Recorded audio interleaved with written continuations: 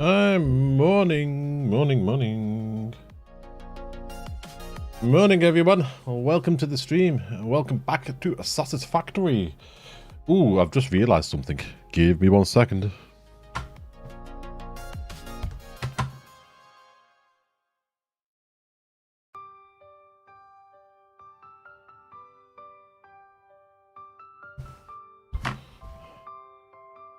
Sorry about that, folks. You don't want to see that behind me.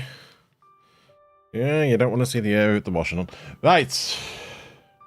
I do apologise for that. But what can you do when you're streaming from your kitchen downer? Right. We are back. This is our little aluminium factory.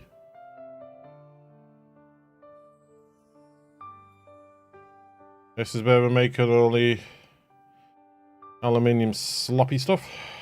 Aluminium scrap. That's going to come up here to these machines. Going to have various different rows doing different things. Because I'm using the modified recipes in the 1.2 experimental, we can take some of the outputs, water waste, combine it with quartz, and get ourselves some quartz crystals. That's what we're going to be doing there. And over here, doing the usual trick of turning water into wet concrete just to get sunk, which is going to go into here. Good morning, and how dare you literally air your dirty laundry and steam? Not dirty, clean, but yeah. I forgot that was behind me.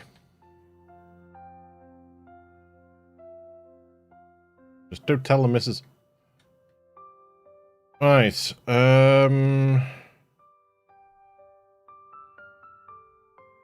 all these are going to be literally that setup there. Good. Anyway, how are you? Victorian of a Tower. How are thee?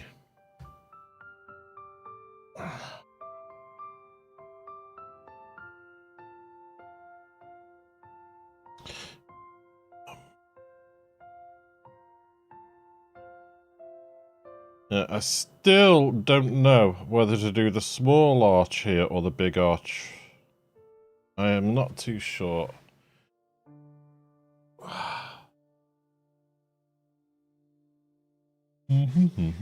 All good. Another day, another grind. Oh, yeah.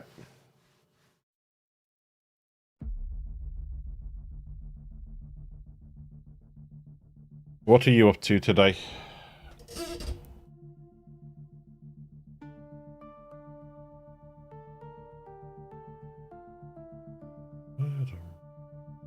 Right, we'll get the rest of these machines down.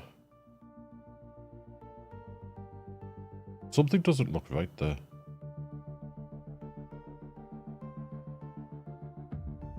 Why is that like that?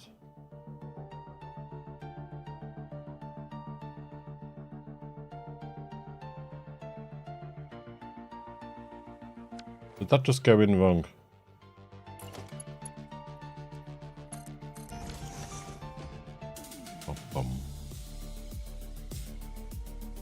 Now we'll get the rest of those splitters in. I'm going to moor this floor in. In your ear as you're working in your warehouse. Ooh.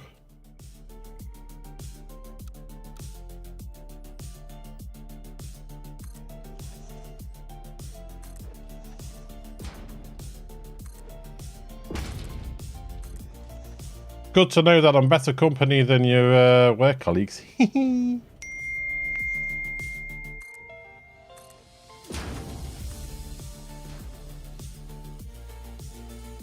Alright, okay. Who have we got? Witty, hello to you.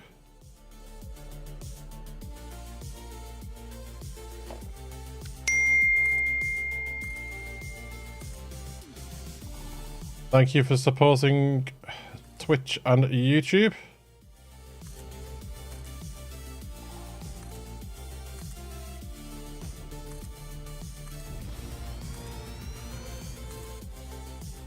I was trying to sort out that clicking I keep getting in my ear from I don't know what it is. at the moment. But I was trying to have a look at it yesterday because I seem to get it and everybody out there doesn't on the feeds. So it's obviously something to do with the audio monitoring. But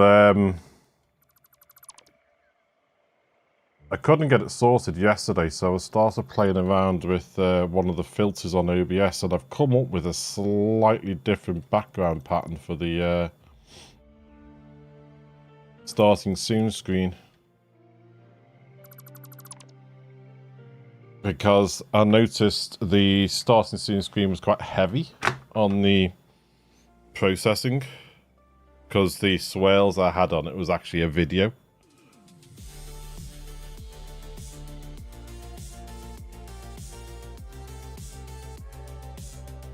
I'm not saying that, but yeah. I think we all, in one job or another, can think of someone that you'd, you'd rather work with anybody else but that one particular person. You know, no matter where you are, I think there's always that one. And but on the other flip side of that coin, you've always got someone in one of your jobs that you just love working with. You know, whether it's the way they work or their sense of humor or anything like that. You know, there's always one of each, really, isn't there?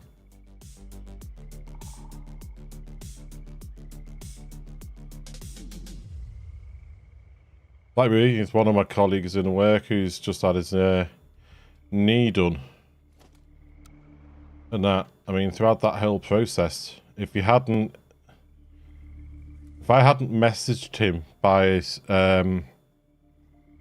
Friday evening or Saturday morning, he was messaging me asking, how's everything, you know, you're all okay?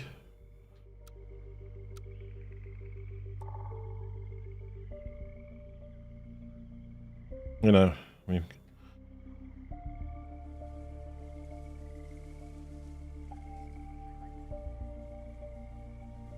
I mean, he's just one of those blokes that everybody in work seems to love.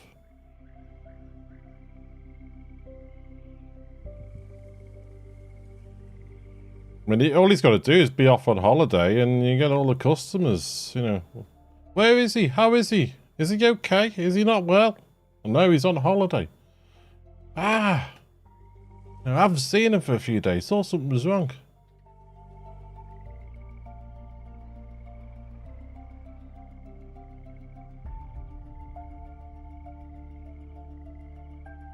I really wanted that to be lined up with this, actually. But I don't think that's going to make much.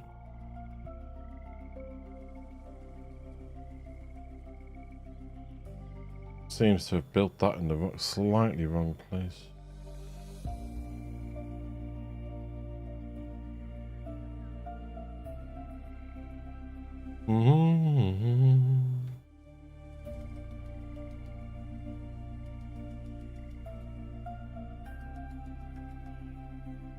Let's put it this way, there's a reason I pick a job that uses machinery and go home to play a game that has to do...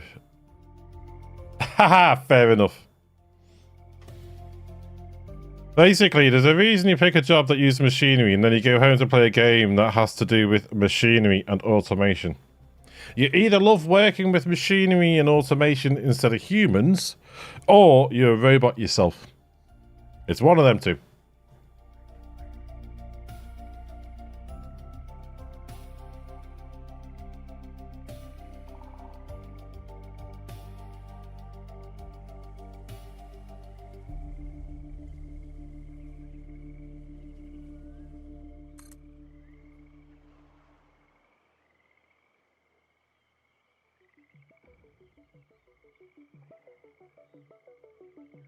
Yeah, they've been built slightly too far over, but I don't know if I can leave it or just... I'll have to rip it out and do it again. I don't know.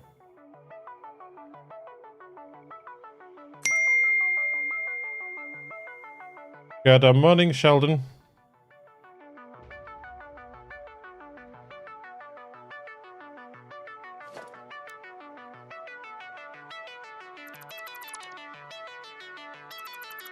But yeah, I can understand what you're saying there, Pretoria, because sometimes, yeah.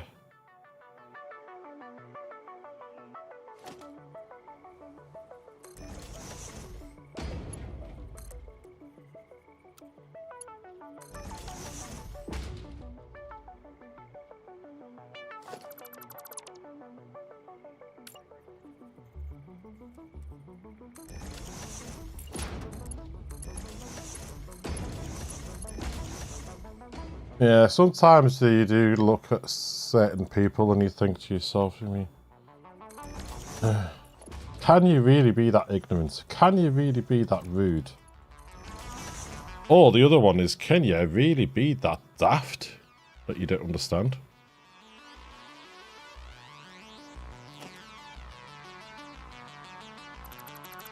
I know some people's understanding and experience comes down to, obviously, literally their life experiences. Or the way they've been brought up or taught, but... yeah, I can understand that. But they are sometimes the rarities, you know? Like I say, like this colleague in work, throughout his whole process of having his knee done and all that sort of stuff, if I hadn't messaged him by a certain time of the week, he was messaging me asking, you know, how am I and is everything okay and stuff, you know?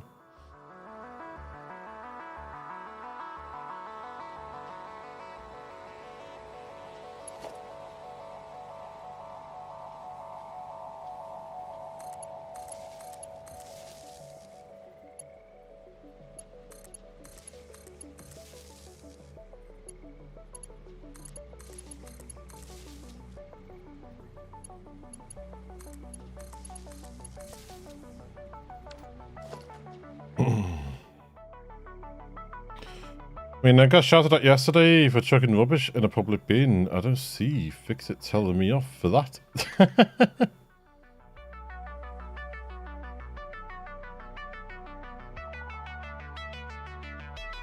I was waiting for Helen one evening, and where I wait for her of an evening when she has a late call with the job she does. There's a couple of shops just down the way. And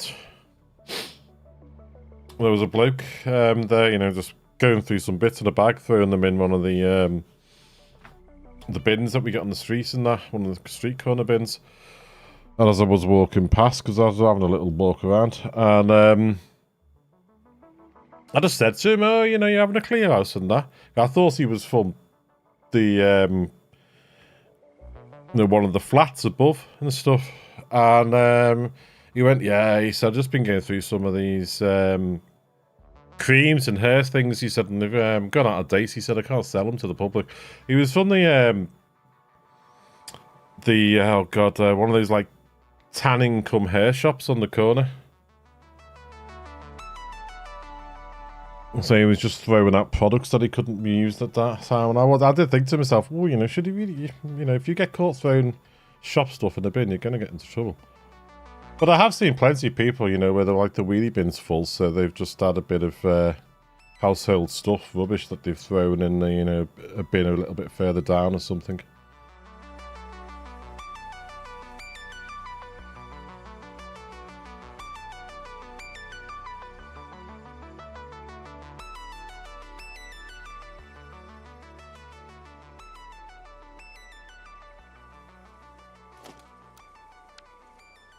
Right, let's have a look. If I put these in the right place, is that really going to throw me off with the others?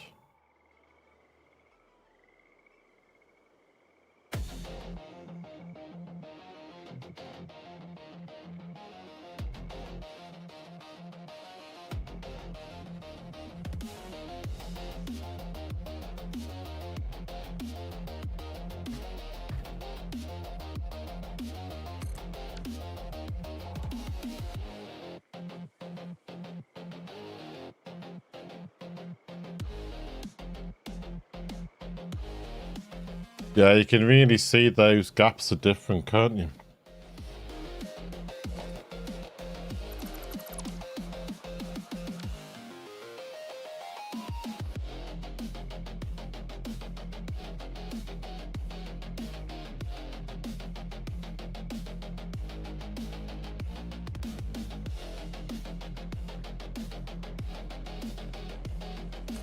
Yeah, they're way out. I don't know why I did them that badly.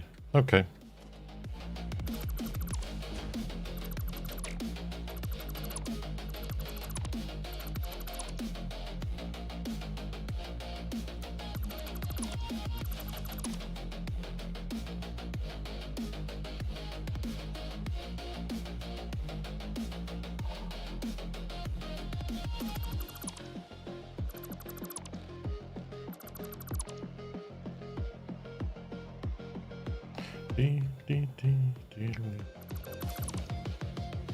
You know what? I've got too many games I want to play at the moment. Satisfactory. We have the Subnautica. And one of the space mining games and base building games that we played in the past has just come out into from replay to demo. It's just come out into a demo version now.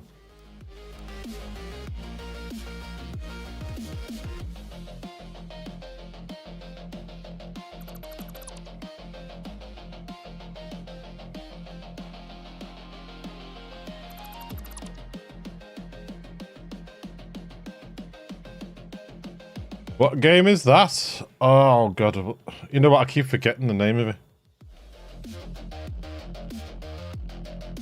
There, main sequence. The playtest has just come out into demo. How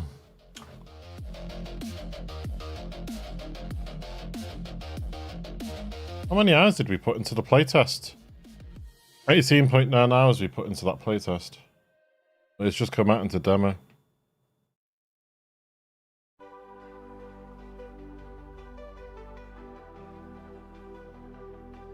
My brain is in a three-way battle between Satisfactory, Space Marine 2 and the new Lego Batman. You know what? I have been absolutely ages since I played any Lego game. It was my girls that used to play the Lego games a lot. What about Rupture or whatever? Star Rupture, yeah. Star Rupture, yeah, I'll be going back into Star Rupture, but they've been bringing out a lot of updates and tweaks and things. So, because there's so much you have to do in Star Rupture, I thought I'd put it sort of on the back burner until things have settled down. Because every time I thought about it, there was either they were opening up a new area or they were doing other things, you know, to the game itself. So I thought, right, I'm just going to leave it, put it on the back burner, and then once it's settled down, I'll then, you know, go back into it. Because when it's a really, really good game, and it's not that I don't trust the developers, it's just when there's a game that's sort of bringing out a lot of updates one after the other, it's, to me, it's always, I'm always thinking at the back of my mind, you know, is that gonna sort of break what I've done? So I thought I'd just leave it for a moment, you know?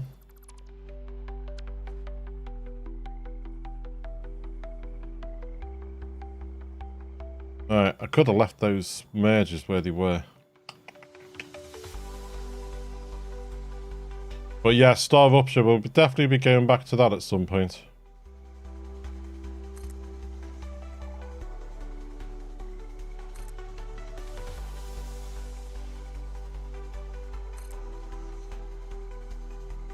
Right, that's 25, so I need to delete this last one.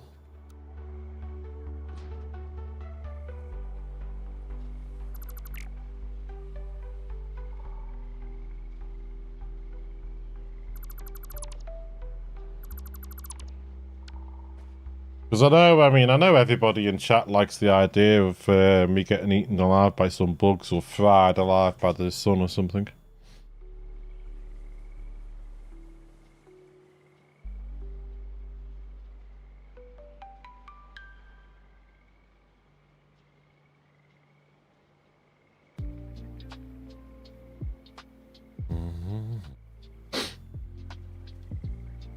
Yeah, it took me 2 weeks after the last Star Rupture update to be able to find the new ore and look a lot of new options, yeah. So I thought I'd leave it until it all, you know, settles down. There's plenty of games at the moment to obviously play and things. But I thought once it's all settled down, then we'll go back to that and do a full you know, proper playthrough. Then we'll just have to decide, am I starting from scratch or just going to see if I continue where we were up to.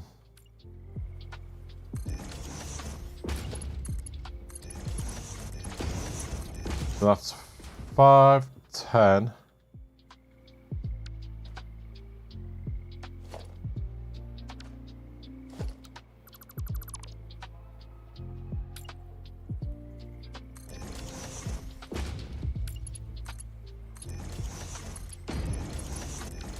What have we got? 5, 10, 11, 12. Split it here.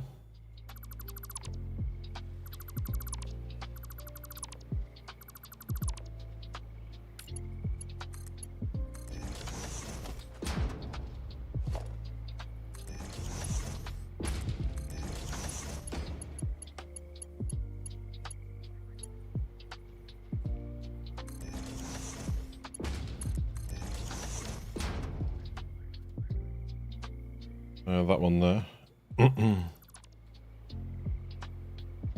Oh no, that's okay. That one's okay. Sorry. This one.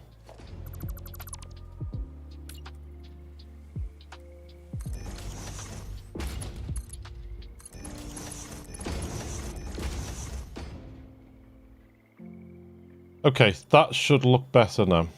I mean, the gap here, it's only because I thought, oh, would you notice the difference?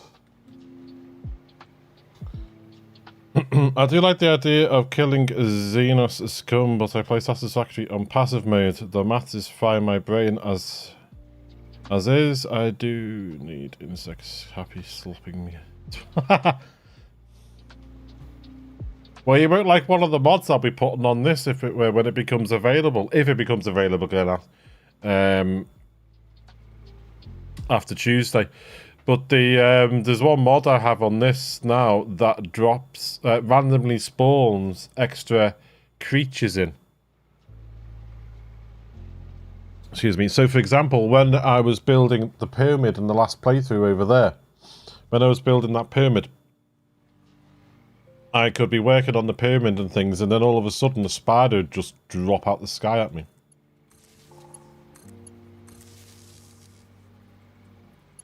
Or you could be building something somewhere, and all of a sudden one of the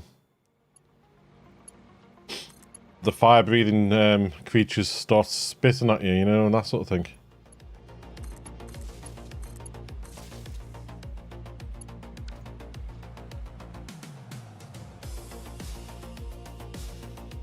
That was quite a fun mod.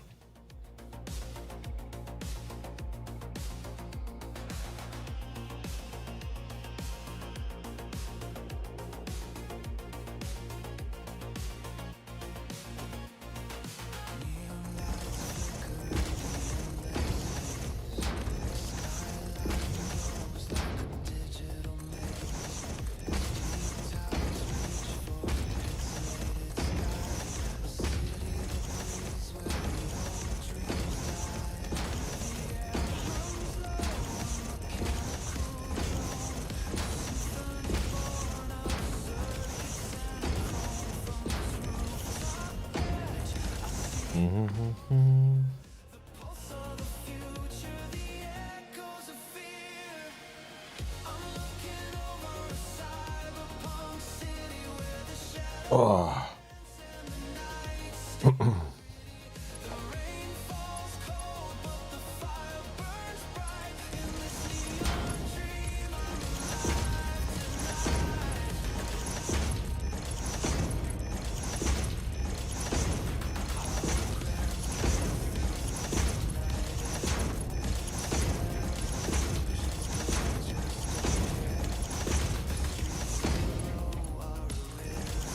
Dad passed over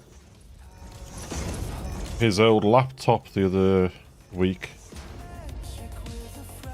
Got himself a new one. This one was starting to run really slow with Windows, and it wouldn't. Didn't seem to want to repair itself or fix anything, and that I started getting into a boot loop and things. So, excuse me. So, thinking of throwing, wiping it. I told him, you know, I'd wipe it for him. But the laptop I've got has got a power button problem. So instead of spending that to get that repaired, I'm thinking of putting Linux on my dad's laptop and then just destroying the one I've got.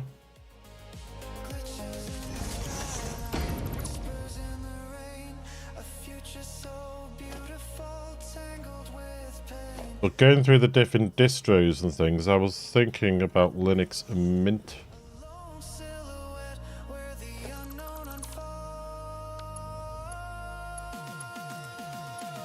It's been years since I played around with Linux, so I was just thinking of putting Linux Mint on it.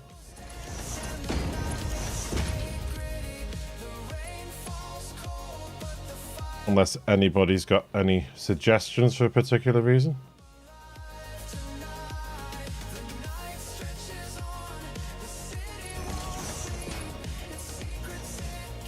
Because it only needs to be used for like browsing the internet.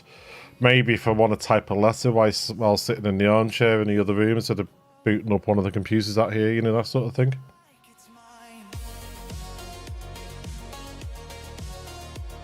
Yeah, I've heard that Linux is a good one.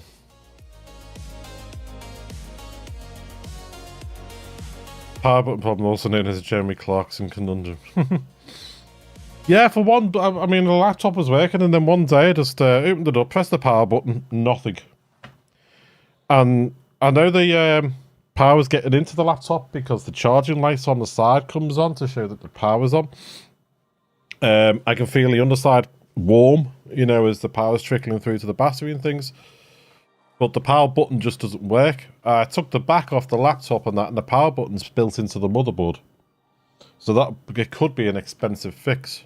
And also, even though we've lived around here for what? Guys need 20 years. I don't know a particular the one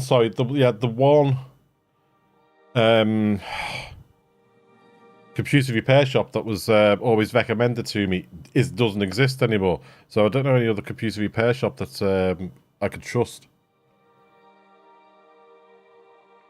There is one opened up just down the road from here, but I don't know them. I don't know anyone that's using them. And sometimes it's not so much the work they do, it's actually knowing that, you know, they're not going to obviously mess around with the stuff that's on your laptop or on your computer. I mean, I can build and repair my own desktops and things, but I've never sort of like done a laptop.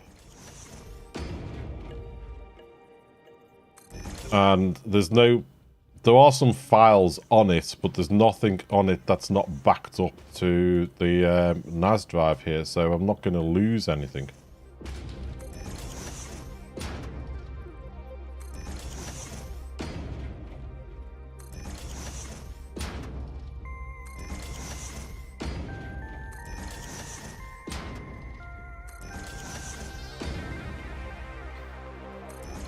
Yeah, I mean, Mint is one that I was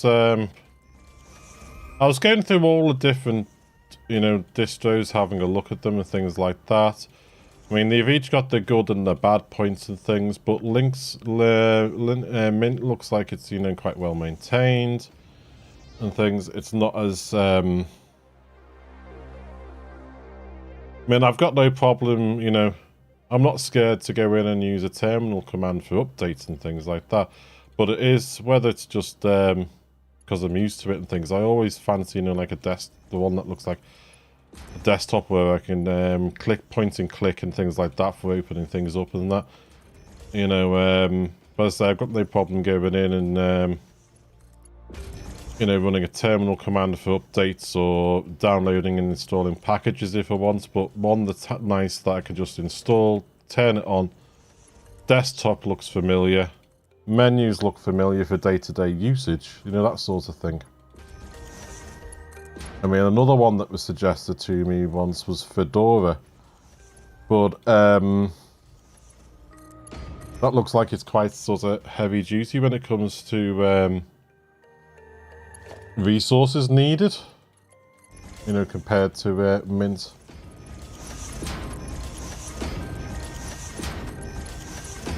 You know, but I think a lot of them when it comes to, you know, if you can get the cinnamon desktop or something on it, you know, then as a front end. And a lot of them can look like Windows in a way, can't they?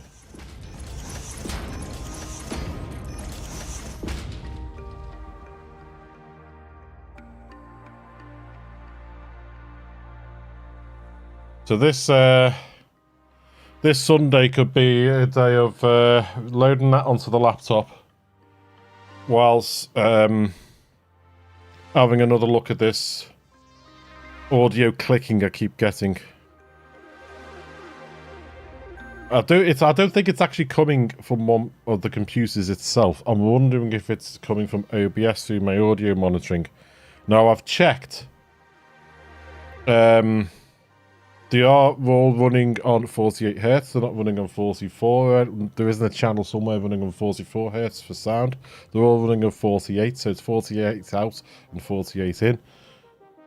So I'm thinking what I might do is plug my headphones into the monitor. I think this monitor's got a headphone socket on it. And then tell OBS to run my audio monitoring into the monitor, and then I can see if I get clicks in the next stream that way. And the other thing is, I'm presuming I'm correct in thinking this. When I get dropped frames on a network, I don't know if that's the network is in between the computer and the ISP, or just the computer and my internal router. But I've started getting dropped frames as well. I mean, what's that? It's hard to read with my eyes because it's red on a black background, but it looks like I've got 11.8% dropped frames at the moment. But that's only started within the last couple of weeks, but there's nothing changed on the network itself here. I know there's nothing changed internally. The only thing that's changed is BT are working their way through our area now, upgrading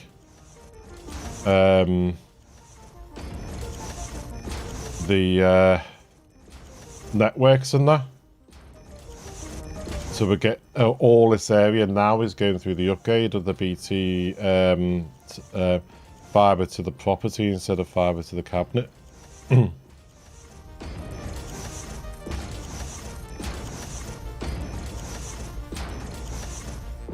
The weather, because they're working their way. I mean, they're not on our road yet. There are a few roads over that way and there are a few roads over that way. But whether that's affecting the whole network in the area, I don't know.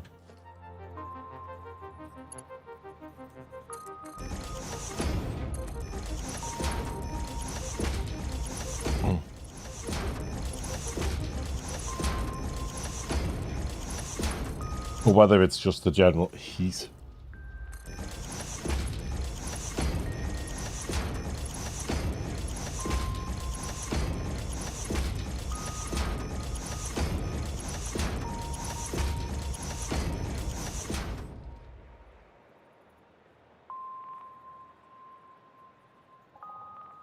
Okay.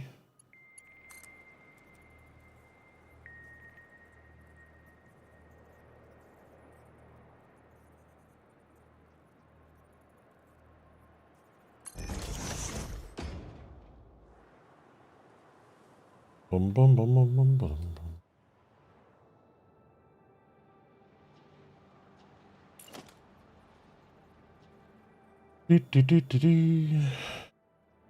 But I might just have a little look through. I don't think there's anything on the net. There's nothing on the network that hasn't. Like, it's nothing as if we've added anything.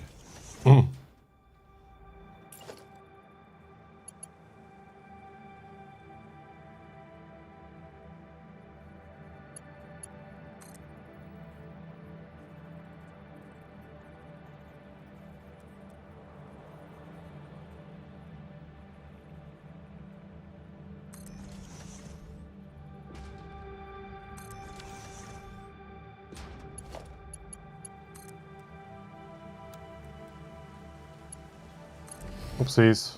Finger twitch then as I put that down.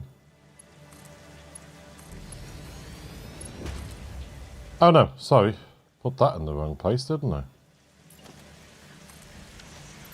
I put that in as if I was building a train station there.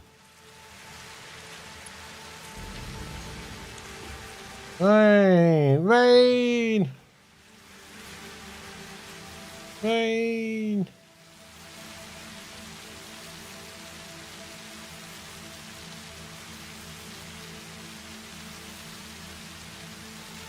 We all sit here complaining about the weather we've been having.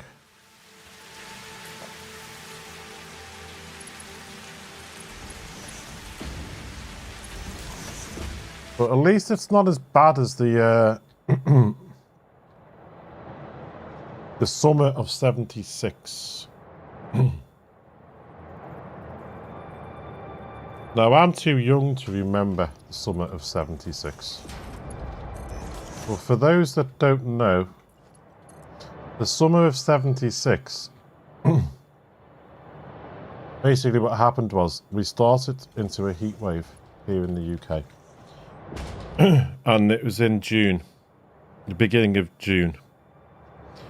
And now in the UK with the seasons here, they tend to say the summer actually starts around the back end of June. I don't know if it's the last week or something like that.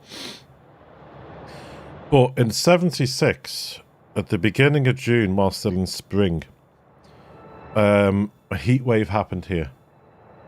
And it went on through June and all of summer and started to cool off around the beginning of autumn, I believe. And we were hitting temperatures of like 30 degrees in places, you know, like Wigan and that, which is just south of here. And that was, and so you can imagine what it would have been like in like the major cities, like London and things. Because London's always warmer than this area, not just because it's a built-up city and you've got the city heating effect, but you've also, because it's south of where we are, so it's a bit warmer in there. And it got to the point where, you know, everyone goes, oh, your hosepipe ban and all that sort of stuff. But hosepipes were banned. It got to the point that some public water networks were shutting off.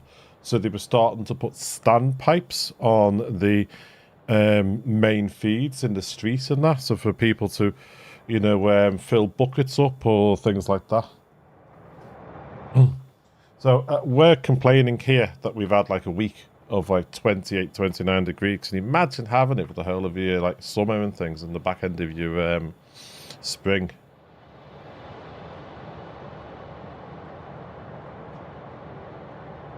There was a gaming computer that identified as a laptop. It wasn't very PC. Ha ha!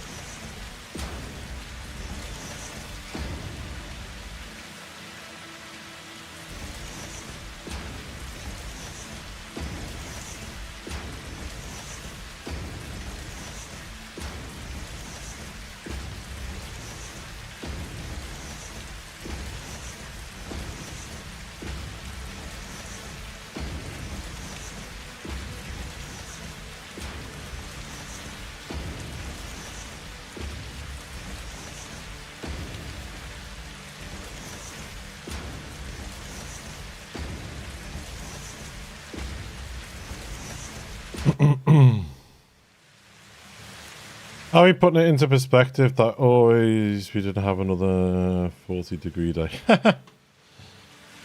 Yeah. The thing is, here in the UK, though, our buildings aren't built for this temperature in there. There's all the rules and regulations when it comes to insulation and things And the tests that they do now to, you know, for like your building. Oh, I can't remember what they call it. I want to say IPC. I'm not too sure, but the you know, the tests you do in the buildings now for like your insulation, your heat loss tests, and all that sort of stuff. All those are designed for keeping the heat in, for like the cold, the damp climates, and everything else. But I mean, once. For example, like the way the weather's been recently and things, you know, everyone throws the windows open to try and, you know, get the air coming through. If there's no breeze, that's not worth doing anything. Yeah, I'll put our windows on a little gap, because we can lock them on a little gap like that, but I won't throw the windows open. Otherwise, you're just letting the still hot air into the house, and then it gets trapped in the house. You go to bed of an evening, and all that air's trapped in here, and you know you're sweating and you're cooking and yourselves and things like that. And with us being an island nation and where we're located on the planet and things like that, oh, it's a wet heat. So as we're sweating, our sweat's not evaporating and things, whereas I believe a dry heat like you get in other countries obviously helps your sweat evaporate and stuff and that, so it's completely different. And we've got dark buildings, so that attracts the heat, whereas in warmer climates and things like that, their buildings are painted white to reflect the heat, to reflect the sunlight and stuff. They got flat roofs, whereas ours are tilted roofs. So with a flat roof, you've got less coverage, you know, and we've got dark tiles, so it just absorbs the heat. Everything just absorbs the heat. EPC test, that's what I'm trying to think of, yeah. But everything's designed because of where we are, what we're located, and our historical, you know, weather. Whereas obviously things are changing.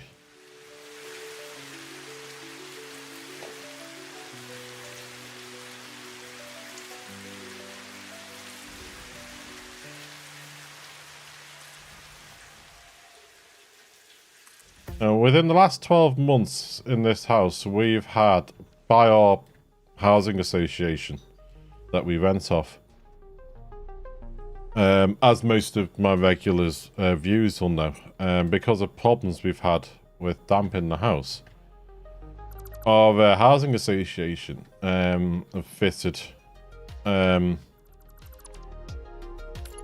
fan in the loft that filters the air and blows it into the house, just to try and keep a regular airflow going.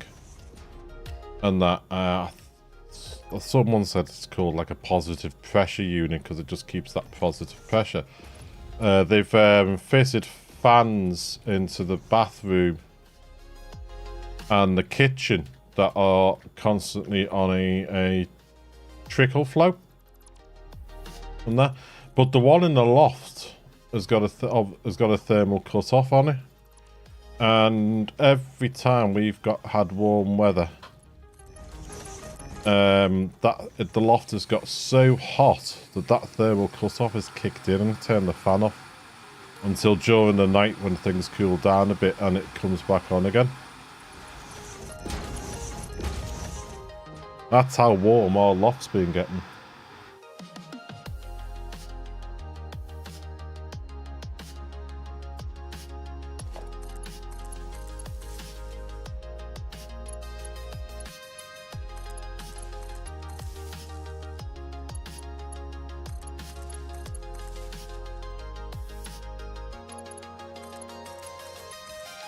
So when you see on the internet about, you know, these people that, you know, go on and they're like, oh, keep your house cool, you know, throw your windows open,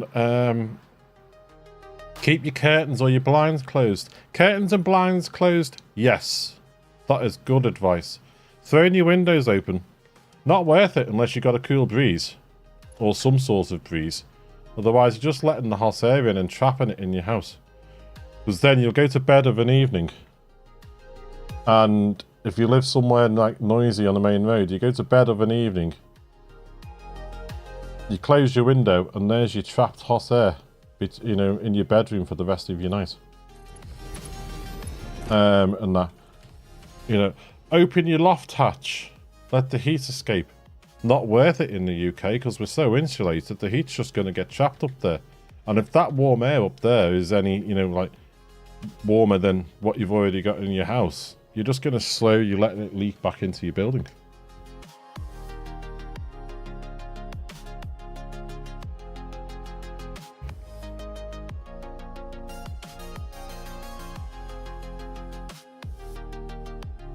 Not every bit of good advice is good for all countries, is it?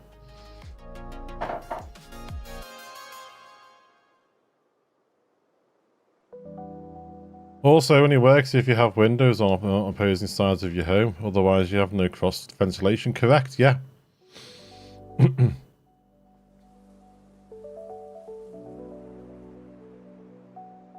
And if you want to open your windows, open them on opposite sides to where the sun is.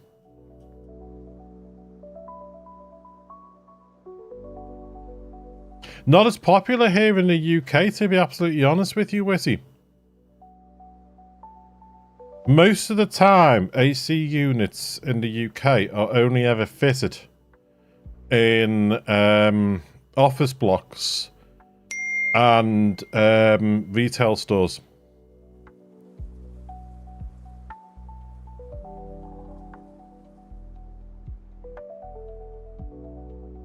Oh, one Marv. Hello. How are you?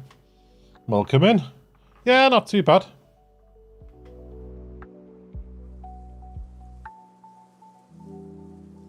Ever tried a swamp cooler? Never heard of it.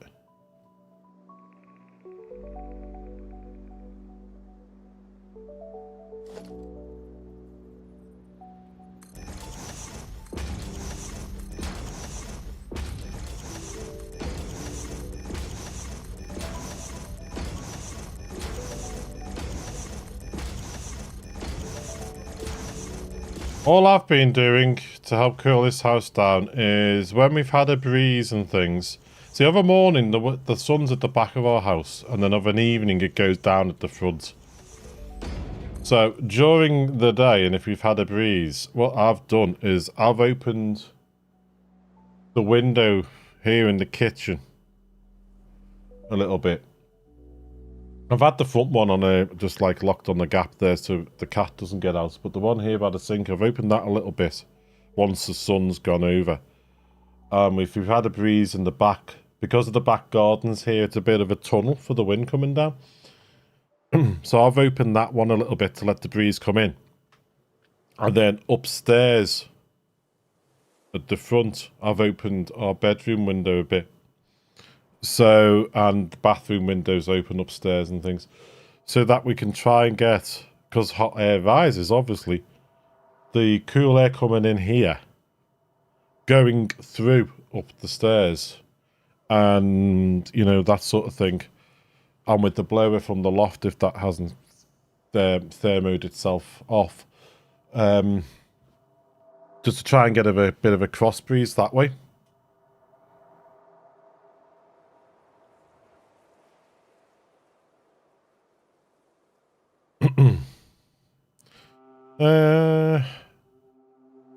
Sounds very pagany, but I found lines of salt by the window helps as salt absorbs the moisture from the heat, so at least the heat isn't humid.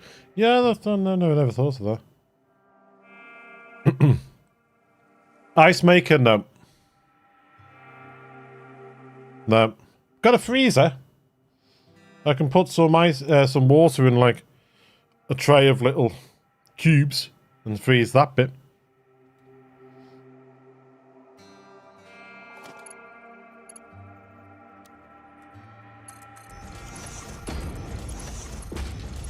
But it's, I think over the weekend and into next week, it's meant to be cooling.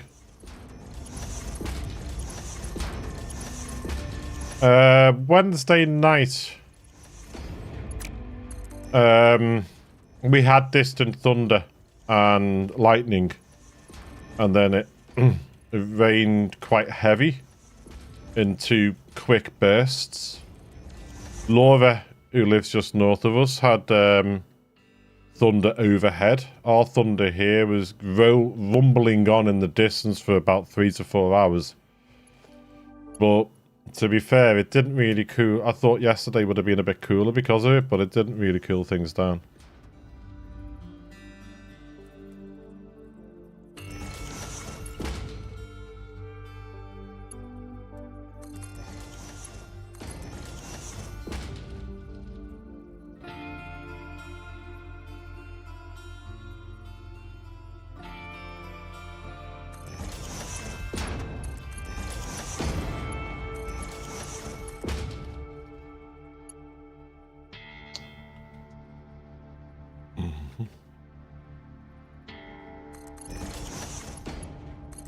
Here's Helen in between calls. Just give me a sec.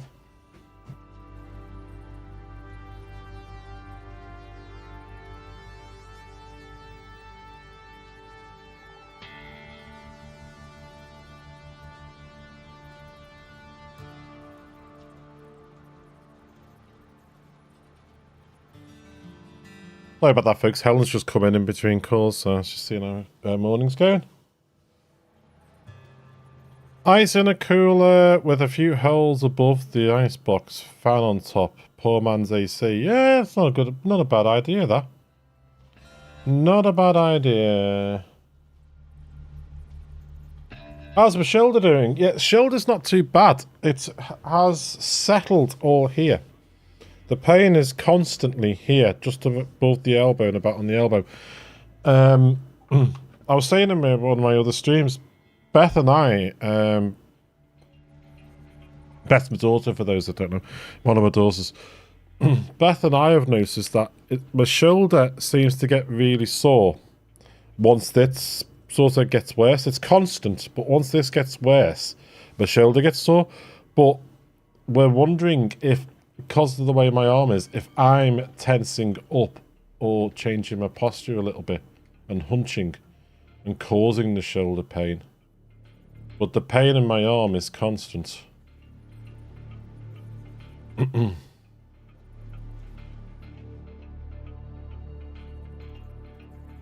It's not like it's my shoulder constantly, it's my arm that's constantly sore. But I'm back with the physio on June 9th. Which is actually a week this coming Tuesday.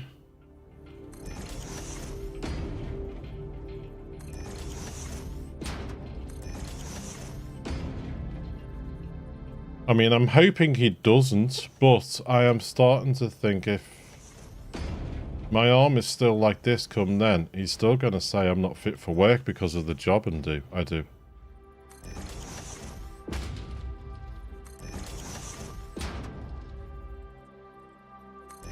It sounds crazy, but when you're in... I mean, I enjoy doing the longer streams on a Saturday. I enjoy talking to you and I enjoy doing the longer streams and things, but obviously...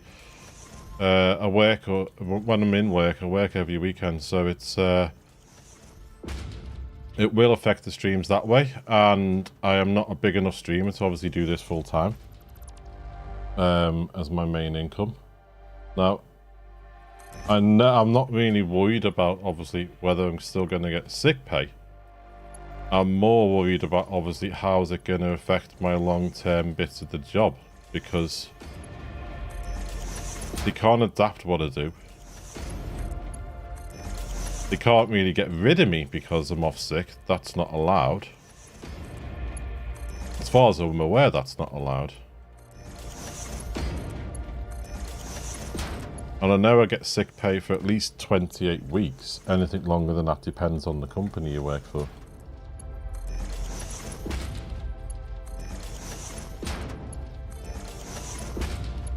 But the main thing is you miss working, don't you? I mean, I can feel it building now while I'm sitting here, and that's just sitting at this desk.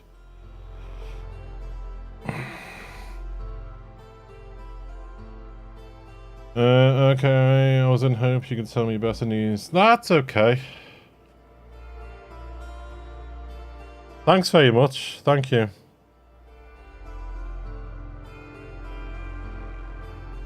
I'll do the physio exercises every day. There's one of them I do struggle to do at the moment.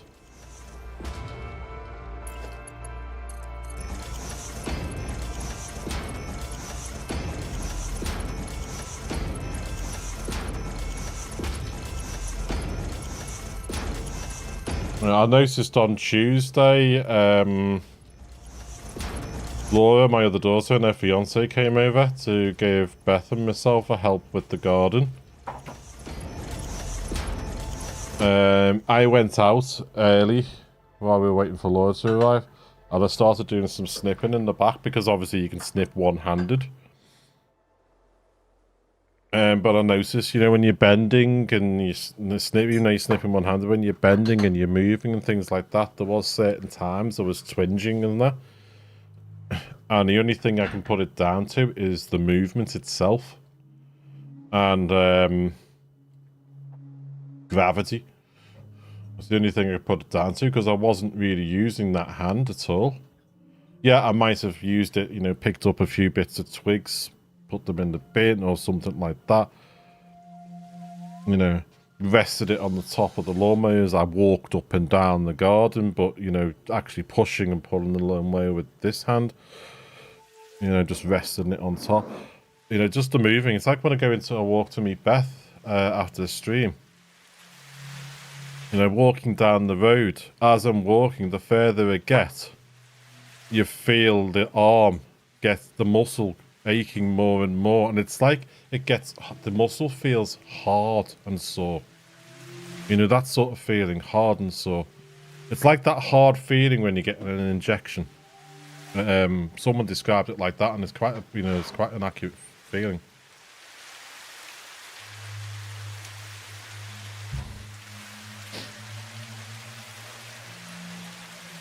I mean, I'm leaving the house earlier to go and meet Beth because it's taking me longer to do the same distance. But it's frustrating because I cannot sit here and say, I can put it down to this or I can put it down to that.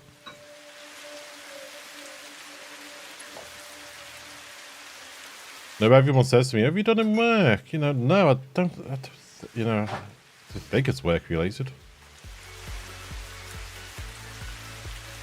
One of my colleagues was doing our shopping delivery the other day, and they were like, you know, how are you? And I haven't seen you for a while. You know, did you do it in work? I don't know.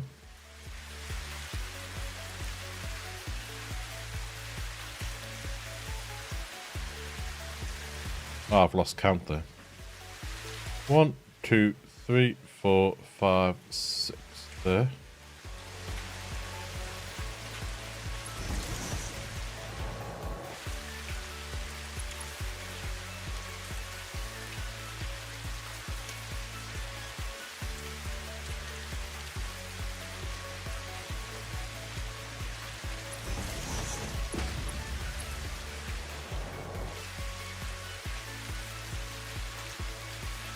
Yeah, that's acceptable.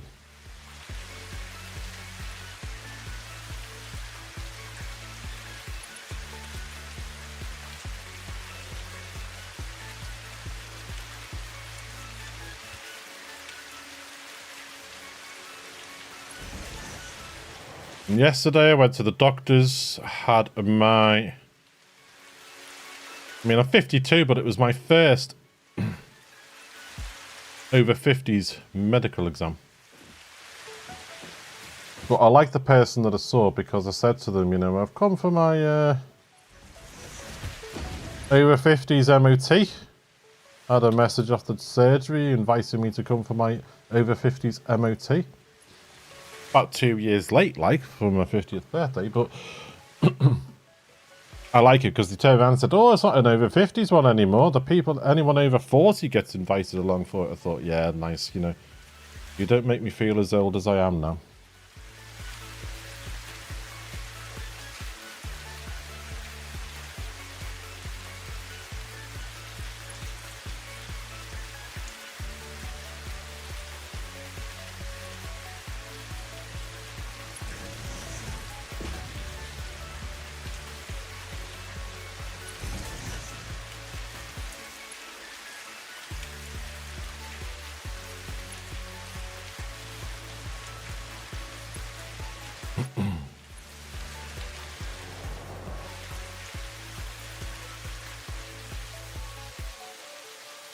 But all these have got to get down a couple of floors.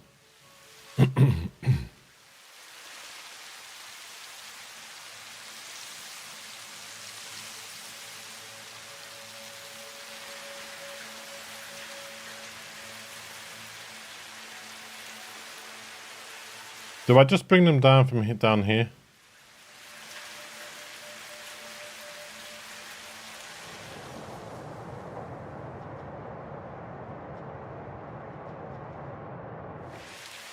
I might be able to fit 12 belts in there, maybe?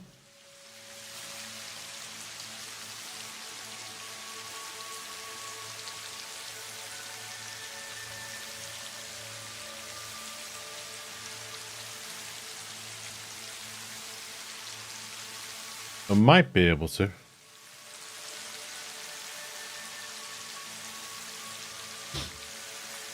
Nice.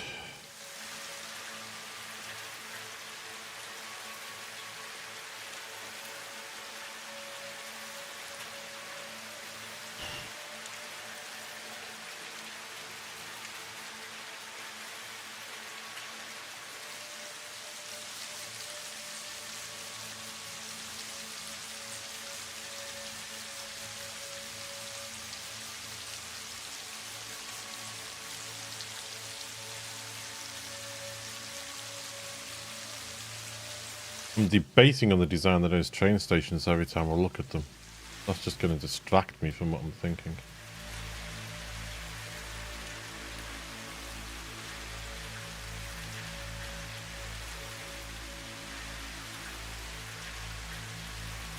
Let's just have a look.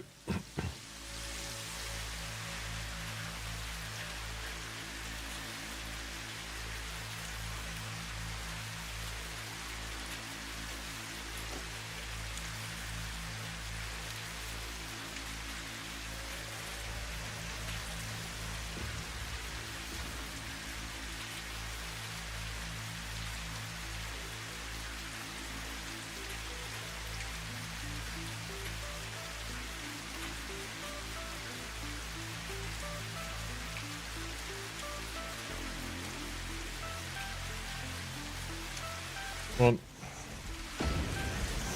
3, 4, 5, 6,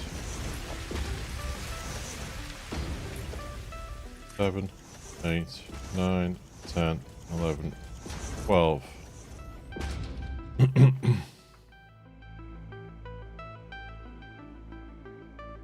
Yes, it's a magic cup. It's a magic cup, this. Water drops don't seem to affect the drink. And no matter what you're doing, you never spill it. I mean, it moves. You know, I can swirl it. But it never spills. It'd be great if the cups were like that in real life.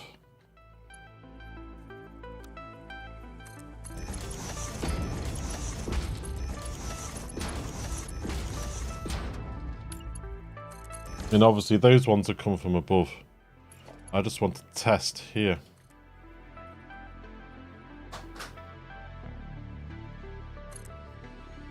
If I can fit.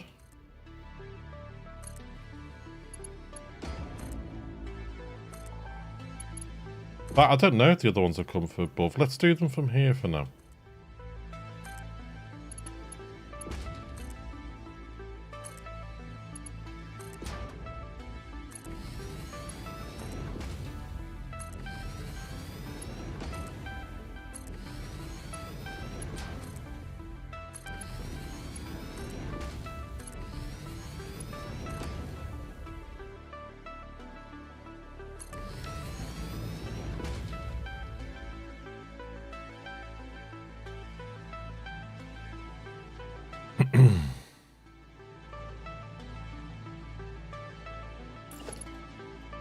Oh no, you're going the wrong way, you lot. You here, you're going the wrong way.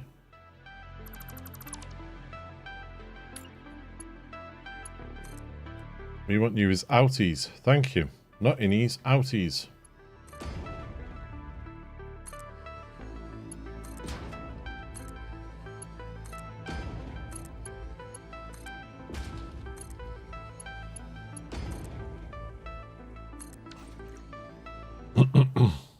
My cup spills when it's empty, yeah.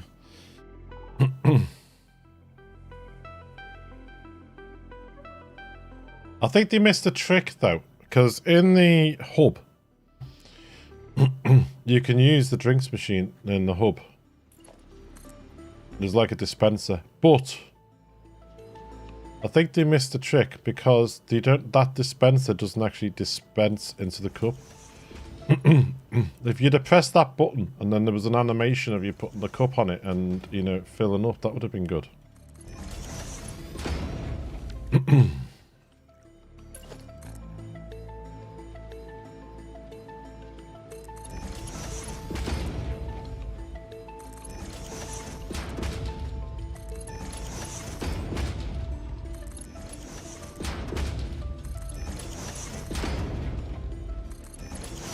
Yeah, it's gonna be tight. It's gonna be tight. Ah, look at that. Look at that.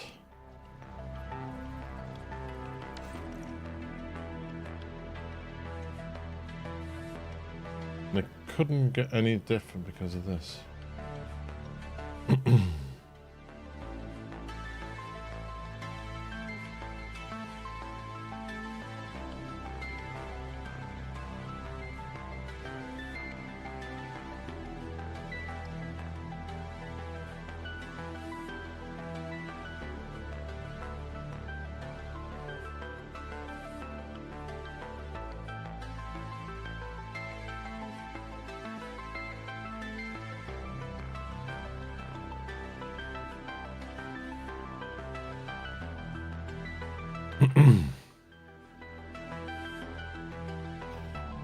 Actually, a question. Is there a site that I can work out assembler resource split?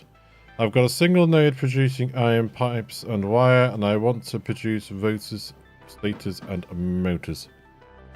Okay, there's 2 that you can use, and they just depend on your own feel about them. There's actually a app you can download on Steam for free, but I was never really able to get the hang of that one. But there's 2 you can use, and give me 1 second.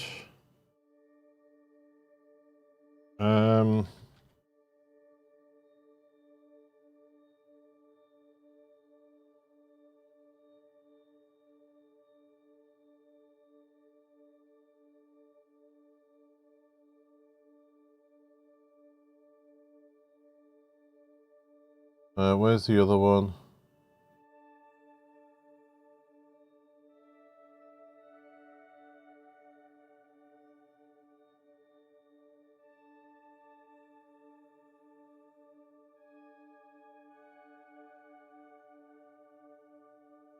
There it is. Let's just have a quick look. Yeah, there's no ads coming up at the moment. That's fine. I like this one myself, because you got the map as well, where you can choose to show, you know, resources, locations, and, you know, the different purities if you're trying to plan things. But just as an example, production planner.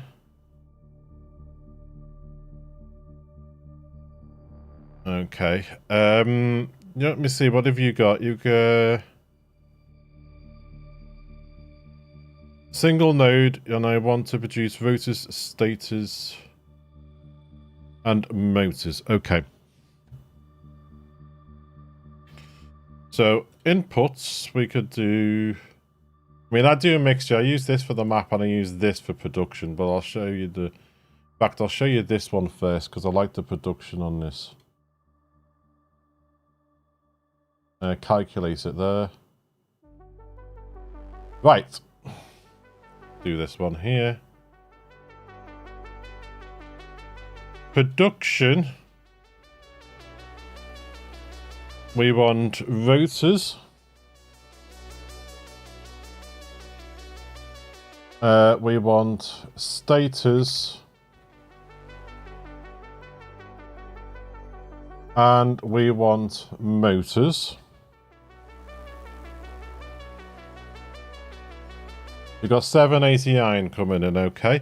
Items per minute, let's just leave that to go. We'll do it, tell it to maximize as much as you can. So your input, just because obviously, let's say you haven't got all the alternates and all that sort of malarkey and things, we'll turn all these off apart from iron. Iron ore. You've got 780 per minute coming in, okay.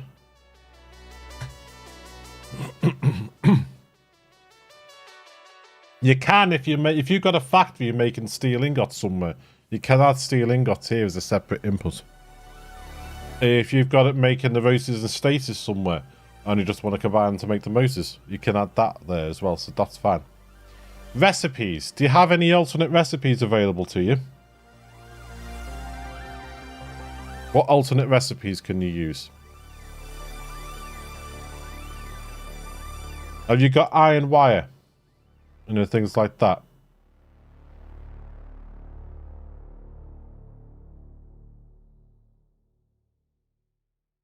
If you're just talking about iron, well, let's say you've got iron wire, because you haven't mentioned any copper wire needed.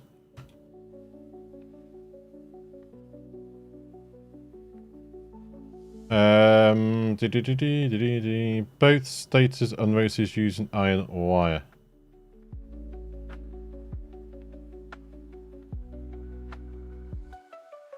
We're not using quick wire or anything else, okay. So we're saying you've got iron wire, okay.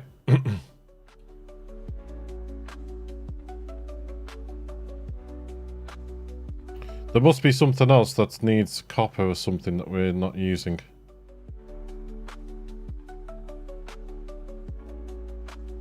Ah, could be, it's thinking because you need pipes, so we're going to say you've got iron pipe recipe as well. Yeah, it was the pipe, because one of the recipes uses pipes, so we've taken steel out of it. There it is. Now, what this is telling me is out of the 780 iron coming in, obviously we're going to make the iron ingots there. We've got the iron wire recipe. So that iron wire recipe gets split here. So we got this here. We got that there. Okay, so what this is telling me now is iron ore comes in. You have 26 smelters making iron ingots. Out of those iron ingots that are getting made, this amount per minute goes towards your iron wire. So you have 10.1014 constructors. So what you do there is basically you do 11 constructors and you underclock one of them down to 0.014. That goes into this amount of assemblers on the stator recipe. Okay, but your iron ingots here get split and made into iron pipes that then go into those assemblers to make the stators. Some of those stators get split off to go into the motor assemblers. But down the bottom here, in your iron ingots, you make some iron rods. Some of those iron rods make screws. And some of those iron rods go in here. So you've got your screws, your iron rods get mixed together there to make the stators. Sorry, the rotors. So basically this is telling you everything you need from start to finish. I like this planner better than this one. But I do like this site for the map, so I use them both sometimes.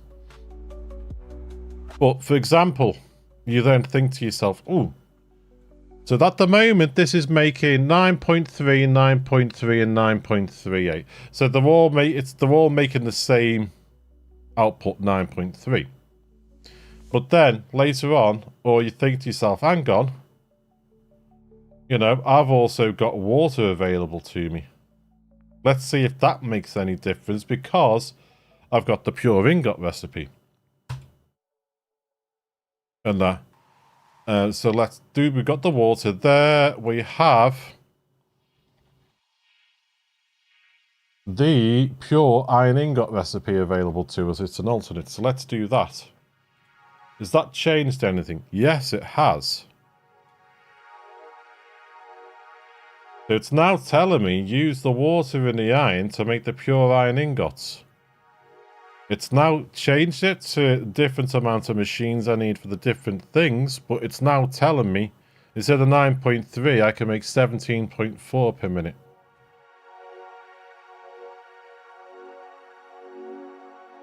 So I do like this because it tells you.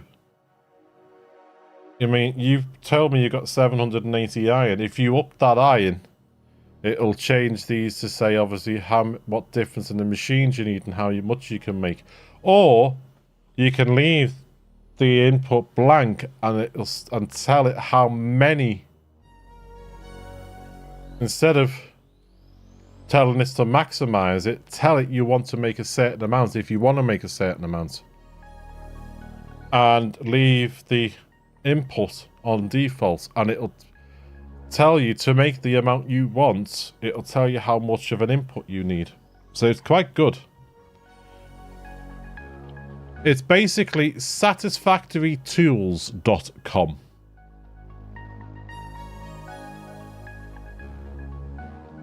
Yeah, that's fine. But I like it because you can think to yourself, well, I want to make this amount. What will I need to make that amount? And it'll tell you, and then you can decide, oh, you know, that's a bit too much at the moment, or, you know, that's how much I need to bring into this one location. So you can do it, you can tell your input, and then it'll tell you what your output is, or you can tell it what you want as your output, and it'll tell you what input you need. So both ways work. And the fact that you can sort of, you know, move these around, because sometimes, like there, what's underneath that, so I'll move it up to see, you know, it's quite good. Yeah, no problem at all. It's just one of the sites that are really, really good.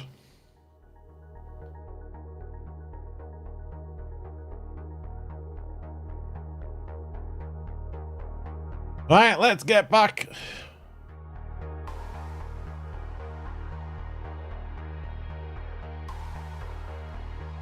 I'll leave that on a tab there just in case anyone's got any more questions. Right, let's see if we can fix this, because we've run out of room here. I can either move this a touch,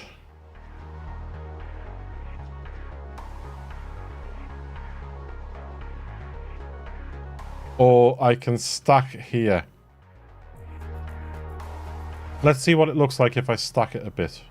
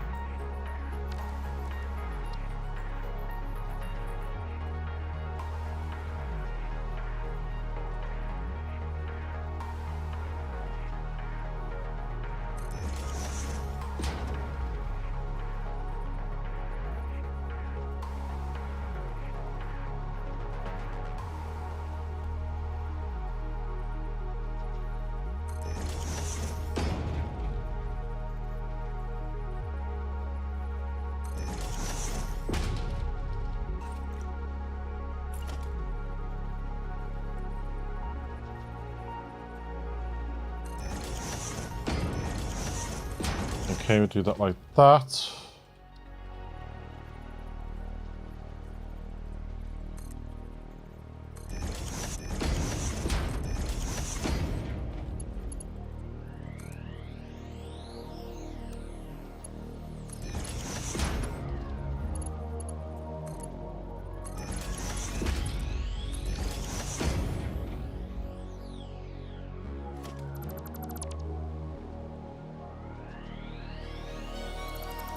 You can go way up. There's a hole in the floor. Who did that?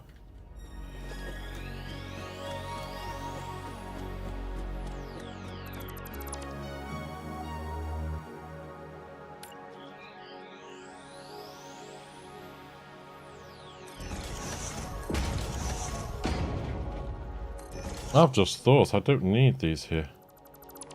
I have the wonderful straight mode now.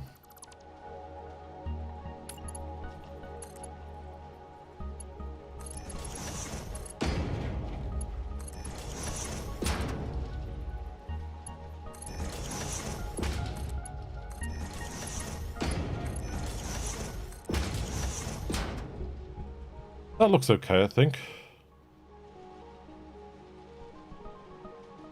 You don't need to apologise to the viewers or anything for a long sidetrack, because some people might already know that, but you don't know about the people that don't know it. So there could be other people out there that have the same question or similar question to you, but they just don't want to speak up, because some people just don't like speaking up. So never feel you have to apologise in this community just for asking a question. I appreciate you apologising, but you don't have to.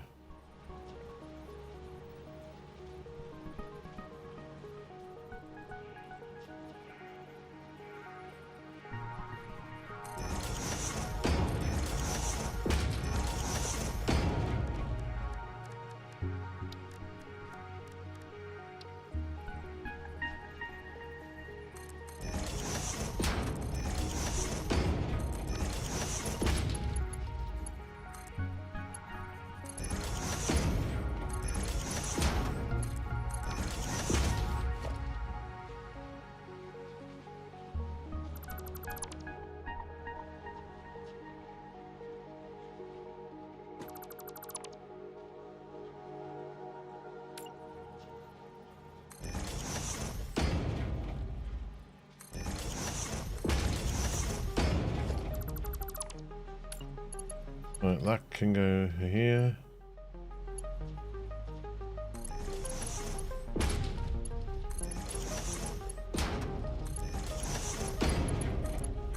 Hey, up, wrong one. That could have been interesting. Look at that. I know. I know what. Oh, you're not properly lined up. Okay, we'll rebuild you. We can rebuild it.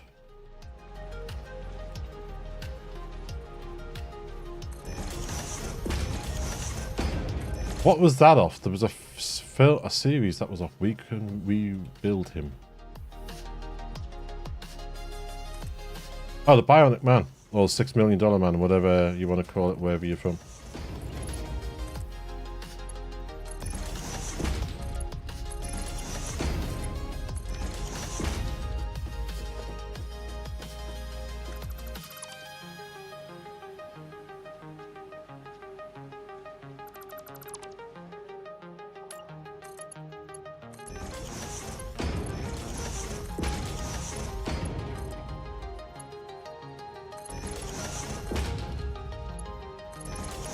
Right, we did run out of space, and we now have space, because I stacked them. I think that works okay. So we're going to do it like that there.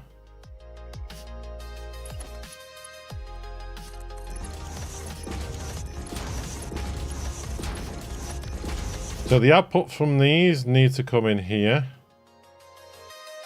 The other outputs need to come across to here. So what I'm thinking... I'm only bringing the other outputs across. I mean, the other outputs could literally go down the back somewhere and into the train station, but I'm bringing them here so they're all in the one place, and then we can have like a waterfall of products coming down the side. So they might take a bit of a longer route to get to the destination, but hopefully it'll look good.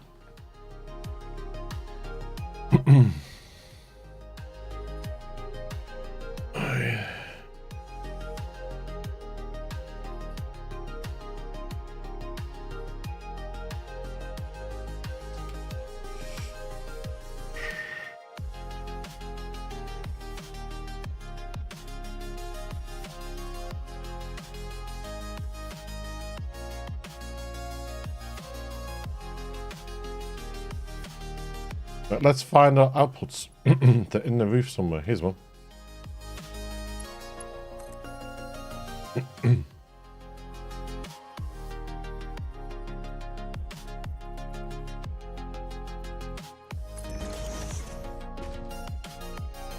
Here's the other.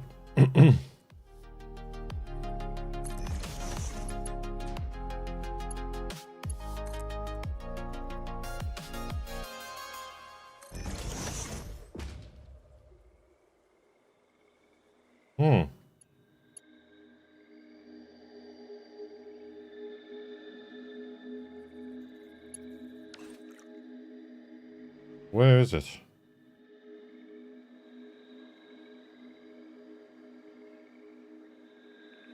Oh, I didn't put the floor hole in. That's why I couldn't see it there. Silly me. Missed one.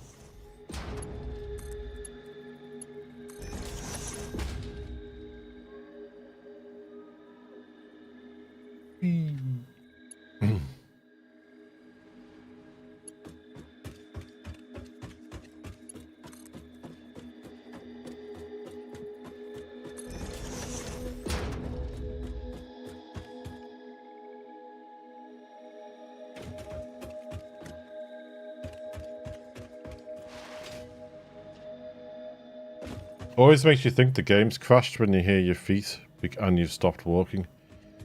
Only for you to realise it's the autosave.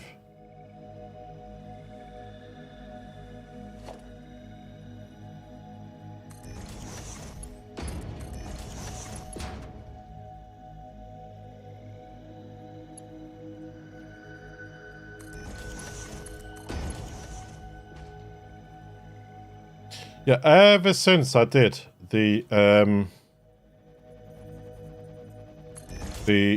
product waterfall thing on the pyramid in one of our other playthroughs, I've really enjoyed that sight of the things just, you know, falling, and that's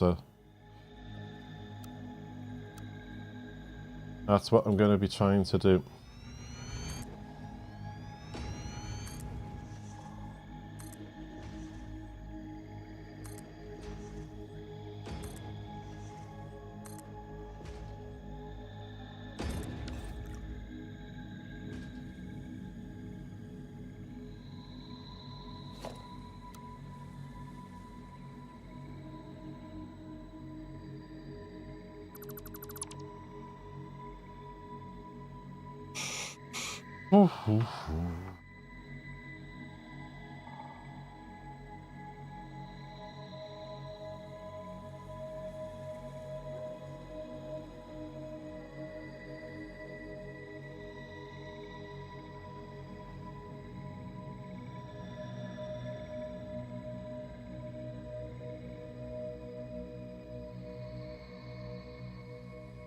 Now the train stations are going to have the room, but I am wondering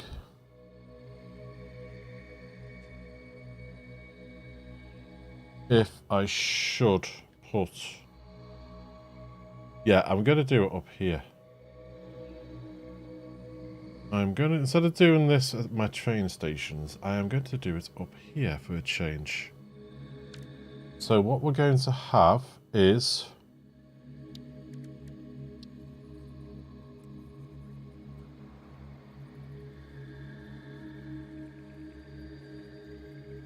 Where's the lineup marker? Why am I not seeing the lineup marker when it lines up with this?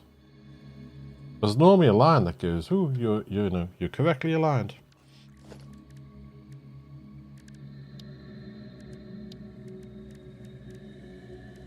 Smart splitter. There.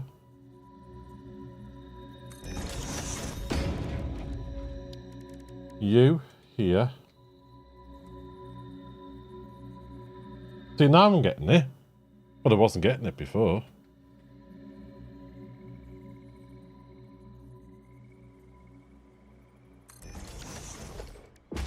And you here.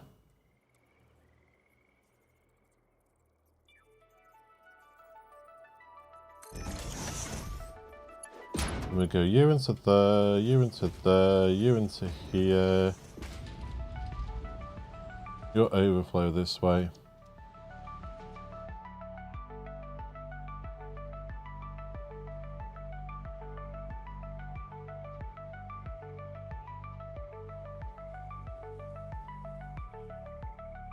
And then you will come out here to go to the tube station.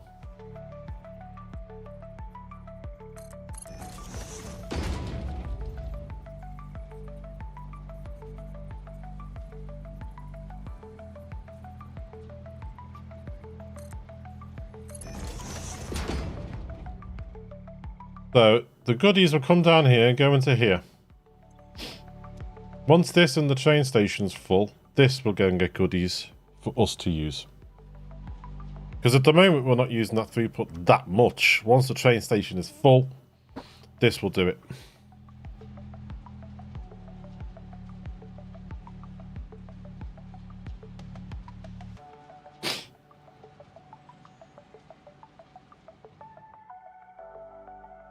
And I think that is good.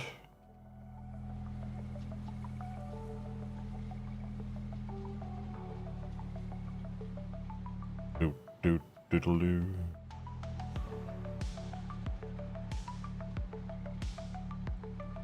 I have a feeling I am missing something somewhere.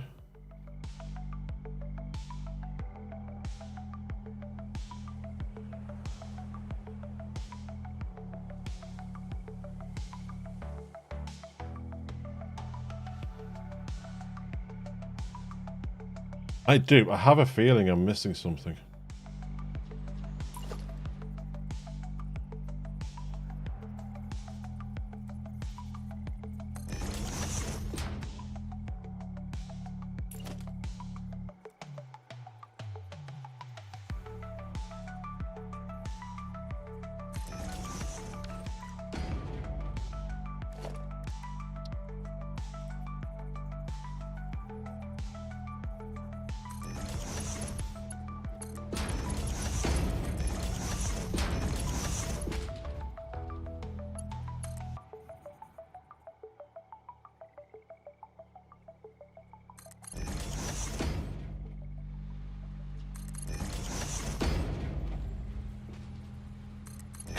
I can't get rid of that feeling that I'm missing something.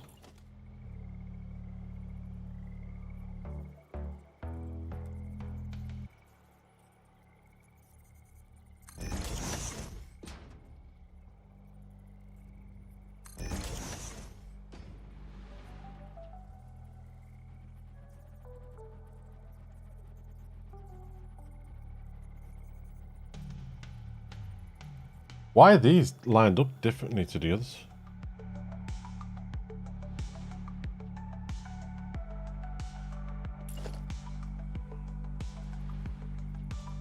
They're one step further back than the others, and I don't know why.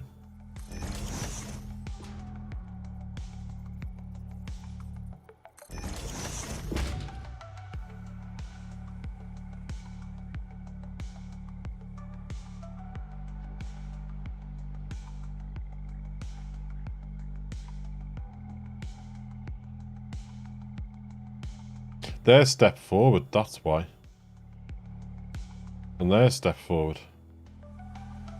I'm not rebuilding all them. One little nudge is not going to make much of a difference to the aesthetics, is it?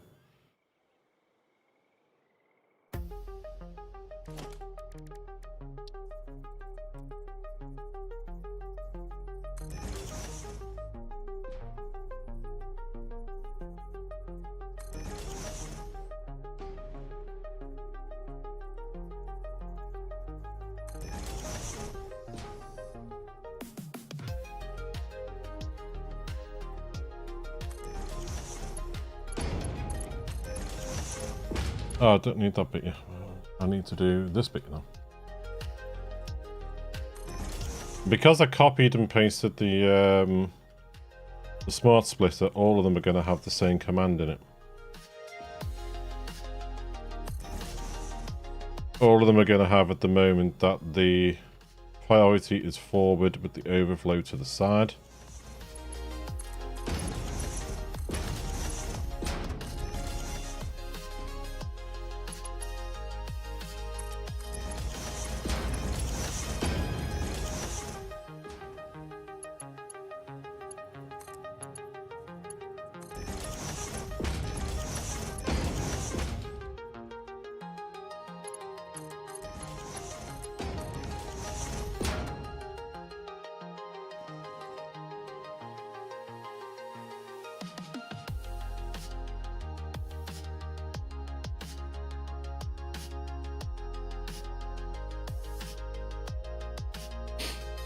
And all these buildings will be architectured, if if that's a word, at some point. Right, folks, it's been an hour and 38 minutes. It's just gone midday here.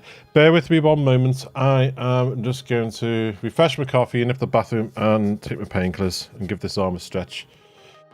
You know, while I'm waiting for the kettle to boil, I tend to do my physio while I'm at this time, because I have to do it 3 times a day. So just bear with me one moment. I will be back as quickly as I can.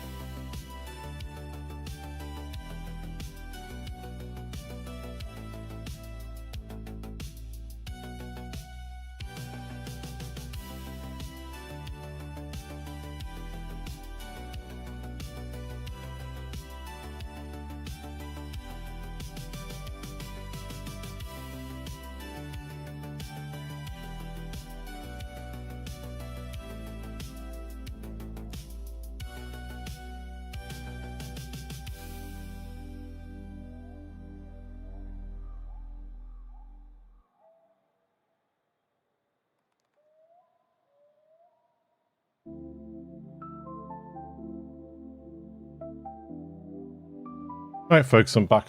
Sorry for the delay there. Thank you for waiting. Okay. We'll get the rest of these belts in on this floor. And then I've got to try and work out the assemblers. Not assemblers. Oh, what are they called? Yeah, the assemblers. Sorry, the assemblers. For the production over there, because there's quite a few needed.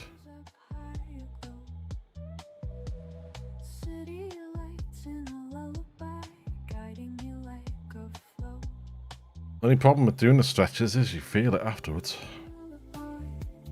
There's one of the physio exercises I can't really do, and it's annoying me because I want to get them all, you know.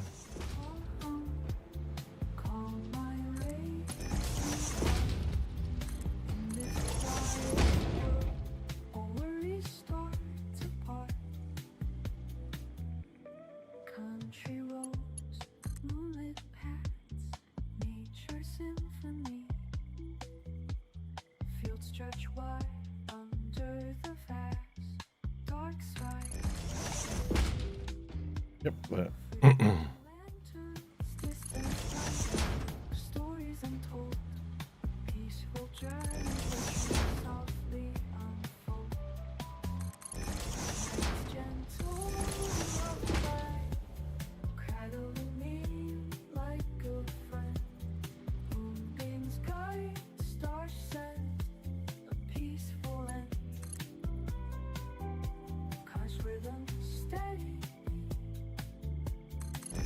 Go there.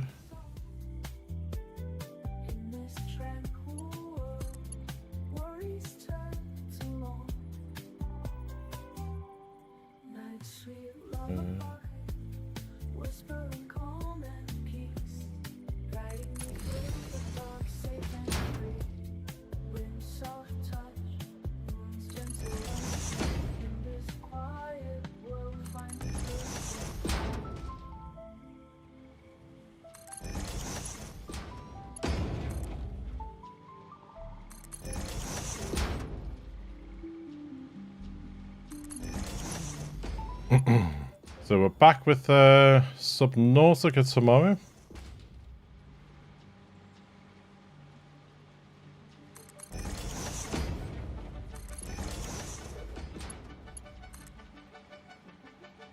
I wasn't sure if Laura was coming down tomorrow, so I wasn't too sure. Yesterday evening, I wasn't too sure if there was going to be a stream tomorrow. But I don't think Laura is coming down tomorrow. She's got a wedding she's going to today, so I think she's just having tomorrow relaxing afterwards.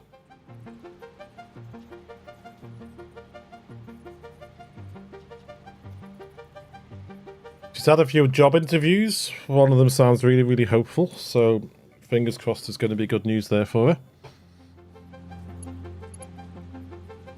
Which is always nice.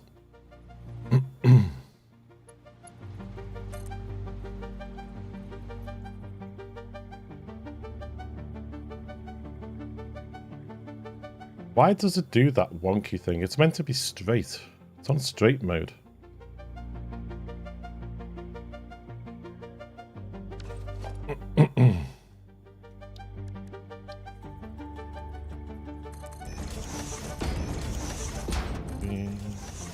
Four, 5, 6.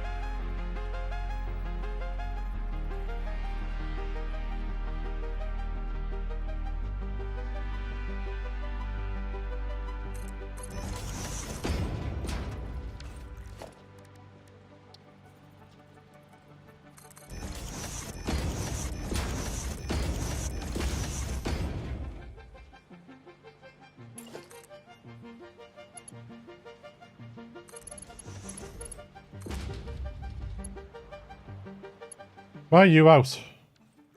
I want them lined up.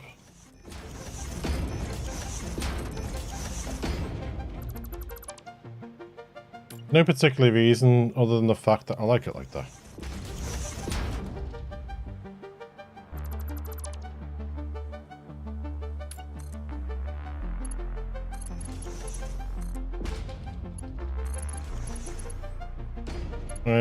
Wrong. That one.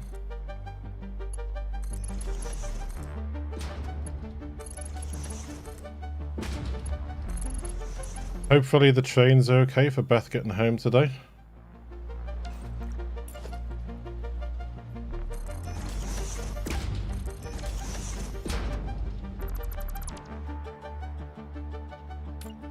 Had a bit of a drama on the trains the other day.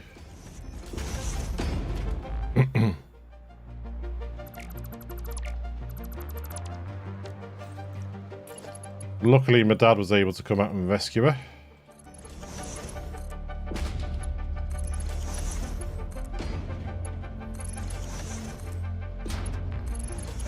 Some points had failed on the rail line when she gets the train home. And then there was a little bit of miscommunication with the trains couldn't travel past the station she was at. Because further down the line some points had failed. But while I was at our station, because our station's the end of the line, the staff there, I mean, everything was running when I arrived. And then about 5 to 4, they started doing the announcements that these points had failed. And there was 2 trains in our station. And I was told they'd be running from our station to her station and back again. So obviously that's what I told her. Hang on, 1, 2, 3, 4, 5, 6. Saying that there. And when one of the trains had pulled in to her station, he asked the guard on the train, he said, as far as I know, they are going to be running back. She was on the train for about half an hour waiting to find out. And then all of a sudden the train started moving, but instead of moving back our way, it went to the next station along the track. And then it couldn't get any further from there. And Beth hopped off the train like you would do. And I knew she was stuck there. And when we were looking up how she'd get back, we looked up buses and things. It was a 47-minute walk in 28-degree heat to get back, to get to the bus stop. Which obviously she didn't really fancy doing. She had no water with her or anything else because she was thinking, I'll finish work, I'll get on the train, I'll have a 15-20 minute ride to meet my dad, and then we'll get a drink and all that. So she had nothing with her. And I said to her, well, I'll just have to walk home and come out to pick you up, even if I have to stop the car a couple of times because of my arm, because it's a manual car, and obviously it gets sore doing the gears with my arm and that.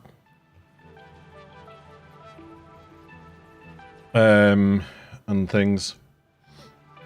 And she was like, well, you can't do that, Dad. You just can't do that.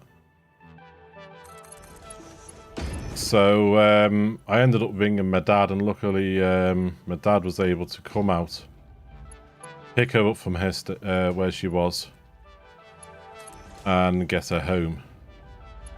But the time it took me to walk home, and the time it took my dad to pick her up, I was in the house 10 minutes, and then she came through the door. I used to love the train an hour of relaxing rather than driving. Old and bad bit was how long it took. Yeah, it's like when I was going to the eye hospital. I used to, I mean, it was about a 20-minute, half-hour walk from here to the train station. And then it was a 50-minute or so train ride from there to Liverpool, and then about half-hour walk from the train station in Liverpool to the St. Paul's Eye Hospital. But it was nice. You know, you're sitting on the train, you're relaxing, see the world go by. You know, we go through the countryside and things. There's certain sections where you can see the horses and other animals around, and if you're lucky enough, you can see a few deers and things. And it was nice. I mean, depending on the time of my appointments, it was a bit of a long day in the end, because depending what tests they wanted to do, I could have been there in the eye hospital for like 4 or 5 hours. There has been times that we got there for like 10 in the morning and we were getting out at like 3, 4 o'clock in the afternoon sometimes, you know, depending on the test they wanted to do. And obviously with my eyes it was quite painful, but it was nice, just, you know, relaxing and enjoying it.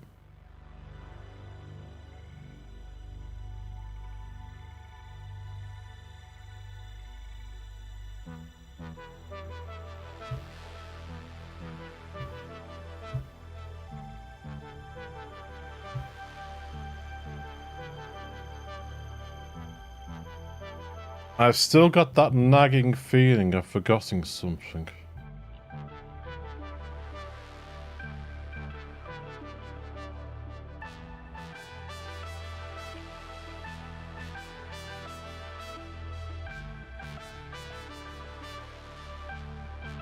And I don't know what it is.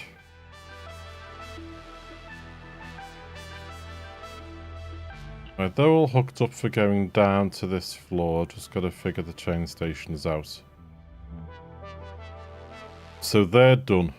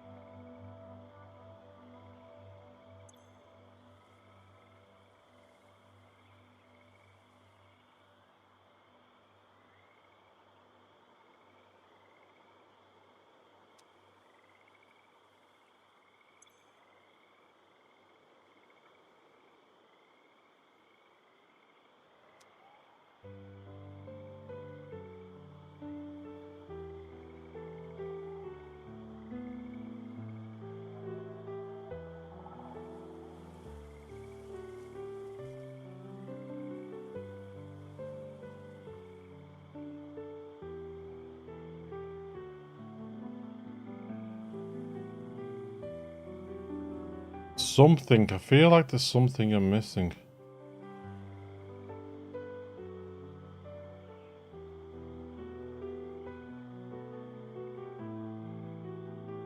Right, you're done. You're done. You're done. You're done. You're done. This. Oh, copper. 720 copper ingots. Ah! That's what I've forgotten.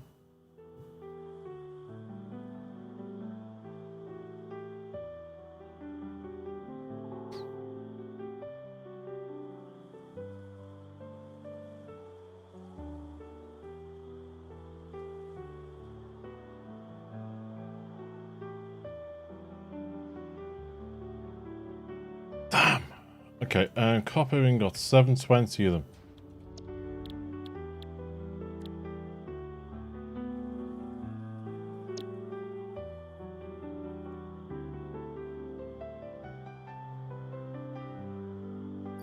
It's 7.5.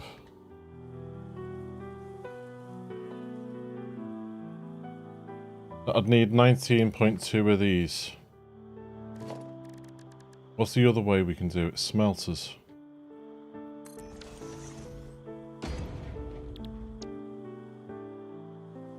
$30 copper makes 30 that. So that's a better recipe for us to use.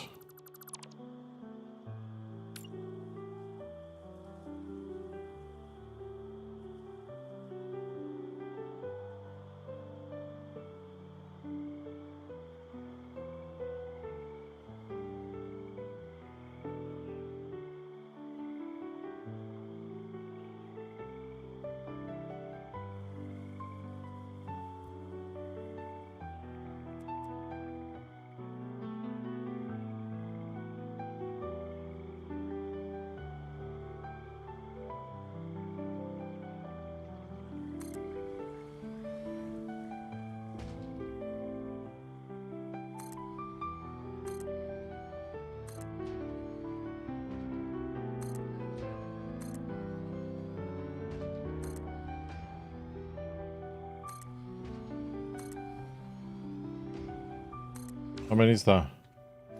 1, 2, 3, 4, 5, 6, 7, 8, 9, 10. I need more.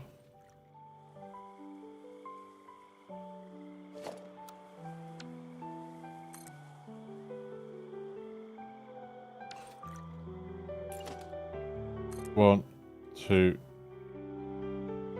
3, 4, 5, 6, 7, 8, 9, 10.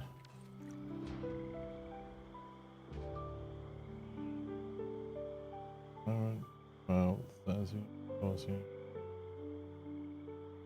Right there. 1, 2, 3, 4, 5, 6, 7, 8, 9, 10, 12, 13, 14, 15, 16, 17, 18, 19.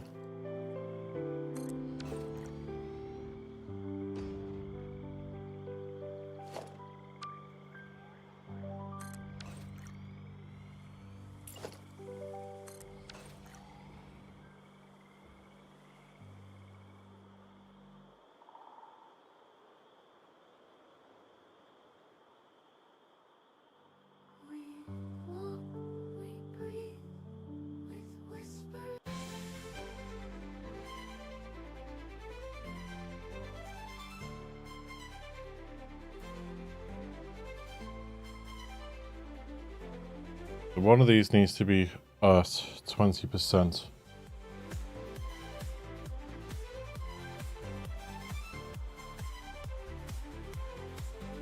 No, I'm going to leave it at I'll leave it at 50. Instead of 20%, I'll put it as 50%.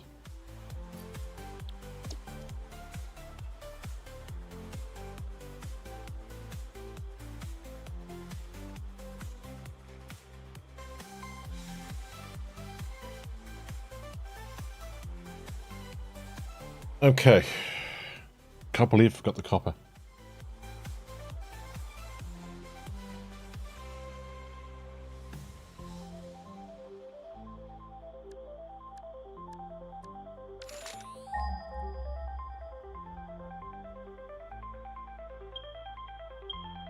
There is copper in here.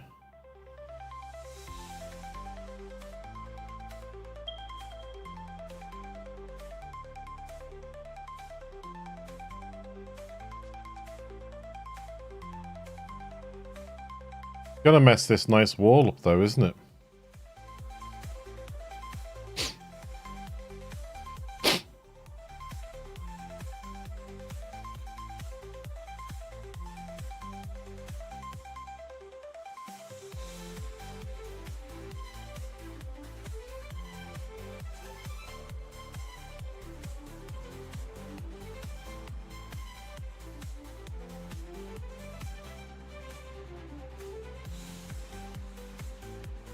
Oh no, there's copper. Oh, that's bauxite. Why are you not powered up?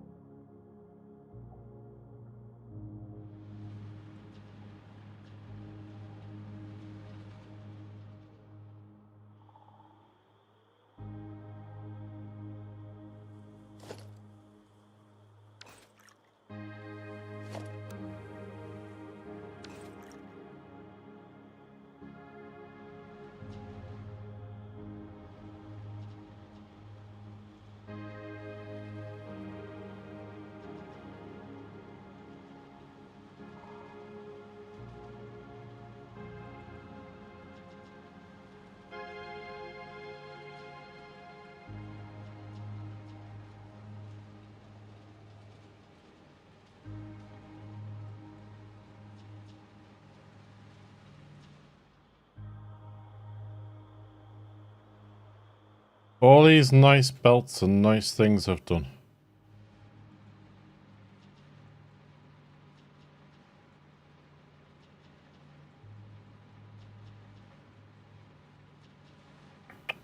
How do we get round that boo-boo?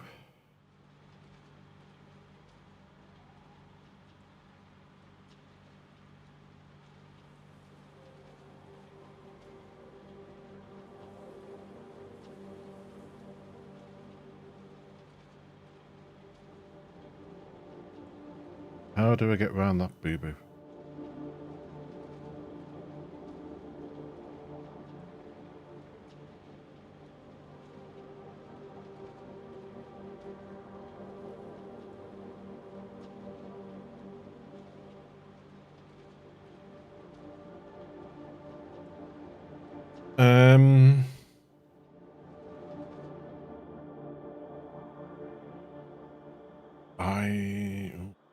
That work. Where is the copper from here?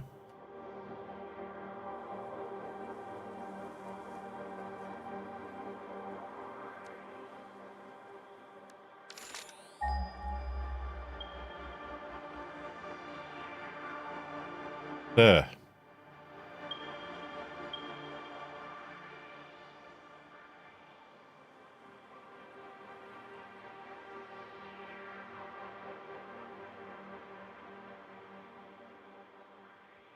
I don't really want to redo all those all that belt work, so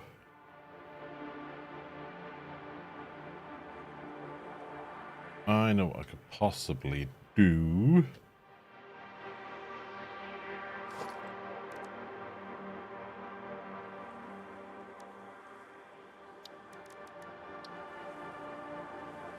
We're not on the grid, are we? Okay.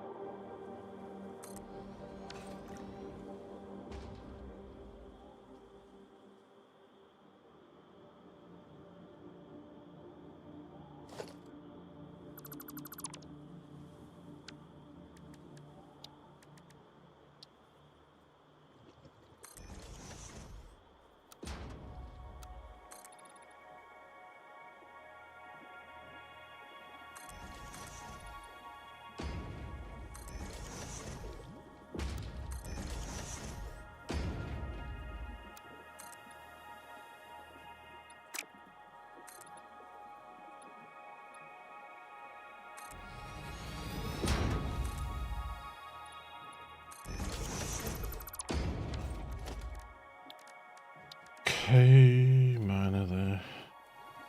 That'll snap to that now. Good.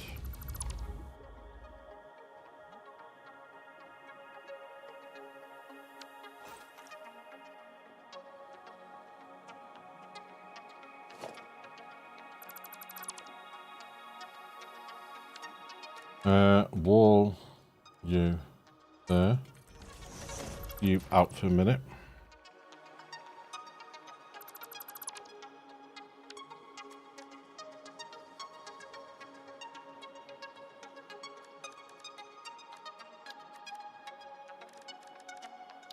Where is it? There.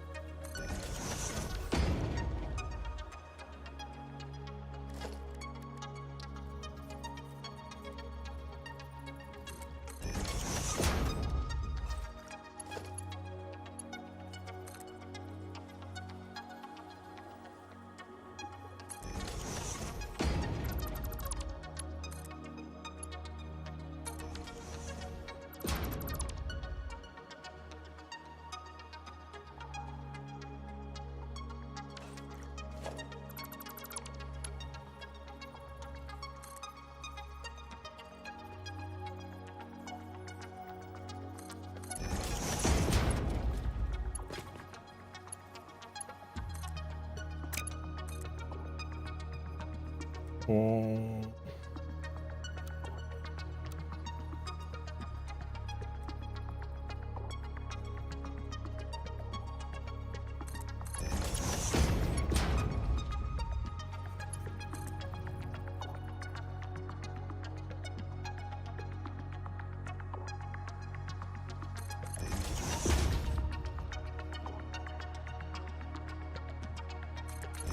Bring this all the way down.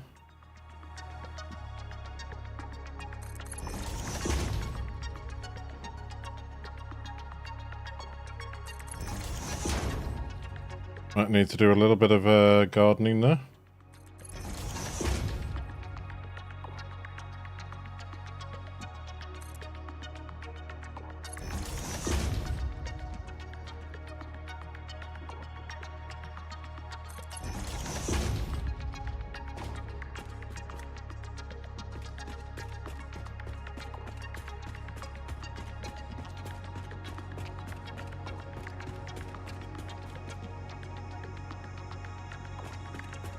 Alright, where do I need to bring it in?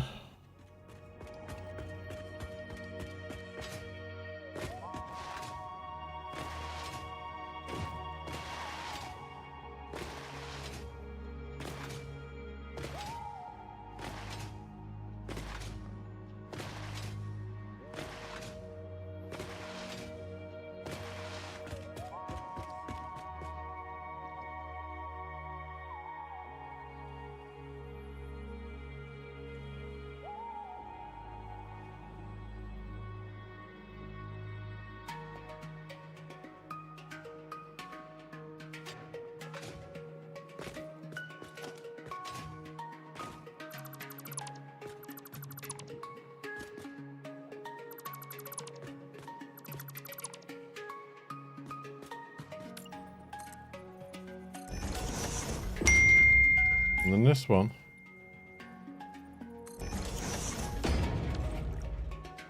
Give me a sec, folks. Give me 1 sec, please. And then that one there. Good morning, Loco. How is it in Tennessee?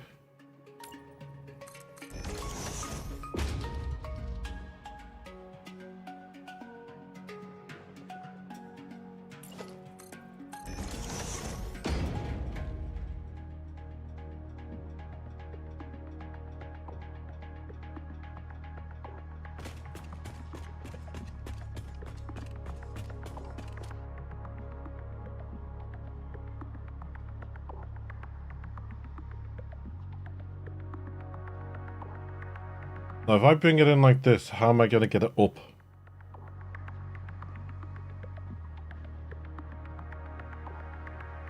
I'd be better just trying to bring it in via train station, wouldn't I?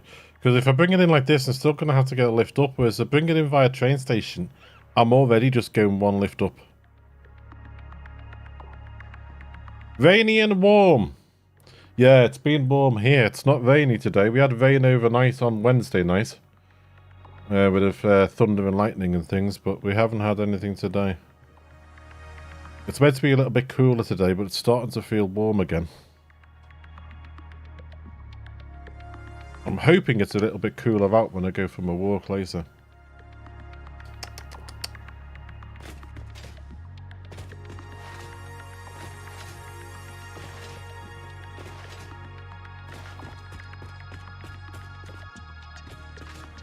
You know what?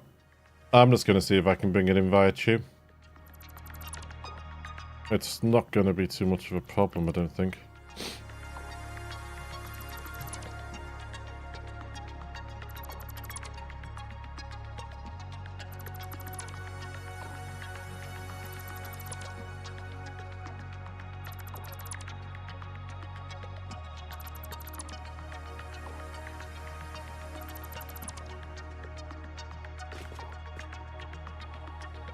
Oh, come on. Thank you.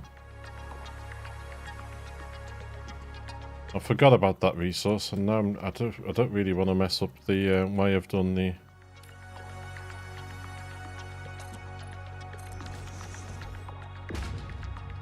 those belt lifts. Okay, yeah,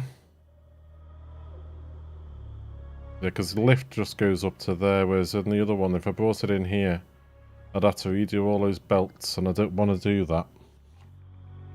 I don't really want to do that. I'm just sort of making work for myself, but hey-ho. So, let's have a quick look at our magical map for a second.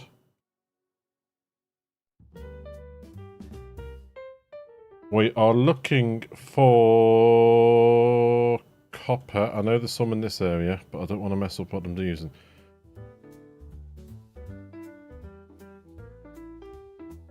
Where did we get the coal from? We got the coal from there, but there's no copper there, so we can ignore that. The copper node just there. And we've got copper here. We have a train station there. I don't know if there's anything there. Let's see where that copper node is. If not, we can have a look at getting the copper from around there.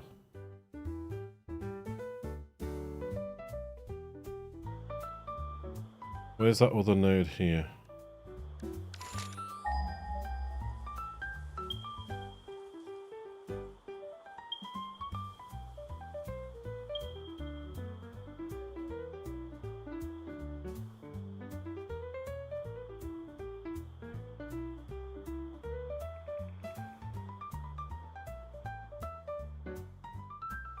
There.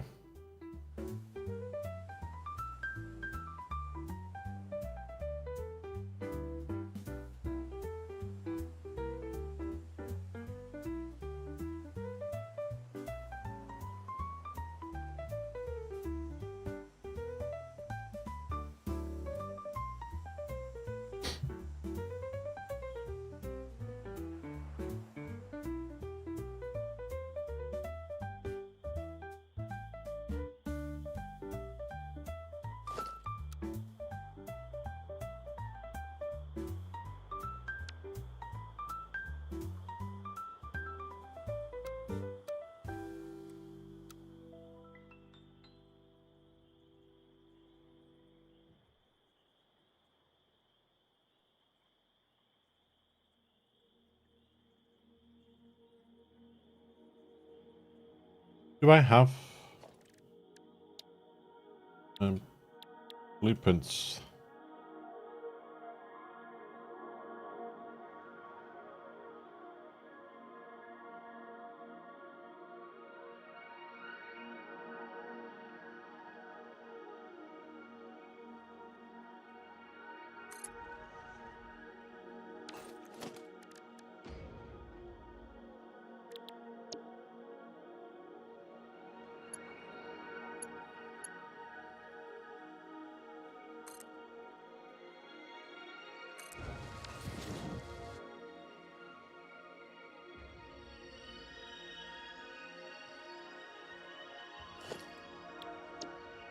Okay.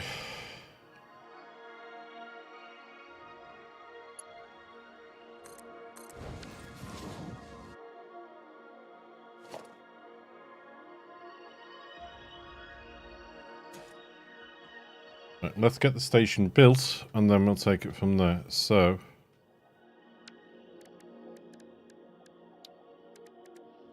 just for ease of sake. In fact, I can do it with this.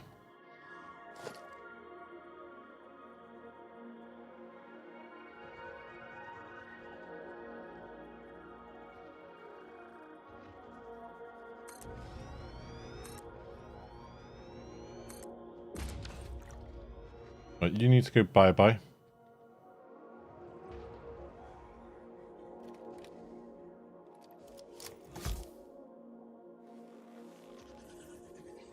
We'll do a bit of gardening, good old style here.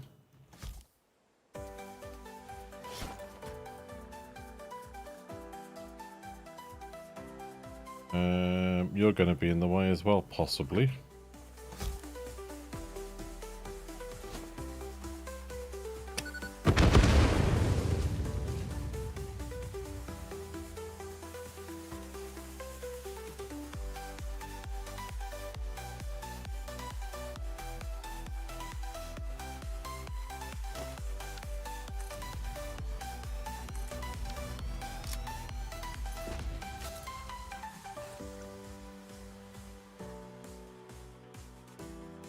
Ooh, is there anything in that one?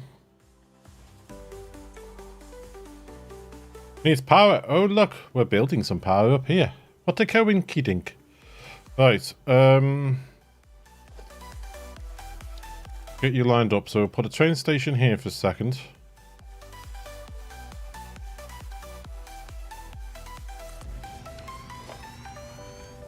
We'll put our freight platform down here for a second.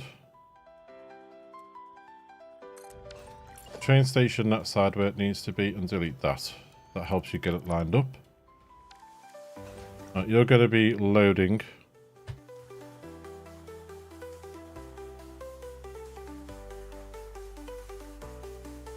I don't think we need a buffer on this one.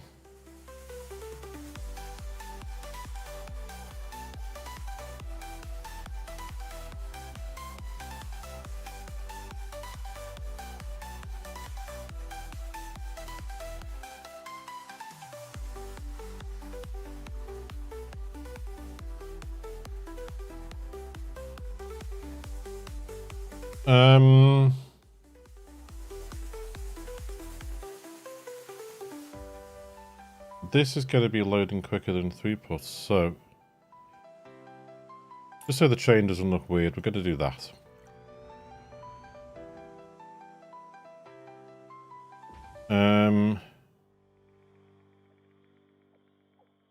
East Coast copper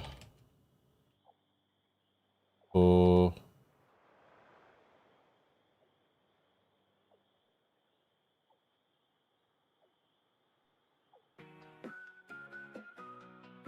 and it's going to be a 1+2 train.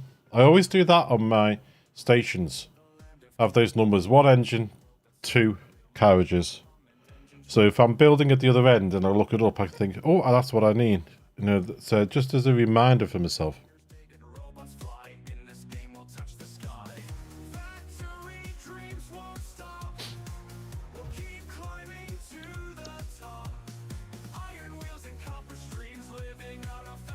Right, you come in. Put you here. We don't need you there. We don't need you. At the moment, we don't need these. We are not going to need this line. And we are not going to need that line. Possibly going to need to delete this and this here for now.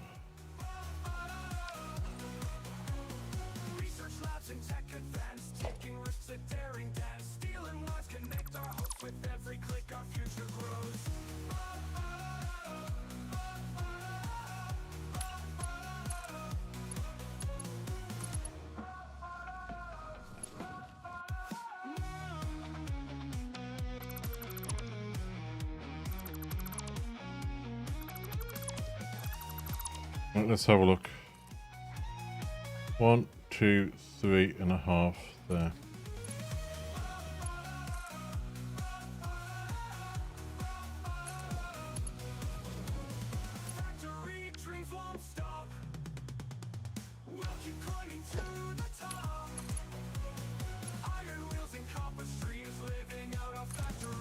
This is only going to be coming in and out for aluminium.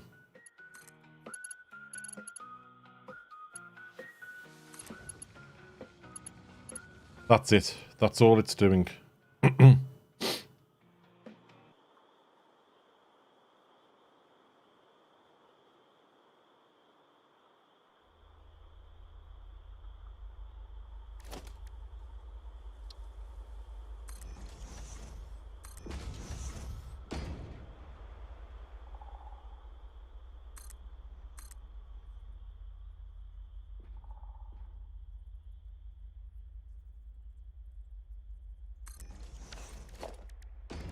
Okay, block signal here.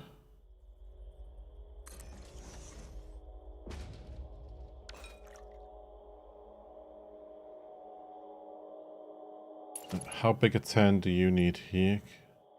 You're gonna need a bigger turn than that, aren't you?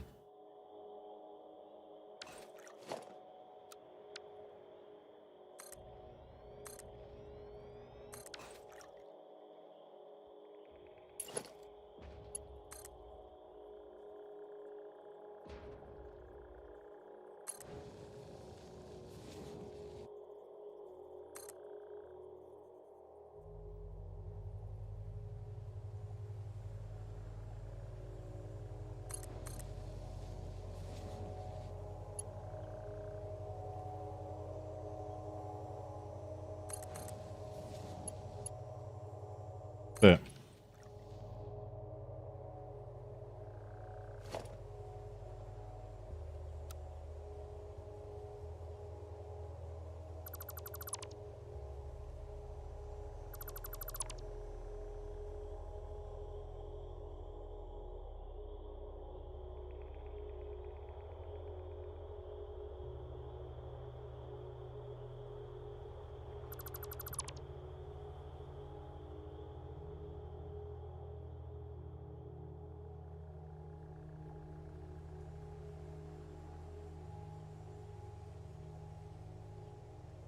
Can you do a tighter turn?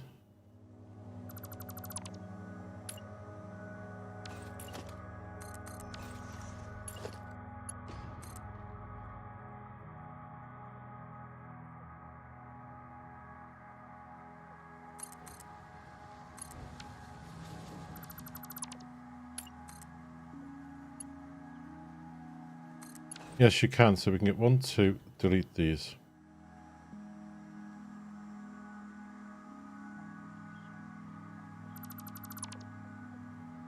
There you go.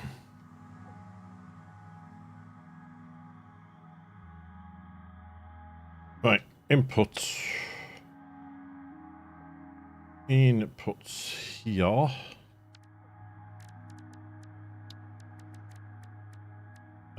Splitter.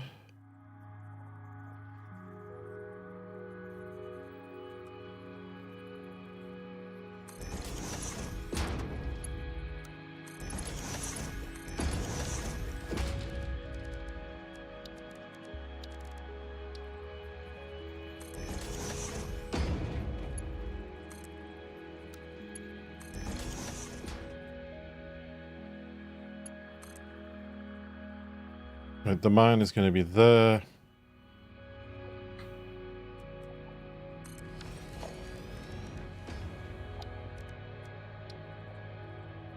This mine is going to be working a lot faster than that inputs that they're going to be needed. But we have the production if we need it. You in the same height like that? Can't tell from here.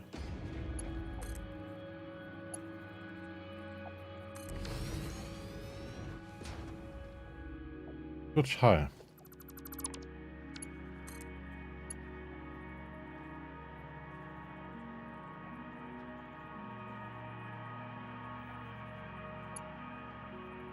It's trying to snap, that's why.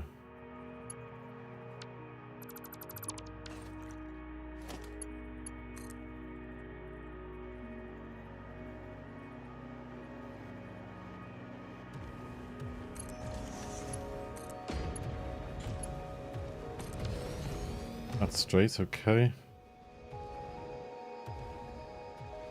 Where are you? I'm not allowed to fight while I'm flying.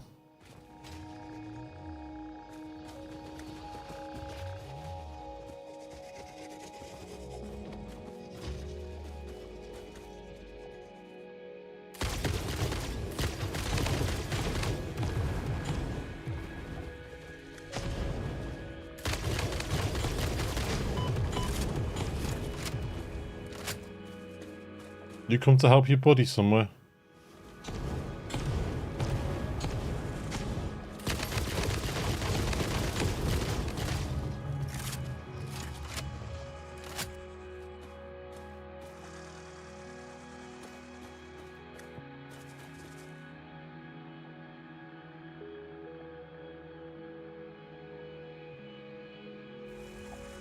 There.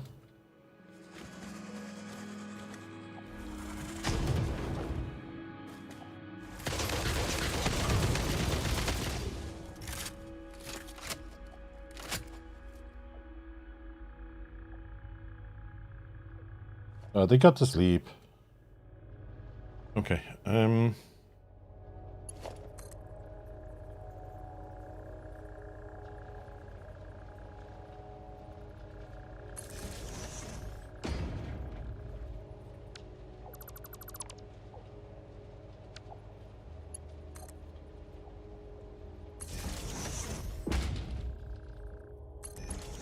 where is the power pole there? So that's going to come down.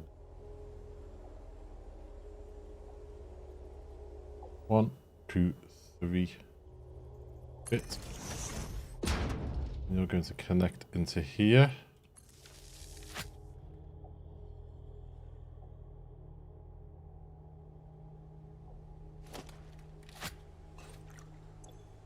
You have power.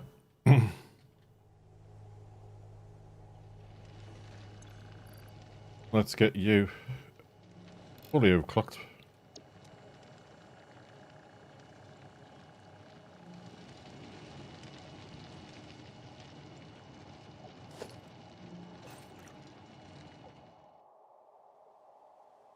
Right, that's the copper coming in.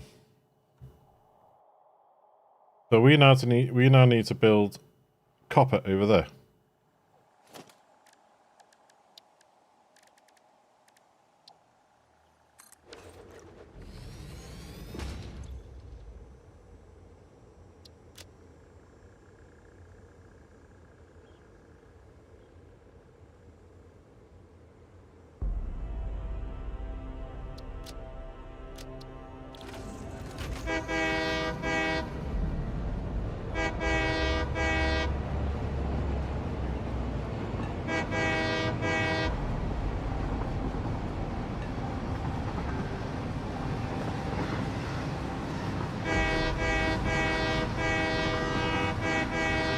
Wonder when you hear that steam whistle.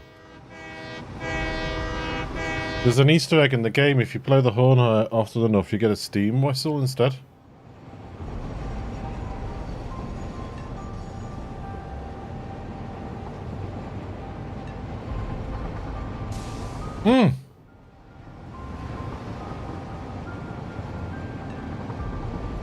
I put the wrong thing in. Coal for aluminium.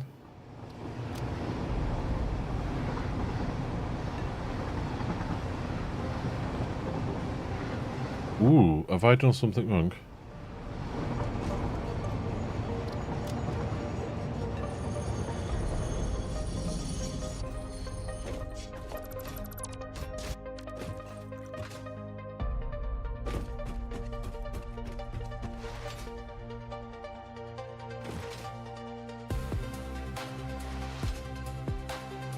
Don't do this in real life, folks. It's very dangerous.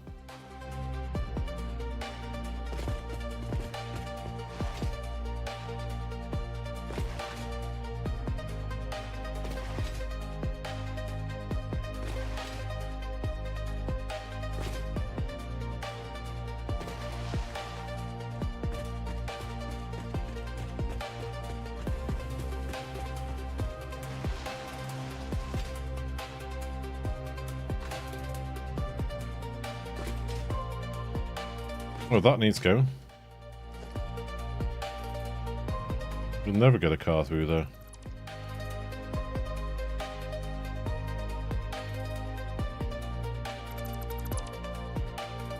And this.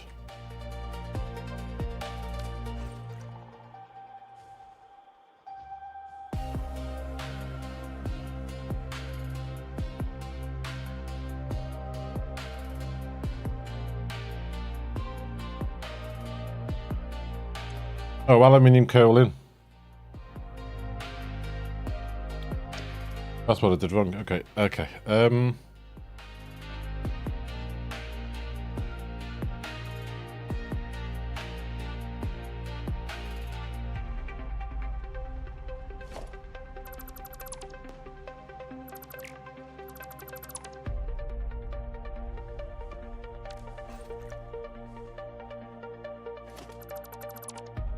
Let's slightly change these.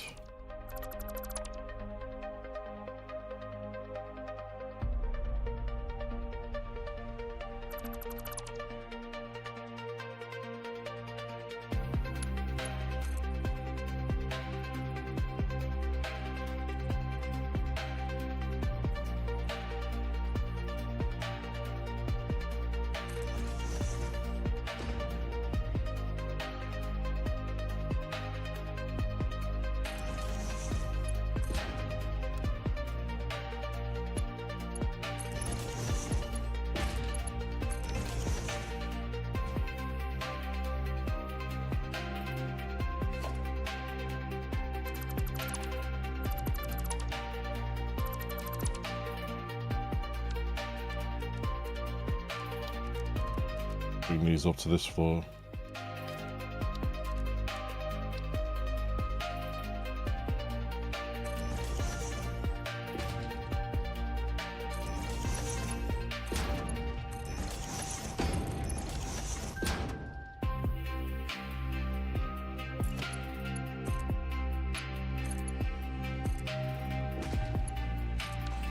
There.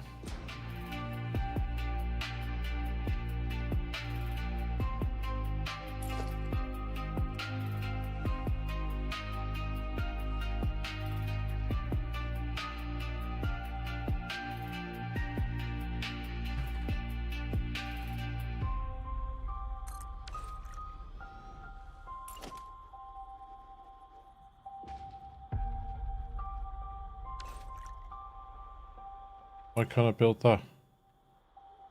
Surface is too uneven. Ah, because of this.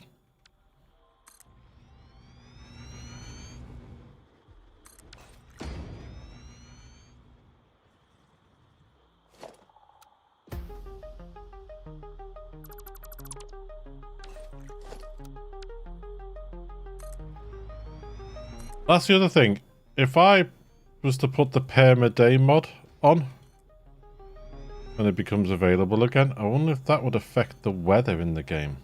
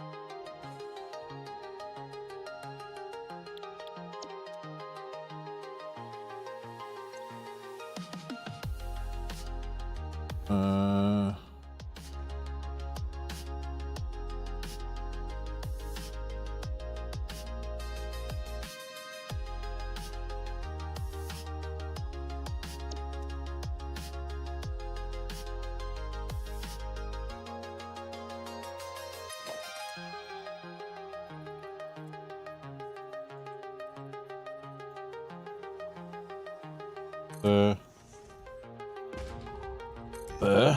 Stupid arm.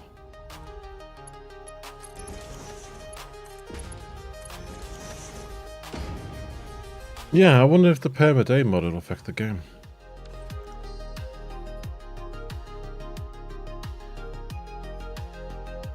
Okay, so this is going to be the copper.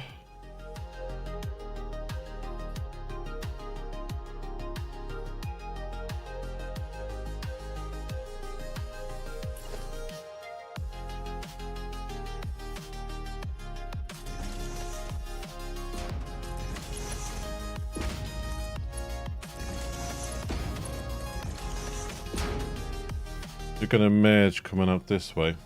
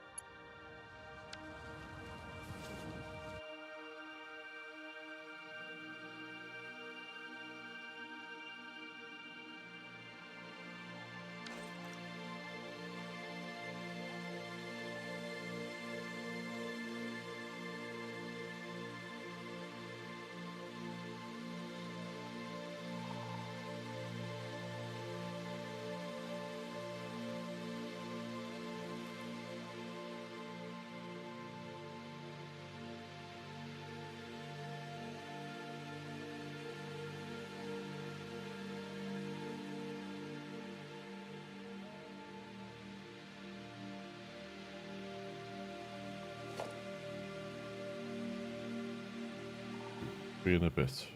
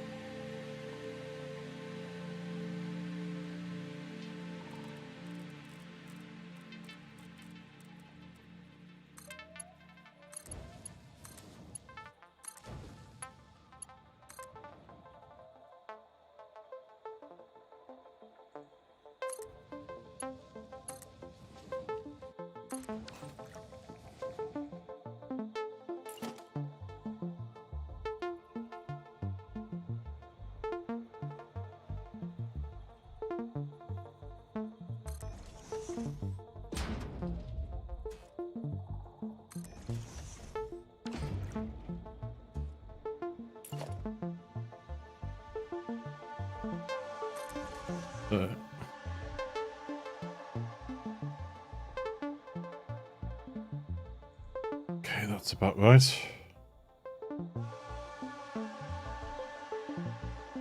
Can't believe I forgot the copper.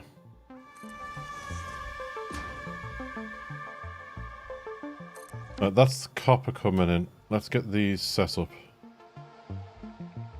You're going to need to come right out.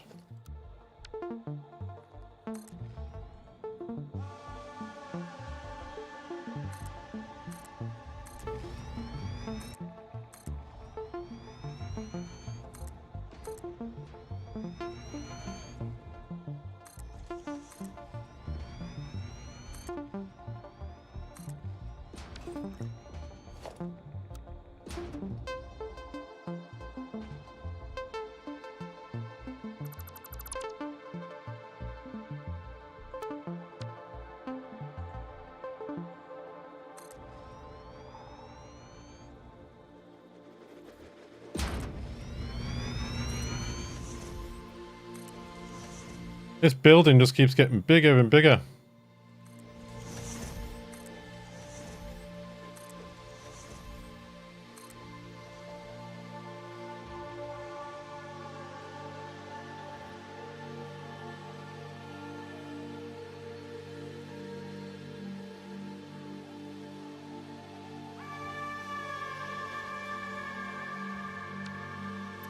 We probably need to come out further than this, but I'm just going to do these because I'm going to try and start keeping everything in line. And then we know where we are and what we're doing then.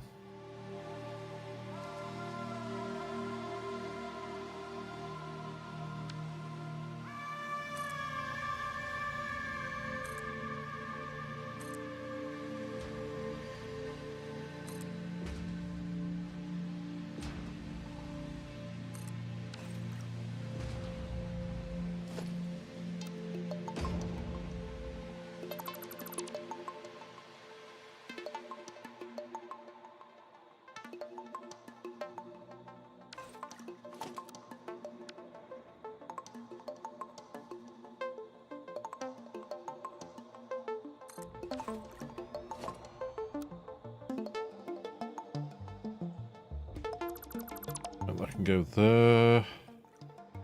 When does the experimental drop to live? This coming Tuesday. June 2nd. Don't know what time, but it's definitely this coming Tuesday.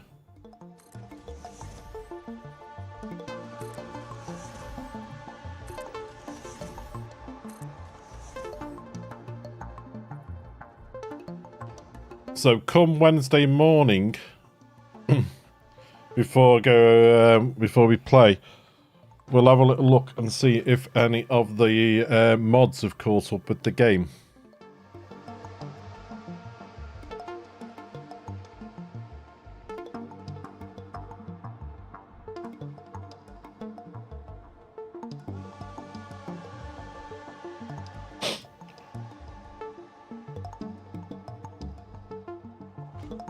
So we'll have a look and see if the architecture mod's caught up, if Pyramid Day's caught up.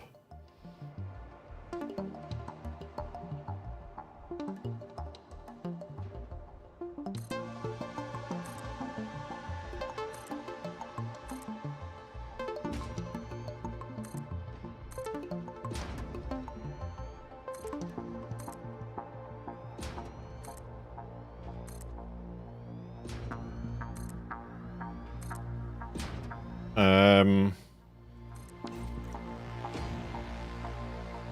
have a look and see if the creature mod's caught up yet. But mainly it'll be the architecture ones and the permaday one we'll be having a look at.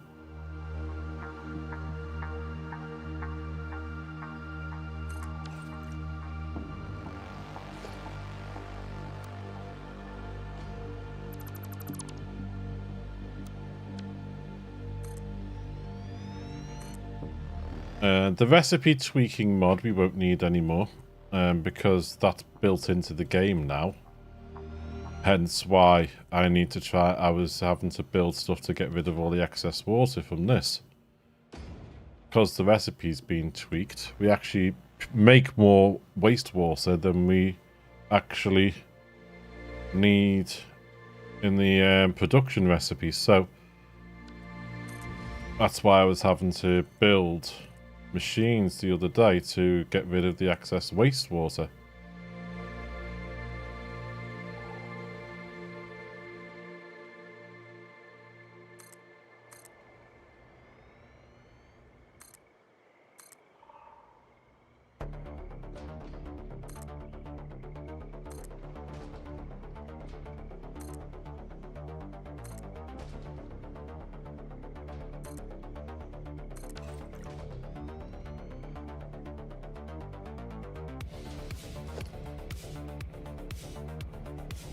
So you can actually make the game harder in the settings on 1.2 now.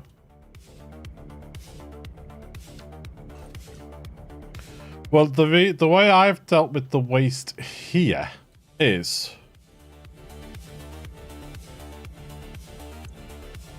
I have made 1, 2, 3 lots of production to make wet concrete and then just sunk it.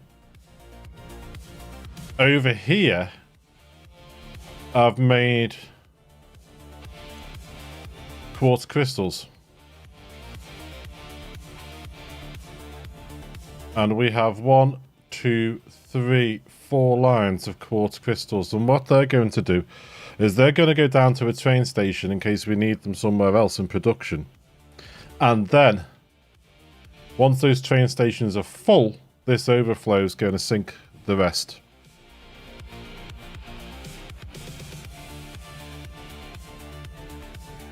So we've got quartz there, we've got wet concrete there. And that's the way we're dealing with it.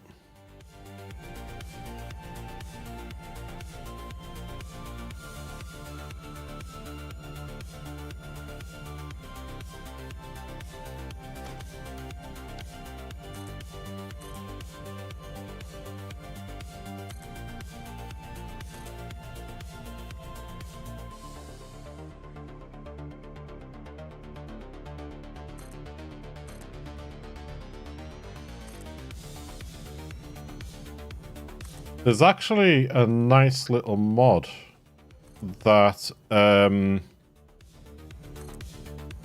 gives you a small awesome sink.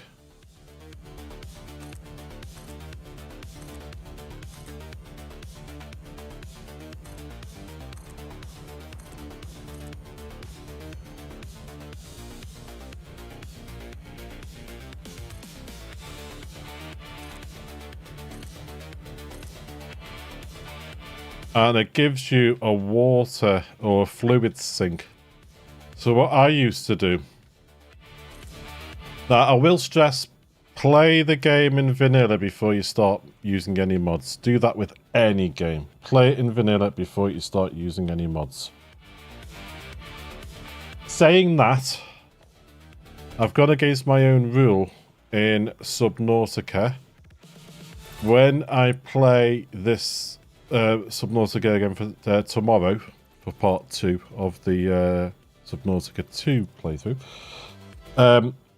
When I play it tomorrow, I have actually added a mod that will let me get rid of the HUD, the heads-up display, so I can take a picture for things like thumbnails and that. Because in the game, there's no way of hiding the HUD But it'd be nice for thumbnail. I managed to do a thumbnail for the last playthrough by just expanding the picture so that top and bottom was cut off, but it's a little bit easier if you could just hide it. But yeah, coffee's gone already.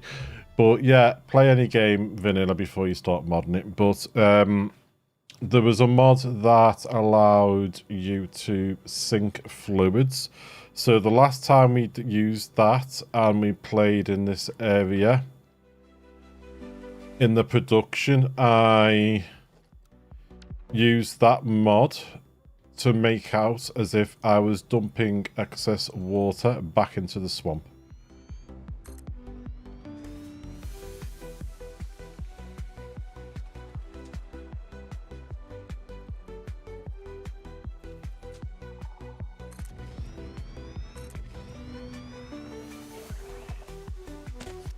I can hear a spider. Must be underneath the building.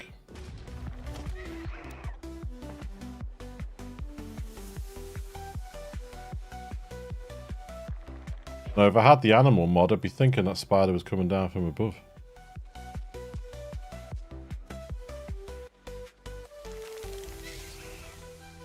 Oh, there it is.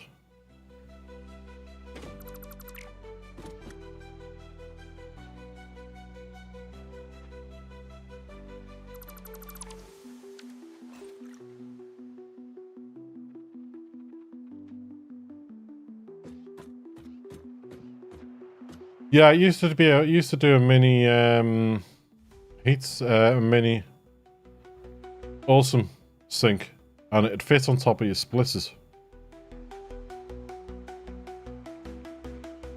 So, for example, here, because these are all closed loops, what I would have done here, I would have had this setup like this. And then I would have put the little mini awesome sink there. And I would have had this set up for anything that way, overflow this. So once the station and this was full, I mean, this would be full quicker than the station because I wouldn't be using it as much. But once this and this were full, all the overflow would go into the awesome thing, so nothing would back up.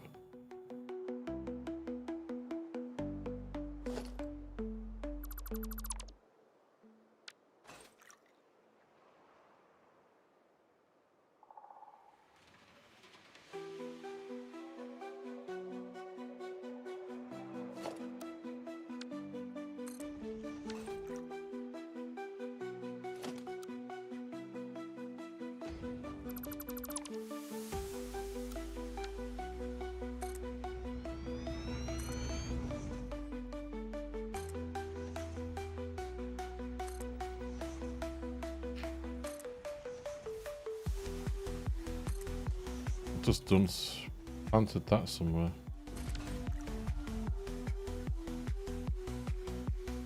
Did I just put an extra one there? Yes, I did. Yeah, right there. Okay. What was that thing called?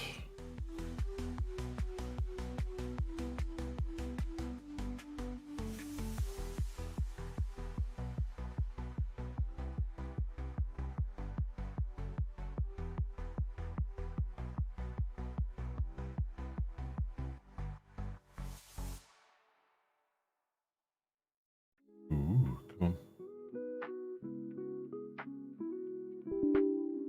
Oh.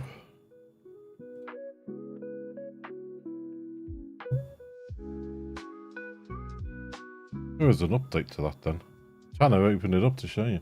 Okay, here we go.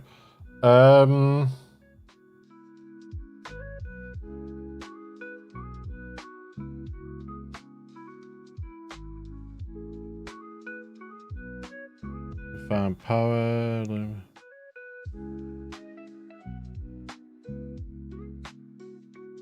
Satisfactory Plus is a nice game if you want to basically, you know, be very, very, very cruel to yourself.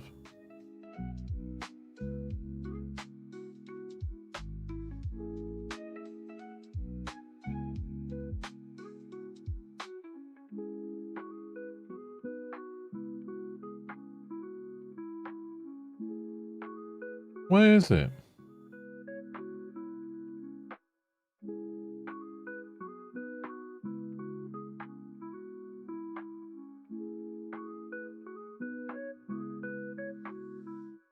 Exit farming I've never really played around with.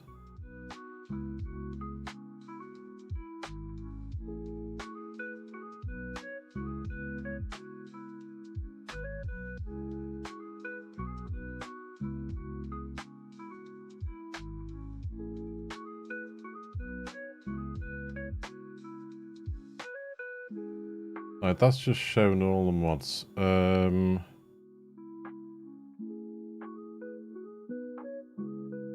Let's see if it does it this way, if it's easier here.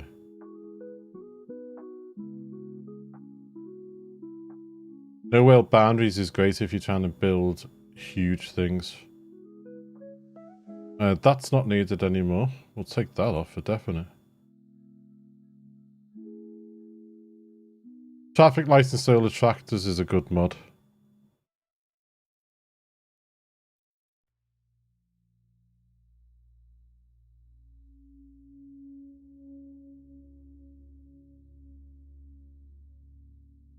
Ah, I can't find it. Where is it? Yeah, the small awesome sink. That's the one I'm thinking of.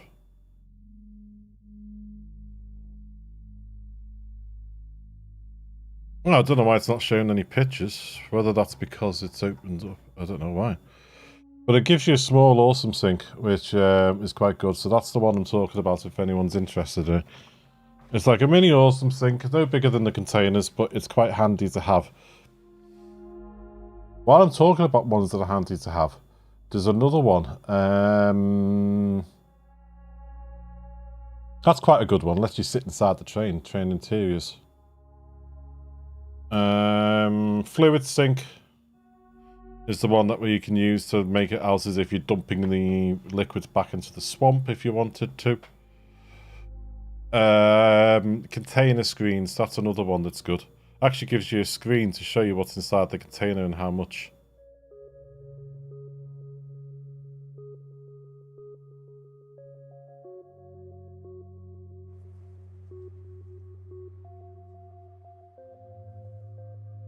Yeah, but as I say, make sure obviously people, you play the game vanilla before you start modding. I mean, I've got a fair few hours in this game. So I started looking at this game during COVID. So I've got a fair few hours in it.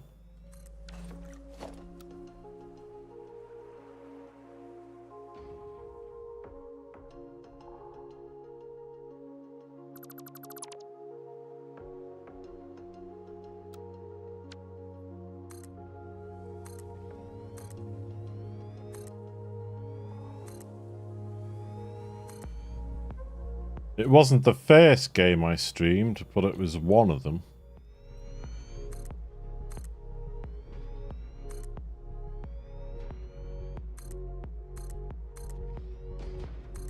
If I remember right, I think the first game I ever streamed was Surviving Mars.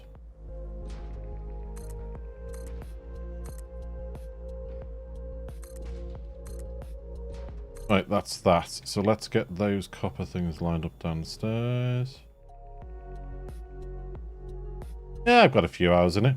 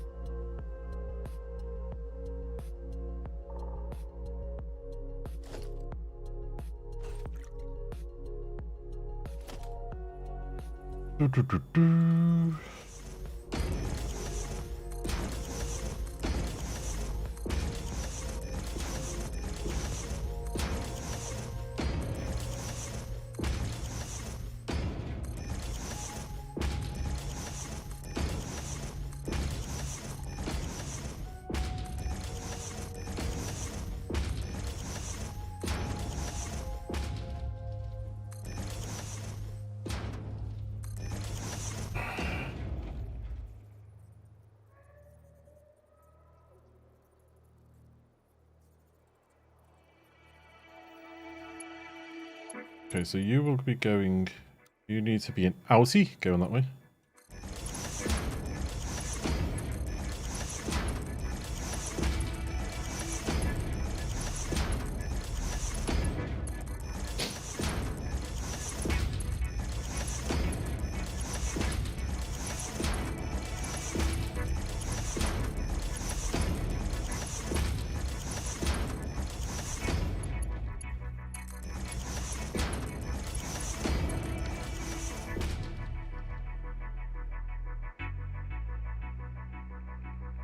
Copper's there. So.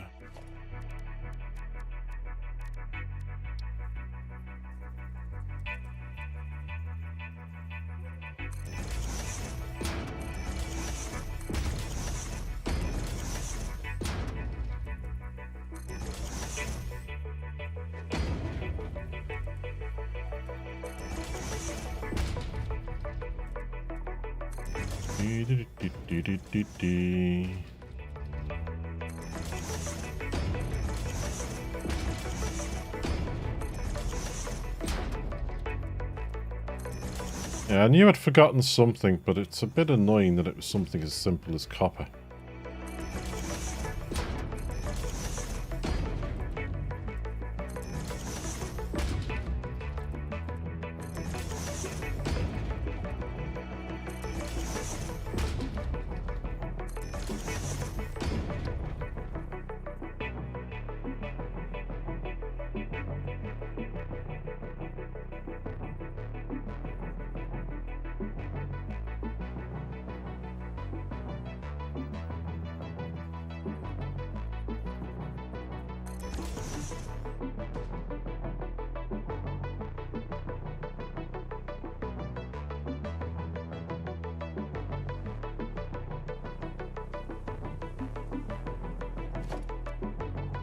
Yep.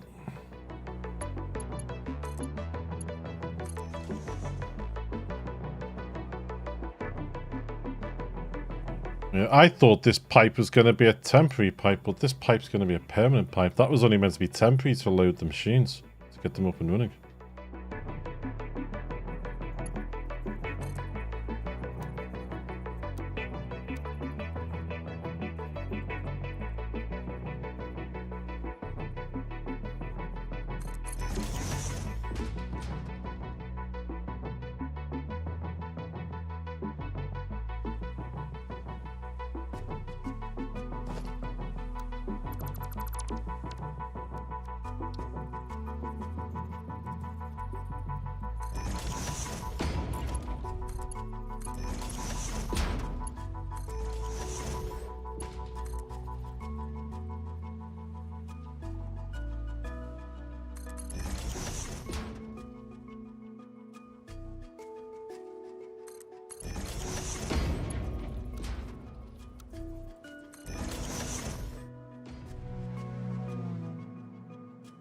Okay, you only need a tickle.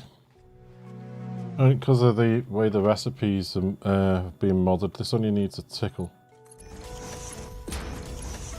And I could probably have used...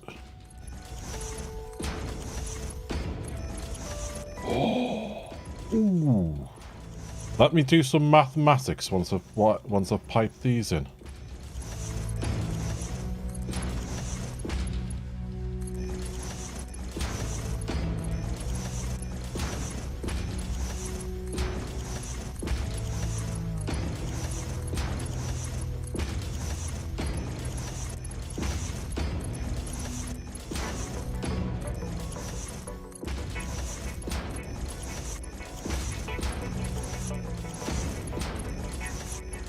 I have literally just thought of something.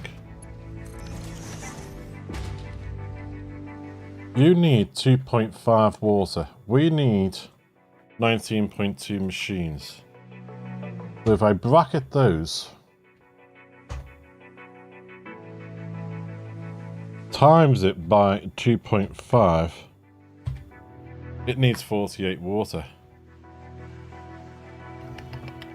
We could pinch. We could steal.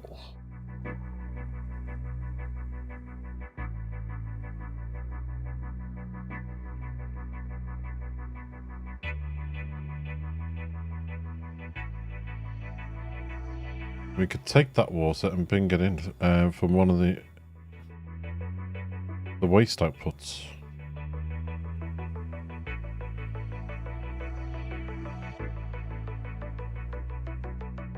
Feels like it's starting to get warm.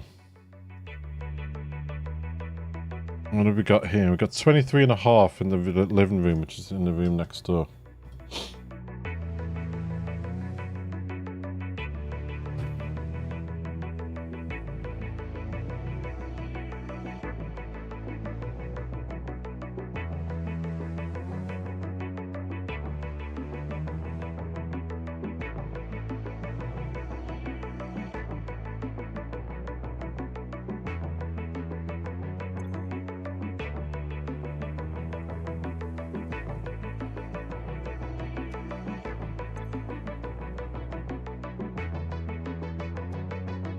Right, that doesn't matter if that runs efficiently or not. That does not matter.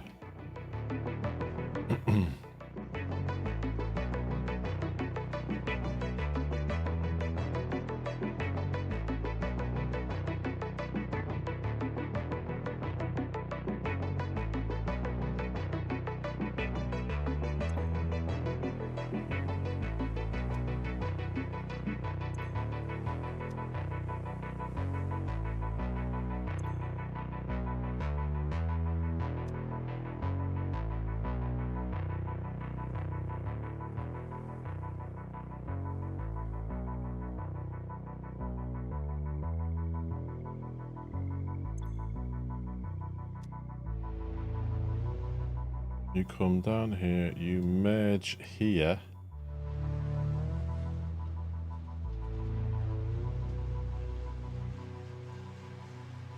You take a bit of water that way.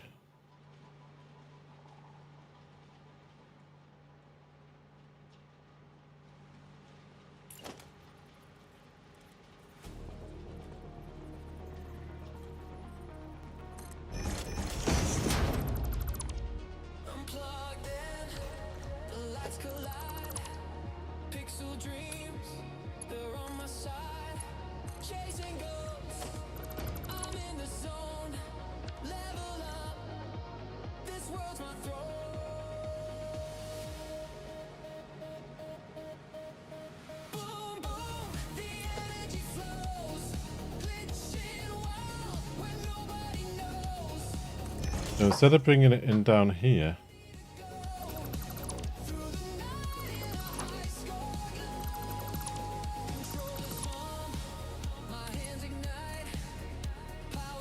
this is just to get it up and running. That is just like a charging pipe. So I've decided to change it.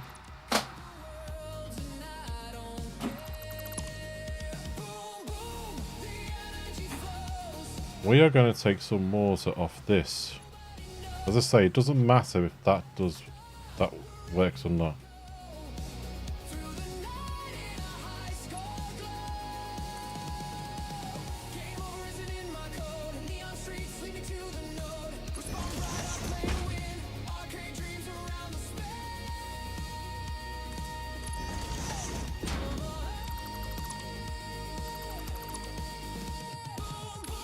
We'll bring you down. We want horizontal to vertical. And then we want straight.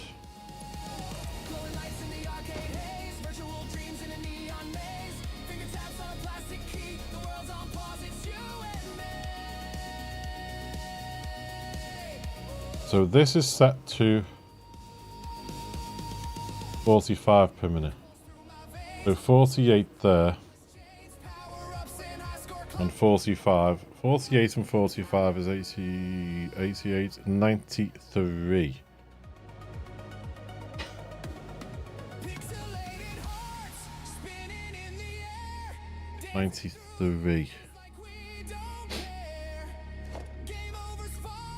So you make 240.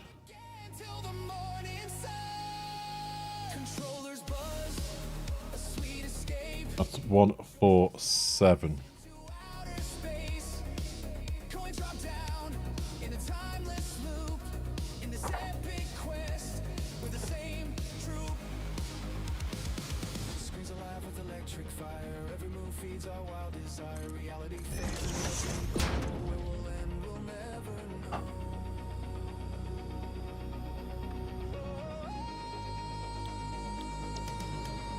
147 that way.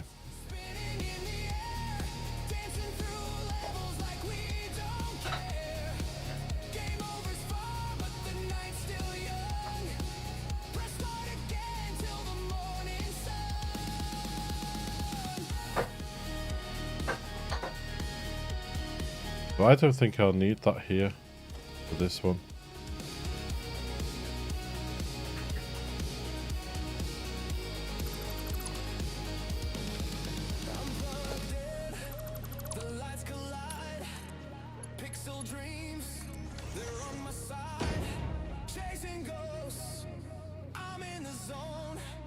Okay.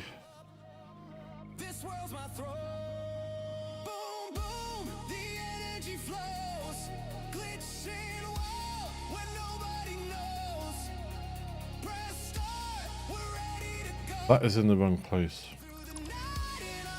because of this. Let's get you lined up and then we can work it out.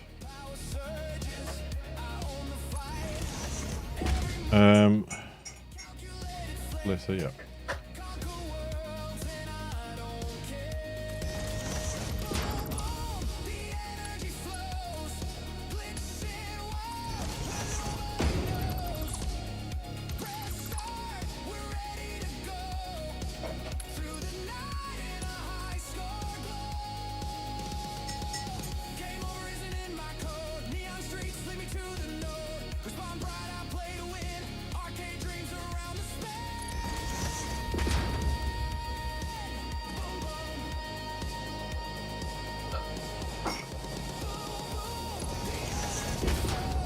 Okay, if we bring you back a bit, say to here, and we go from here to here, from there, into there. There we go.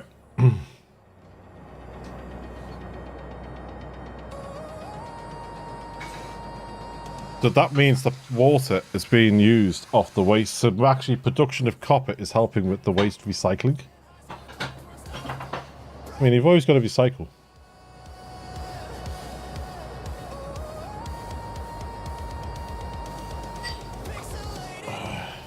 Let me just nip to the bathroom, folks. I'll be back in a second.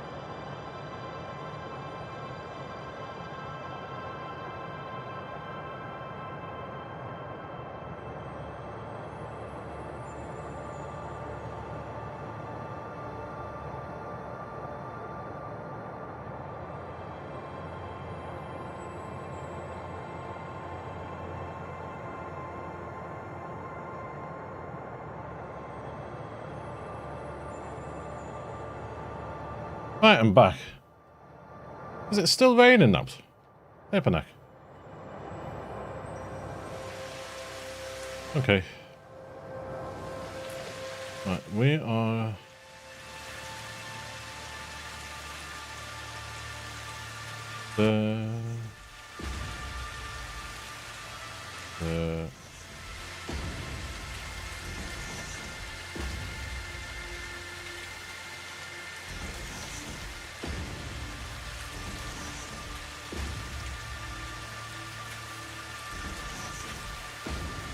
While I'm building this, I keep thinking about how we're going to do the assembler setup. Because we're going to need a lot of assemblers. I think it's something like 2 rows is 72.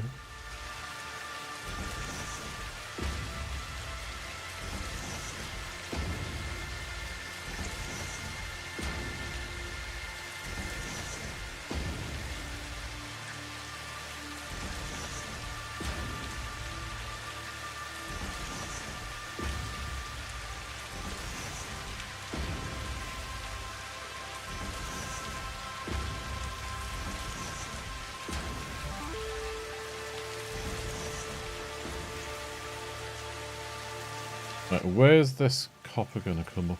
Come up there, merged in there.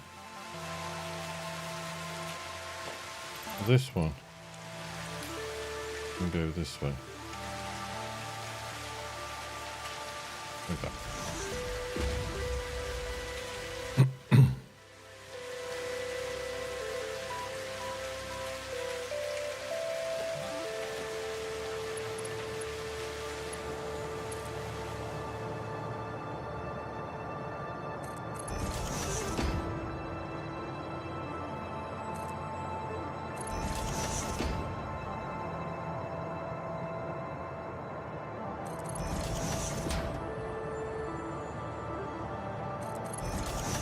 That's the copper there.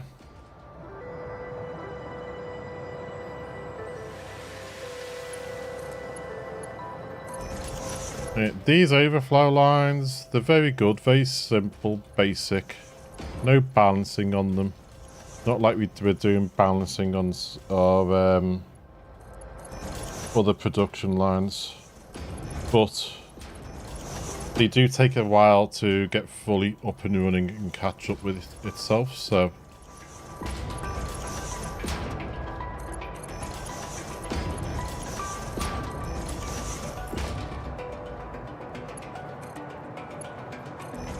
And we just have to leave it. Sometimes they can take, you know, a good while. So if you were playing this... Like, if I was playing this off stream, if this was just a game I was playing and I wasn't streaming it, I might have to leave it running while you're doing something else around the house or something, if you wanted it to catch up with itself before you move on to the next stage. But what we'll have to do is leave it running while we start looking at, you know, other production.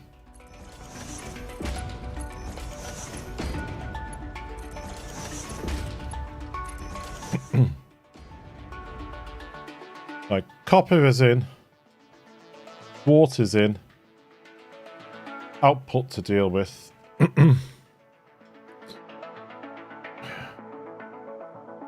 Output will probably go that way so it matches up with the aluminium.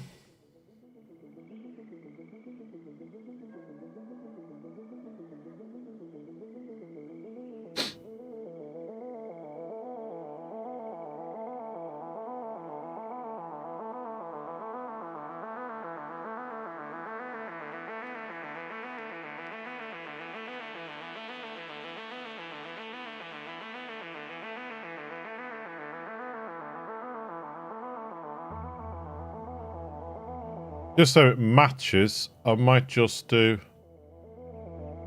the output going straight up and getting merged above. Just so it matches what I've done with these. That's probably going to be the better option. They're only like that because they're getting sunk.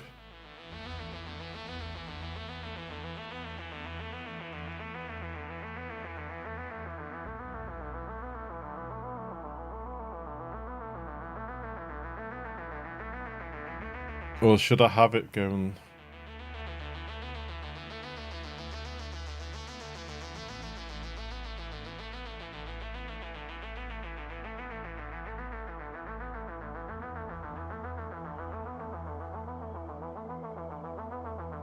Yeah, so it matches these ones. We'll just do it down and then we'll have it go up like that.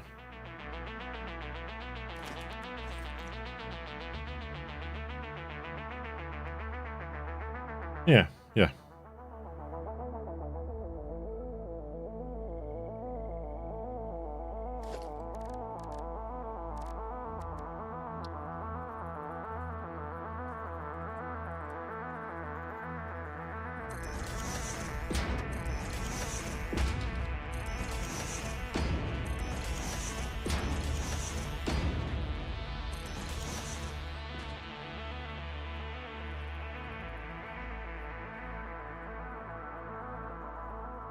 Seem rather close, but that's what we've got there.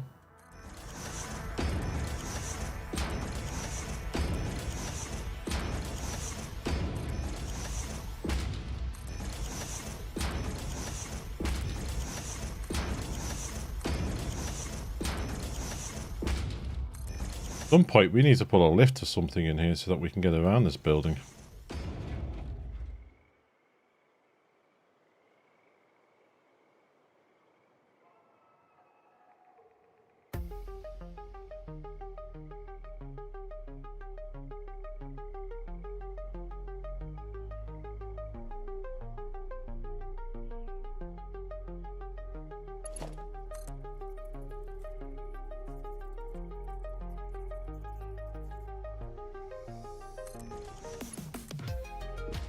You need to be an innie.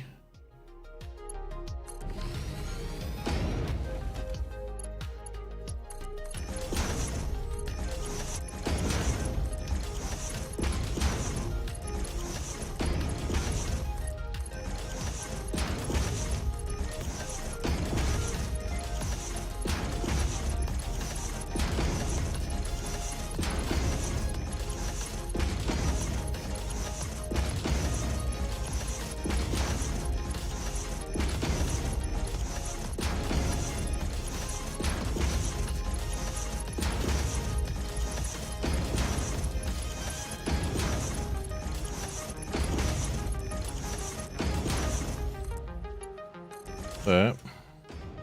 Power. So, input's done. Output's done. Power.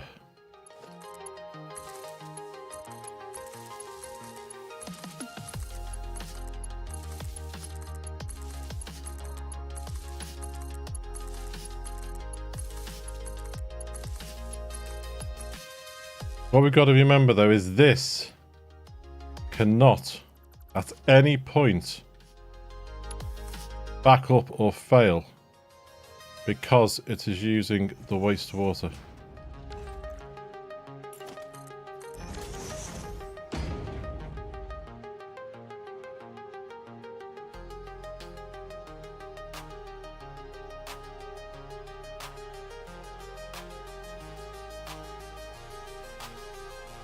In fact, I wonder if there's a way we can work that into our plan, that this gets fed constantly.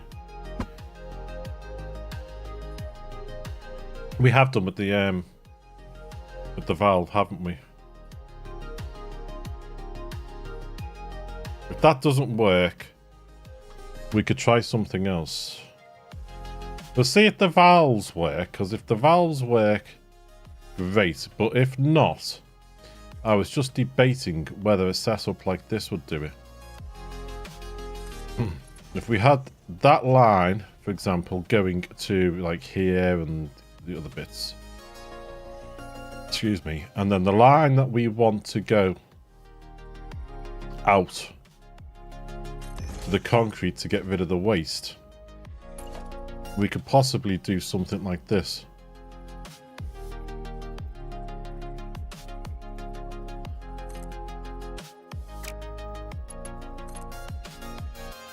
Something like that, for example.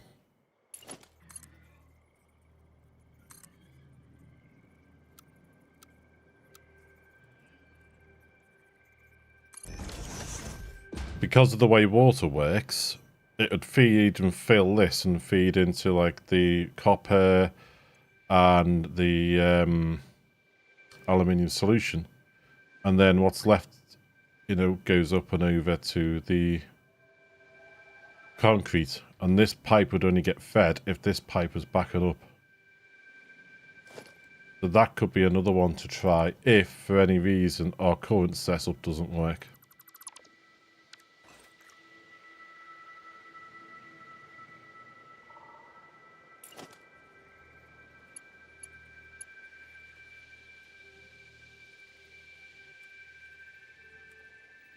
That's the copper there. That copper needs to get split between this row and this row. Now, we need to work out how we're going to do these. Because each of these rows...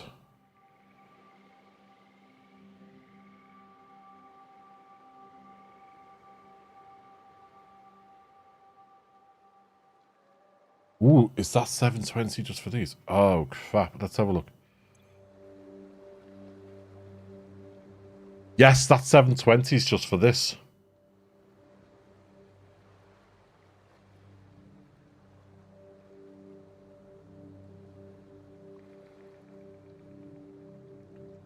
We're going to need another row. Oh. Ouch, that's going to hurt.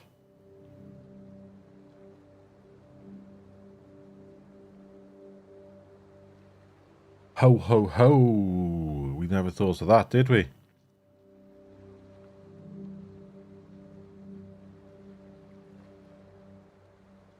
I'll build the other row offline. Let's have a look at how we're going to do these 72 machines.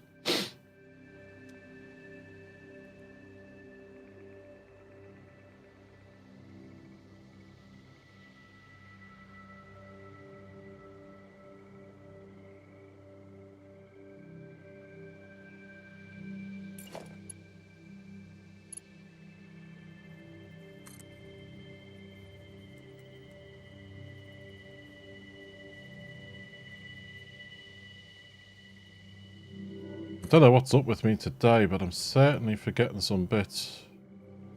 I blame my arm.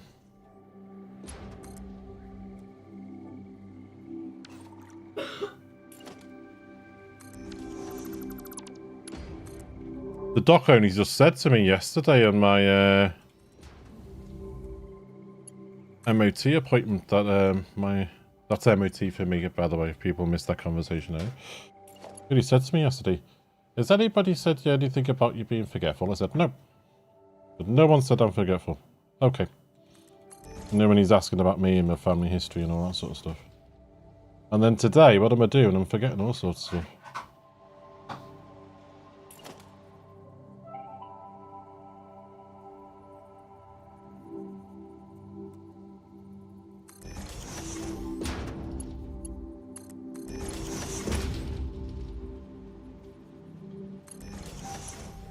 Okay, so that will need to come down this way at some point.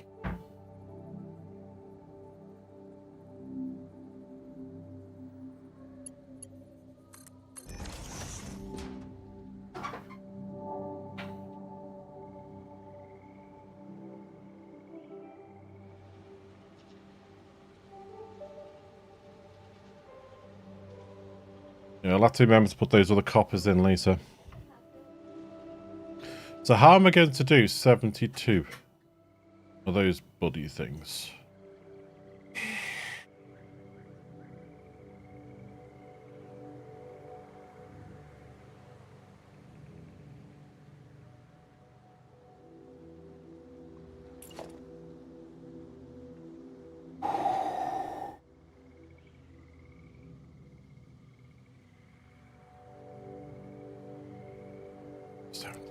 Those. Have a look.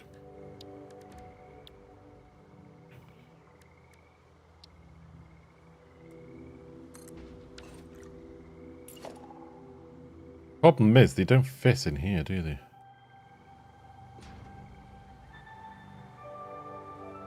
They don't work nicely in here.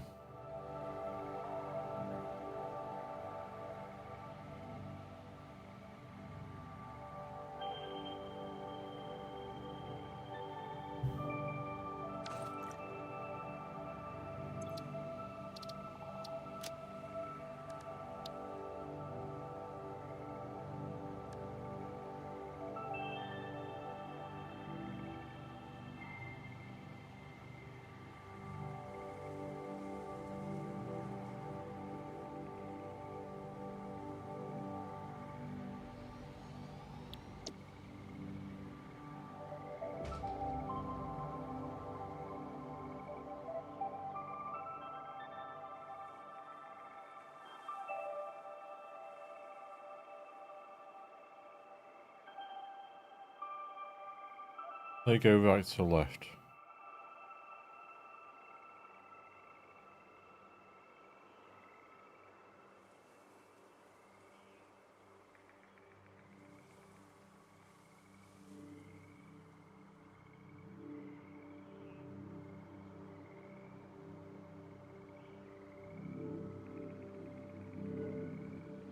And then we could do another one left to right.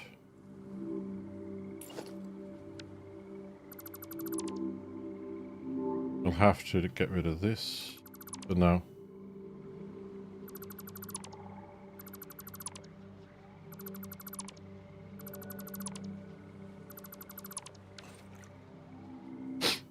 Copy.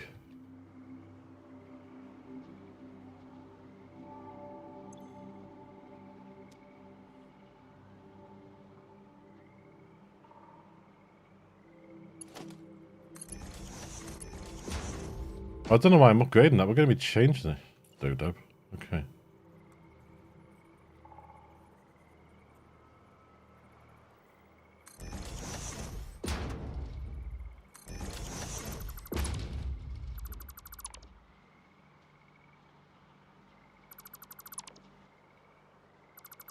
Now I need to load this blueprint back in and get rid and do it again.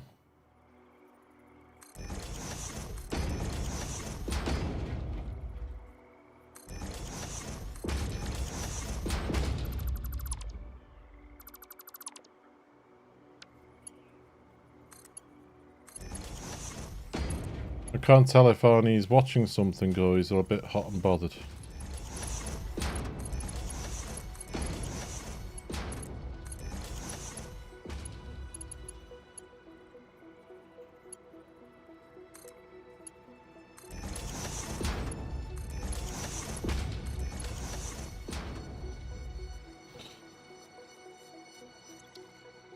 Okay, though, right to left.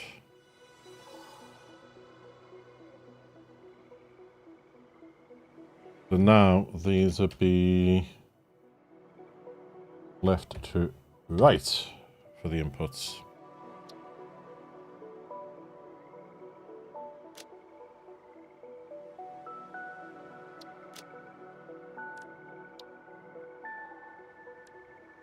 Let's load the right to left ones again.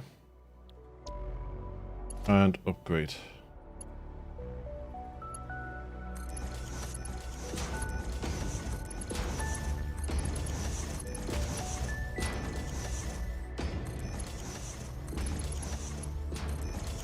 Upgraded.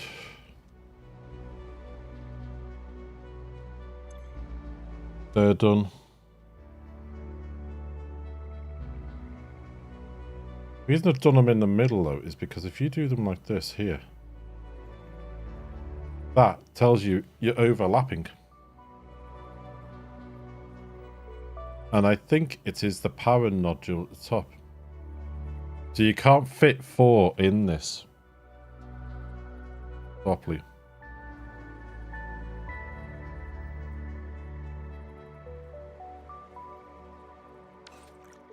It's a bit of a pain.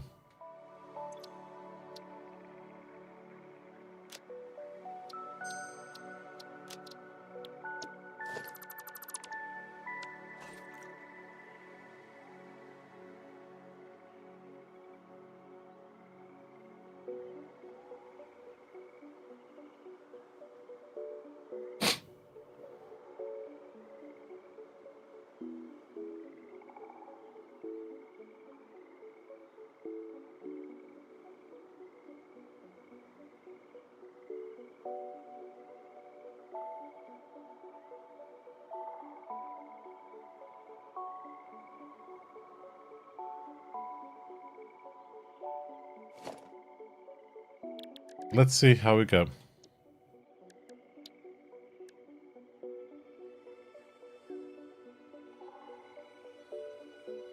Take it off that. Have it as normal one for the moment.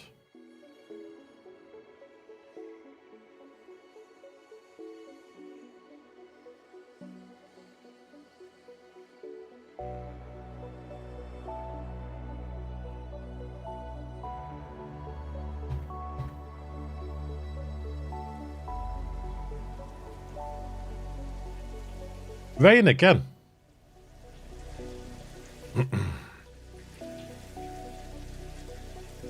It's a nice clear shot of that, isn't it?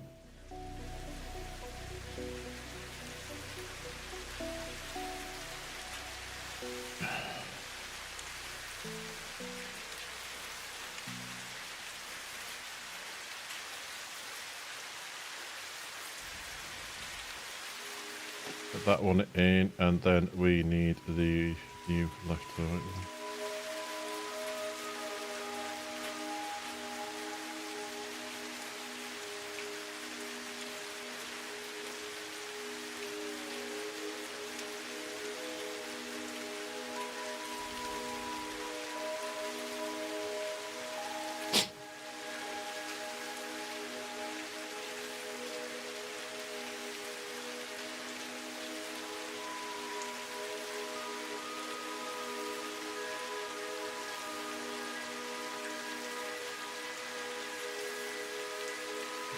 Okay.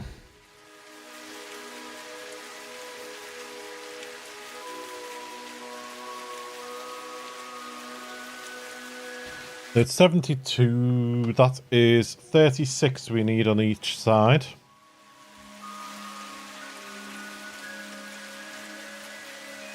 That is 12 lots of these down on each side.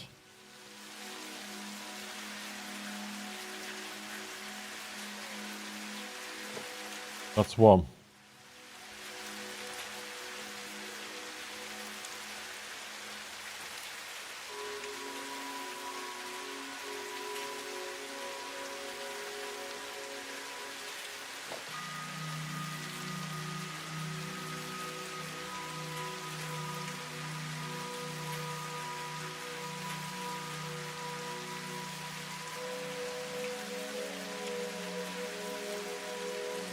Two.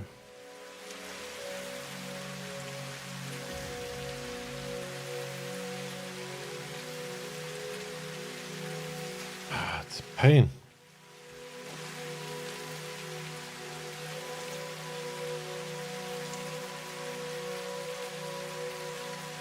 Three.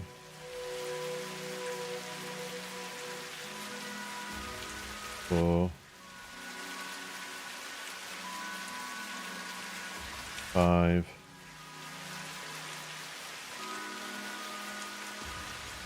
6. 7.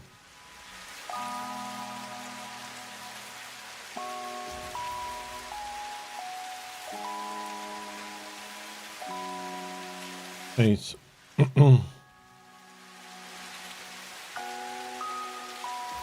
9.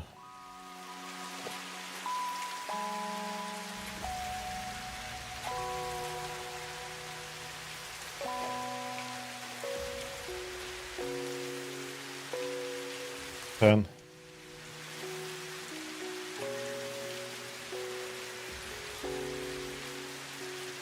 11.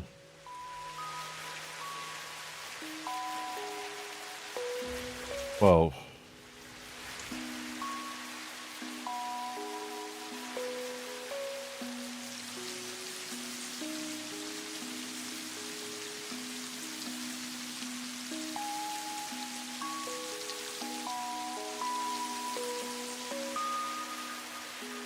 Yeah, that doesn't extend too much more than what those train stations are going to do.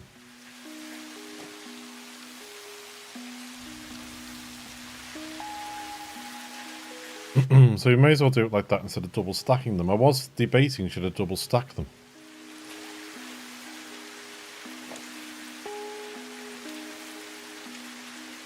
That would have taken us to there,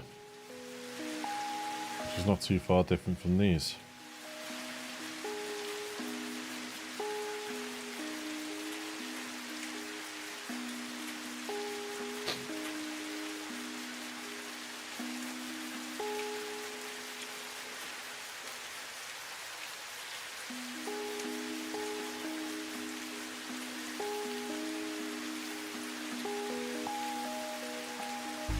I was debating that, but I think the train stations are going to push this out a bit further.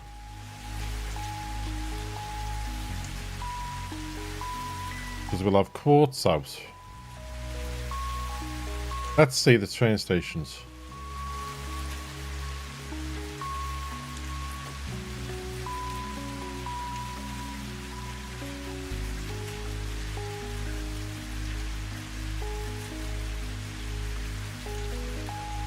That's going to be quartz out.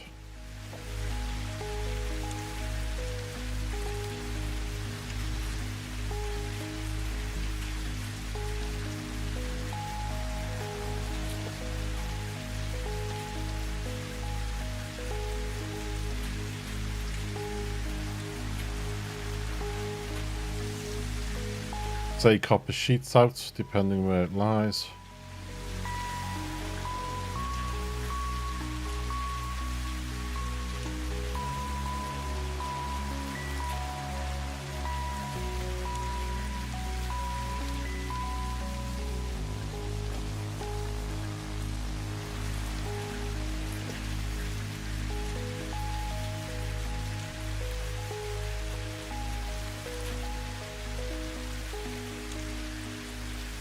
Copper sheets, aluminium, the aluminium box things, and then the sheets there. So that actually brings it out to the same level, so that's okay.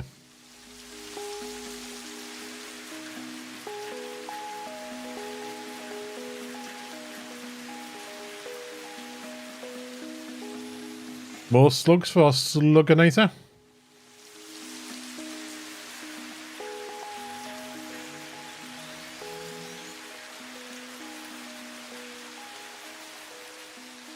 So that's acceptable.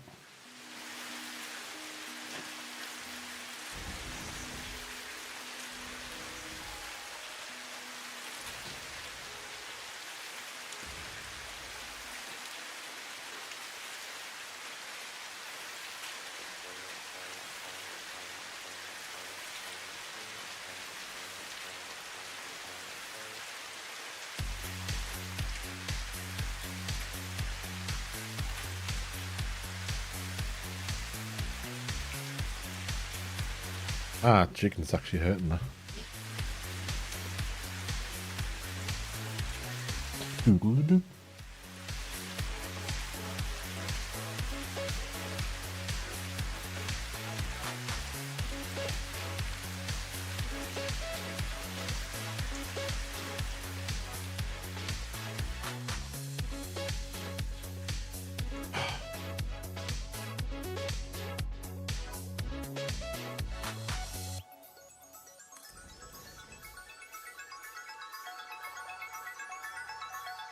Put these in.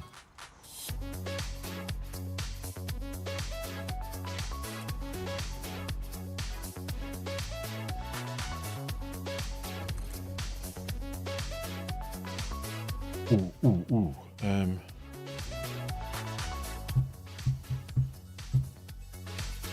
No, we can split the outputs from the others. It's okay.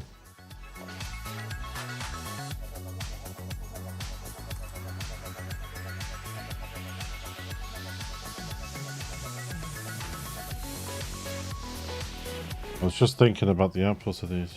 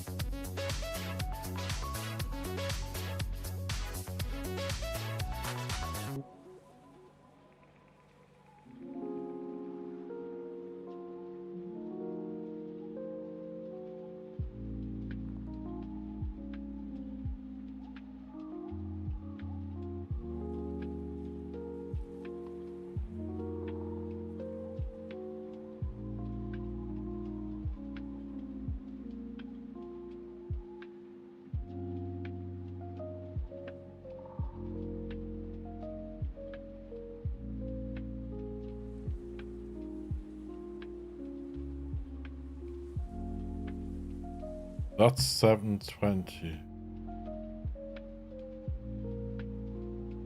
The 720 divided by 3.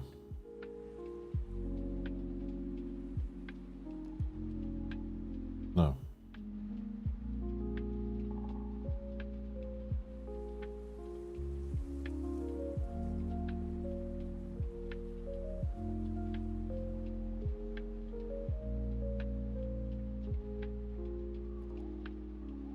I need to know how many machines.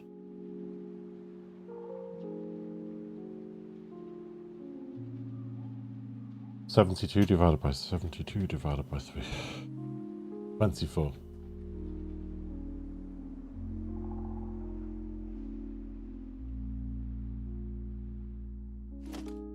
We have 6, 12, 18, 24.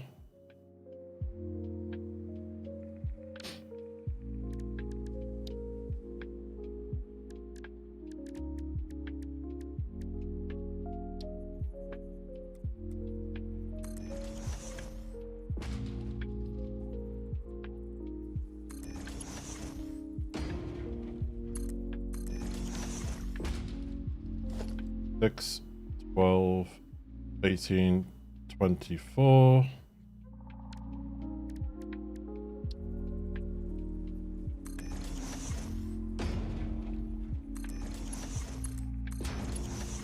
Then we have 6, 12, 18, 24.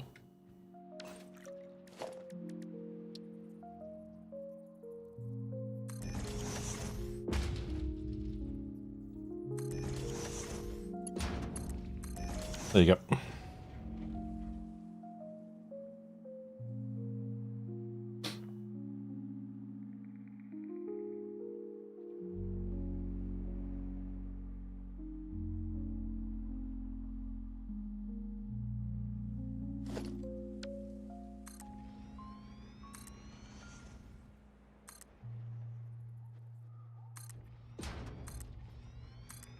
This building is just growing and growing.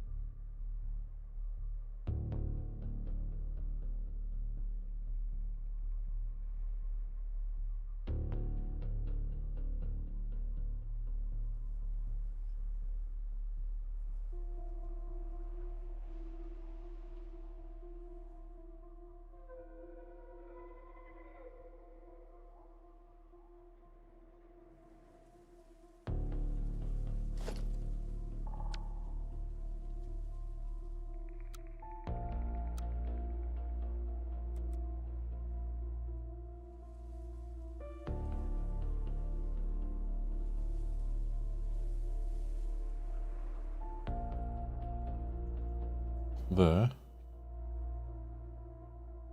Oh, wrong one. I need to copy that one. In fact, I think that was the one I copied, but it doesn't matter.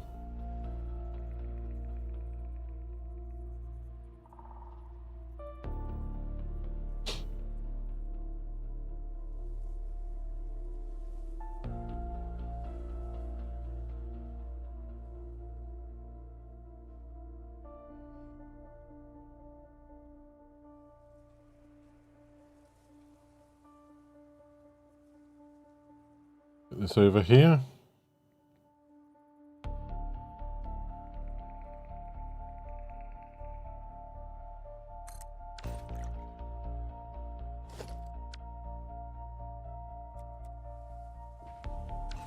Oh, wrong button. H I want.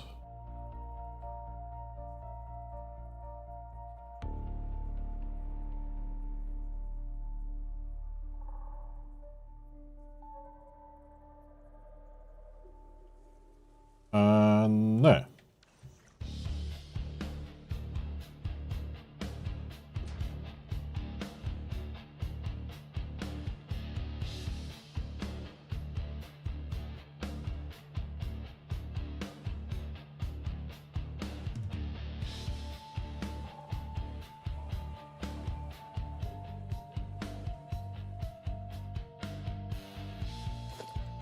Don't forget.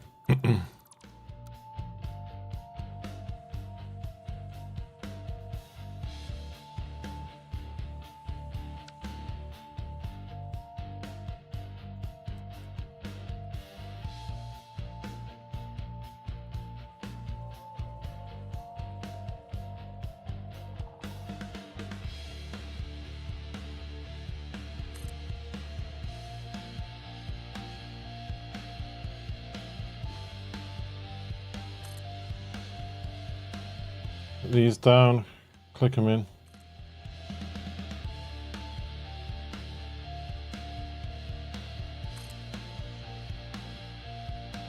I can't believe, I mean, I forgot about the copper and then I misjudged how many machines we need. I need to build another, I need to double up on what I built before.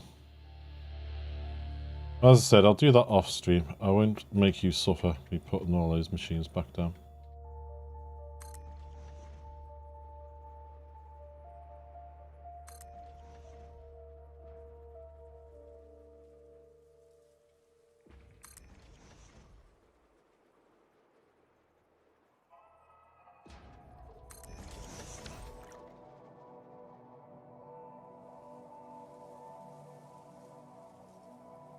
Because that would just be cruel.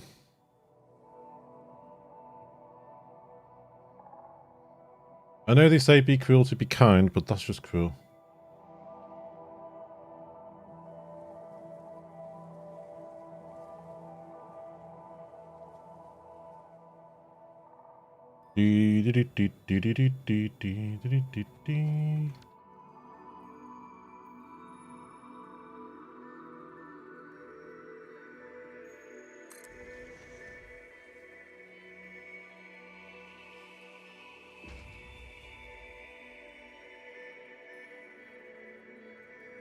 Bum bum bum bum bum bum.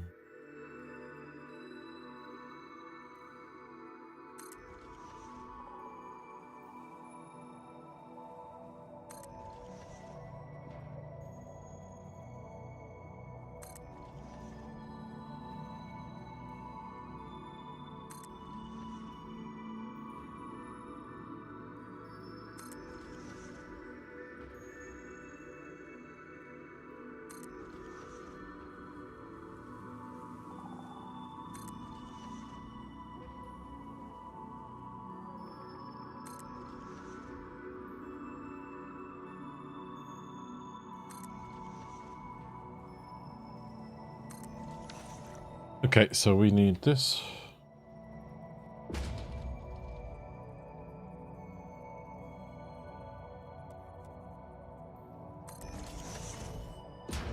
Yeah.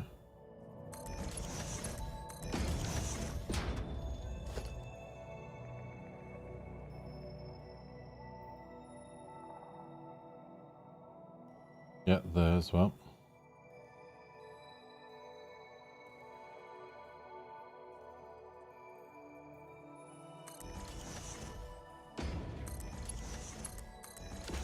And 6, 12, 18, 24, so it'll be here.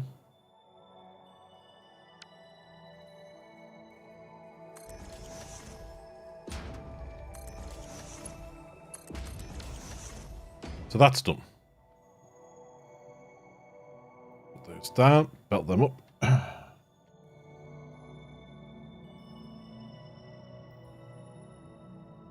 Yay, the factory is definitely grown. Definitely grown.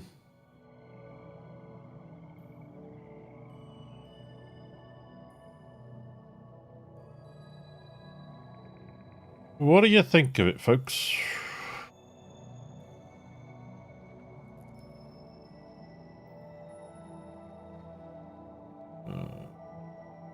Looks good too, thank you. I still can't decide on whether mini or big circle there. Or semicircle, should I say.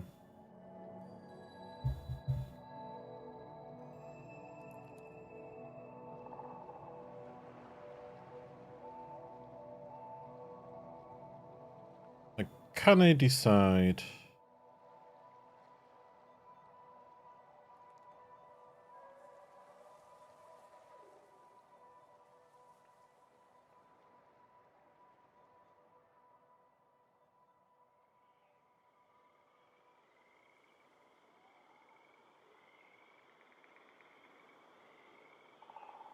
So we are going to need 2 inputs.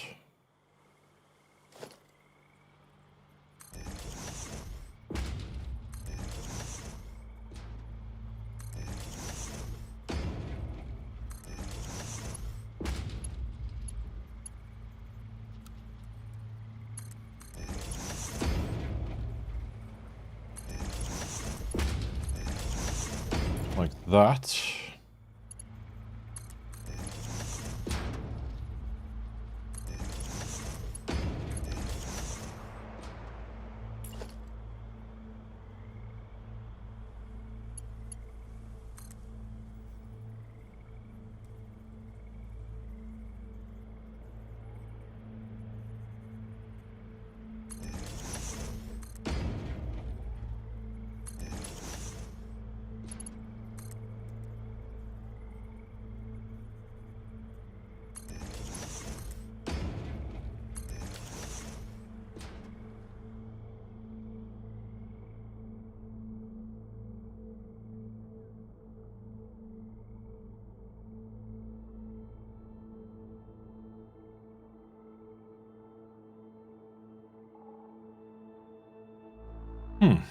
I just spotted something that I think I could work with.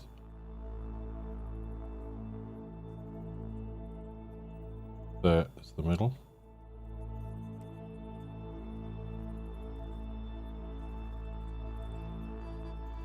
Like that. Oi!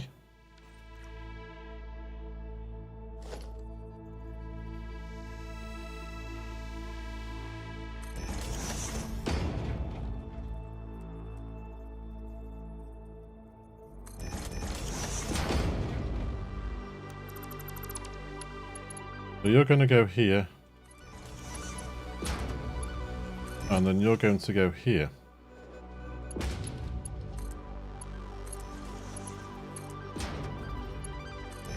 But where's the copper? There.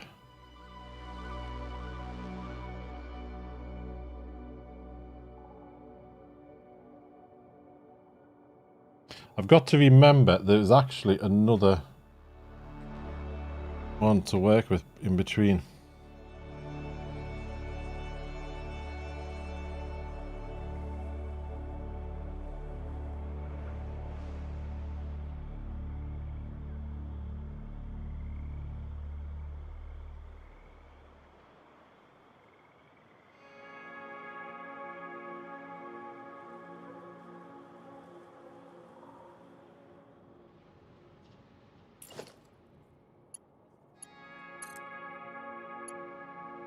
If I do that as a straight, that works itself out to be like that. Okay.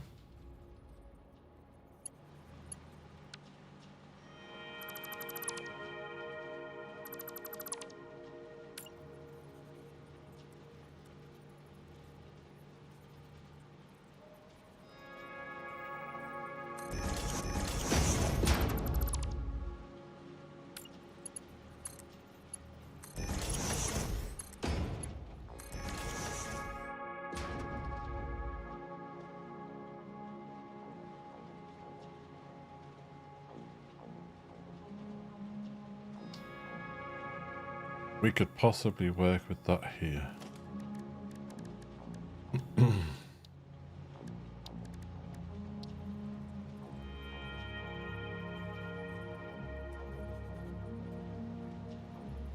We put you there. It's mini lift time.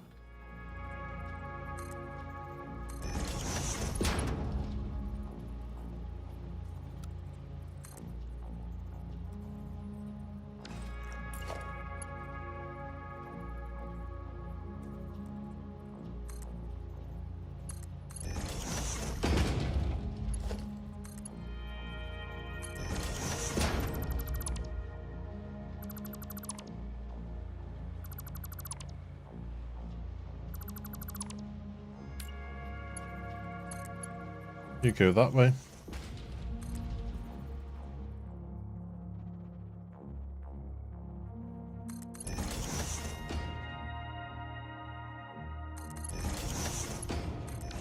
Copper comes in there.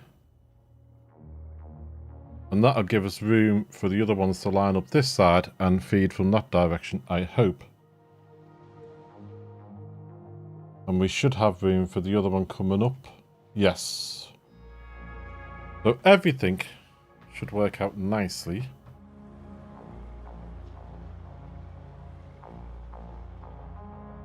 So that's the copper and the aluminium in here. The only thing is, have I worked out aluminium, scrap and water? No, I haven't.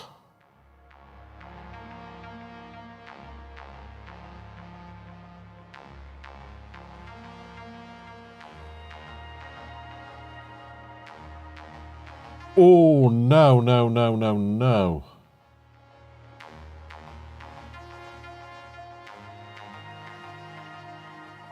I've missed these out on that side. I've missed these.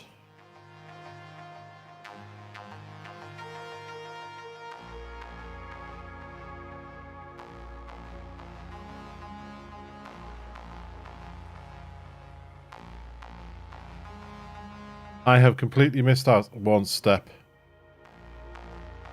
I've missed out the smelters for them.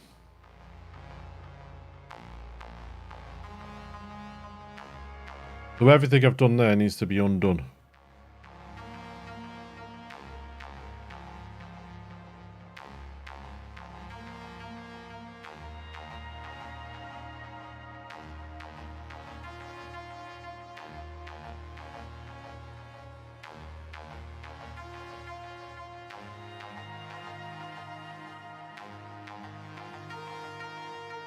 Figure something out.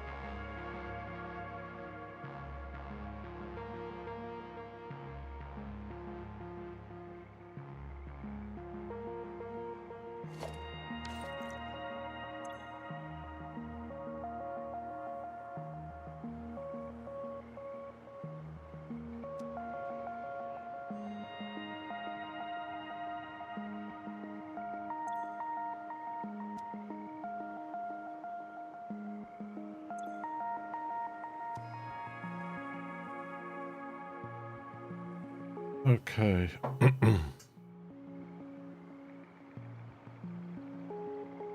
There might be a solution.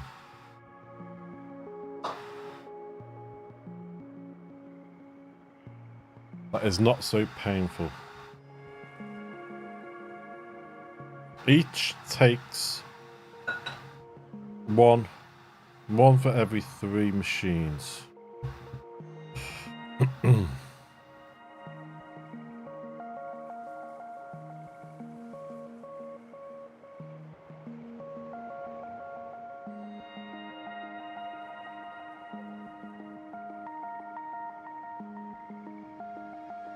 You go into the bottom one, which is the top one. We'll have to just swap that around, maybe.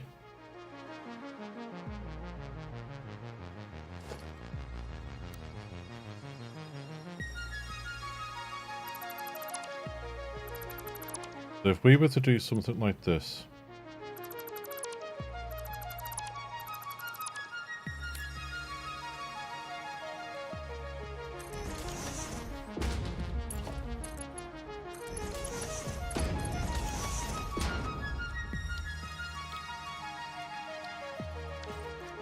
Copy it from here.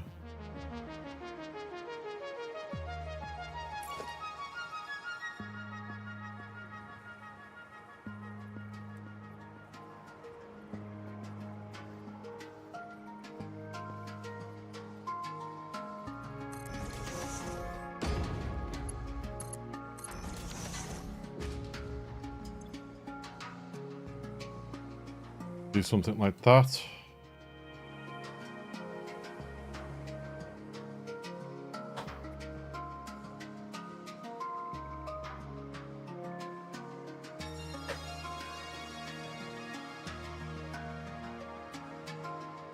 Yeah, we could do that.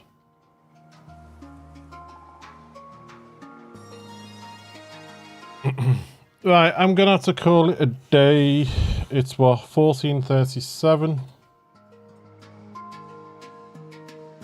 It's been 4 hours and 12 minutes. Not as long as normal. I started a little bit later this morning, where I was after waiting for the washing machine to finish. Could have put a wash on before we streamed. But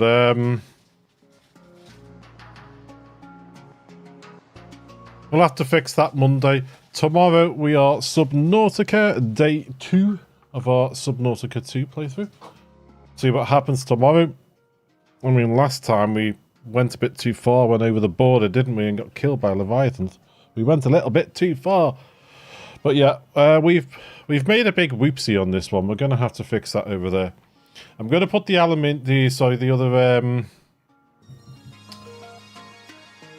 other copper production down off stream.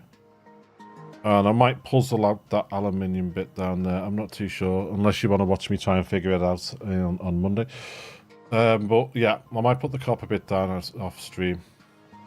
So let's get a save done before I forget to do that on top of everything else. I don't think I can click that. No, I can't click and copy that up there, can I? It's a shame you can't do that. Thanks for the stream, and you're welcome. Thank you for being here. It's nice to have company. Okay, that. It is 1.2 experimental, but that will be going soon. Day, what are we on? Day 36. Building 3600. Aluminium. Bomb. Part 3. I might change the title on the YouTube side of things for that, because it's not that appealing.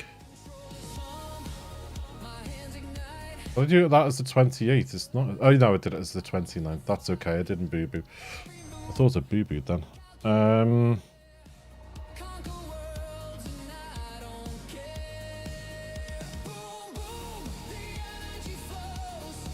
Yeah, I still need to figure out what I want to do about that arch bit at the front.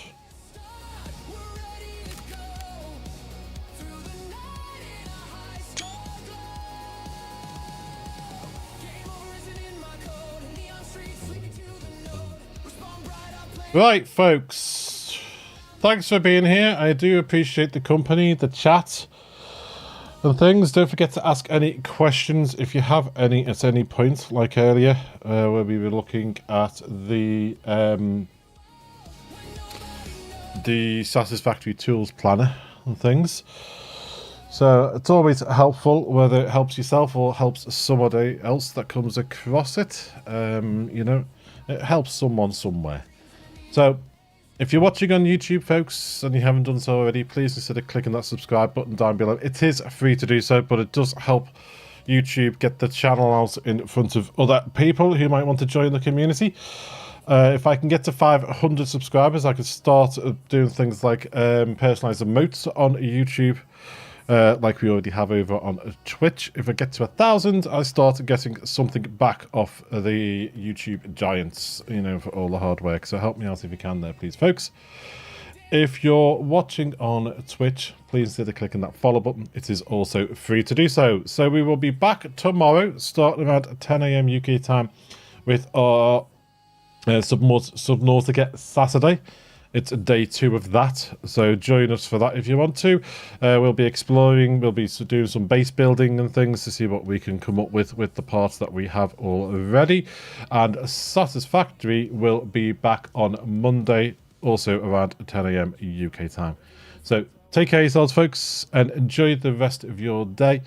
And I shall see you tomorrow if you can join me. Take care, thank you, bye-bye.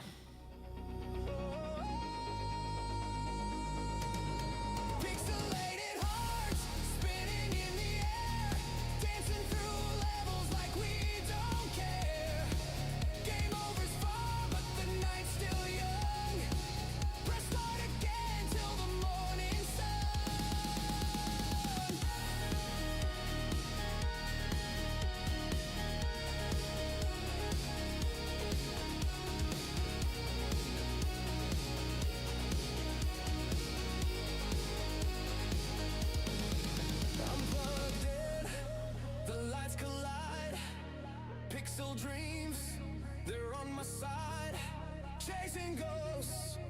I'm in the zone. Level up. This world's my throne.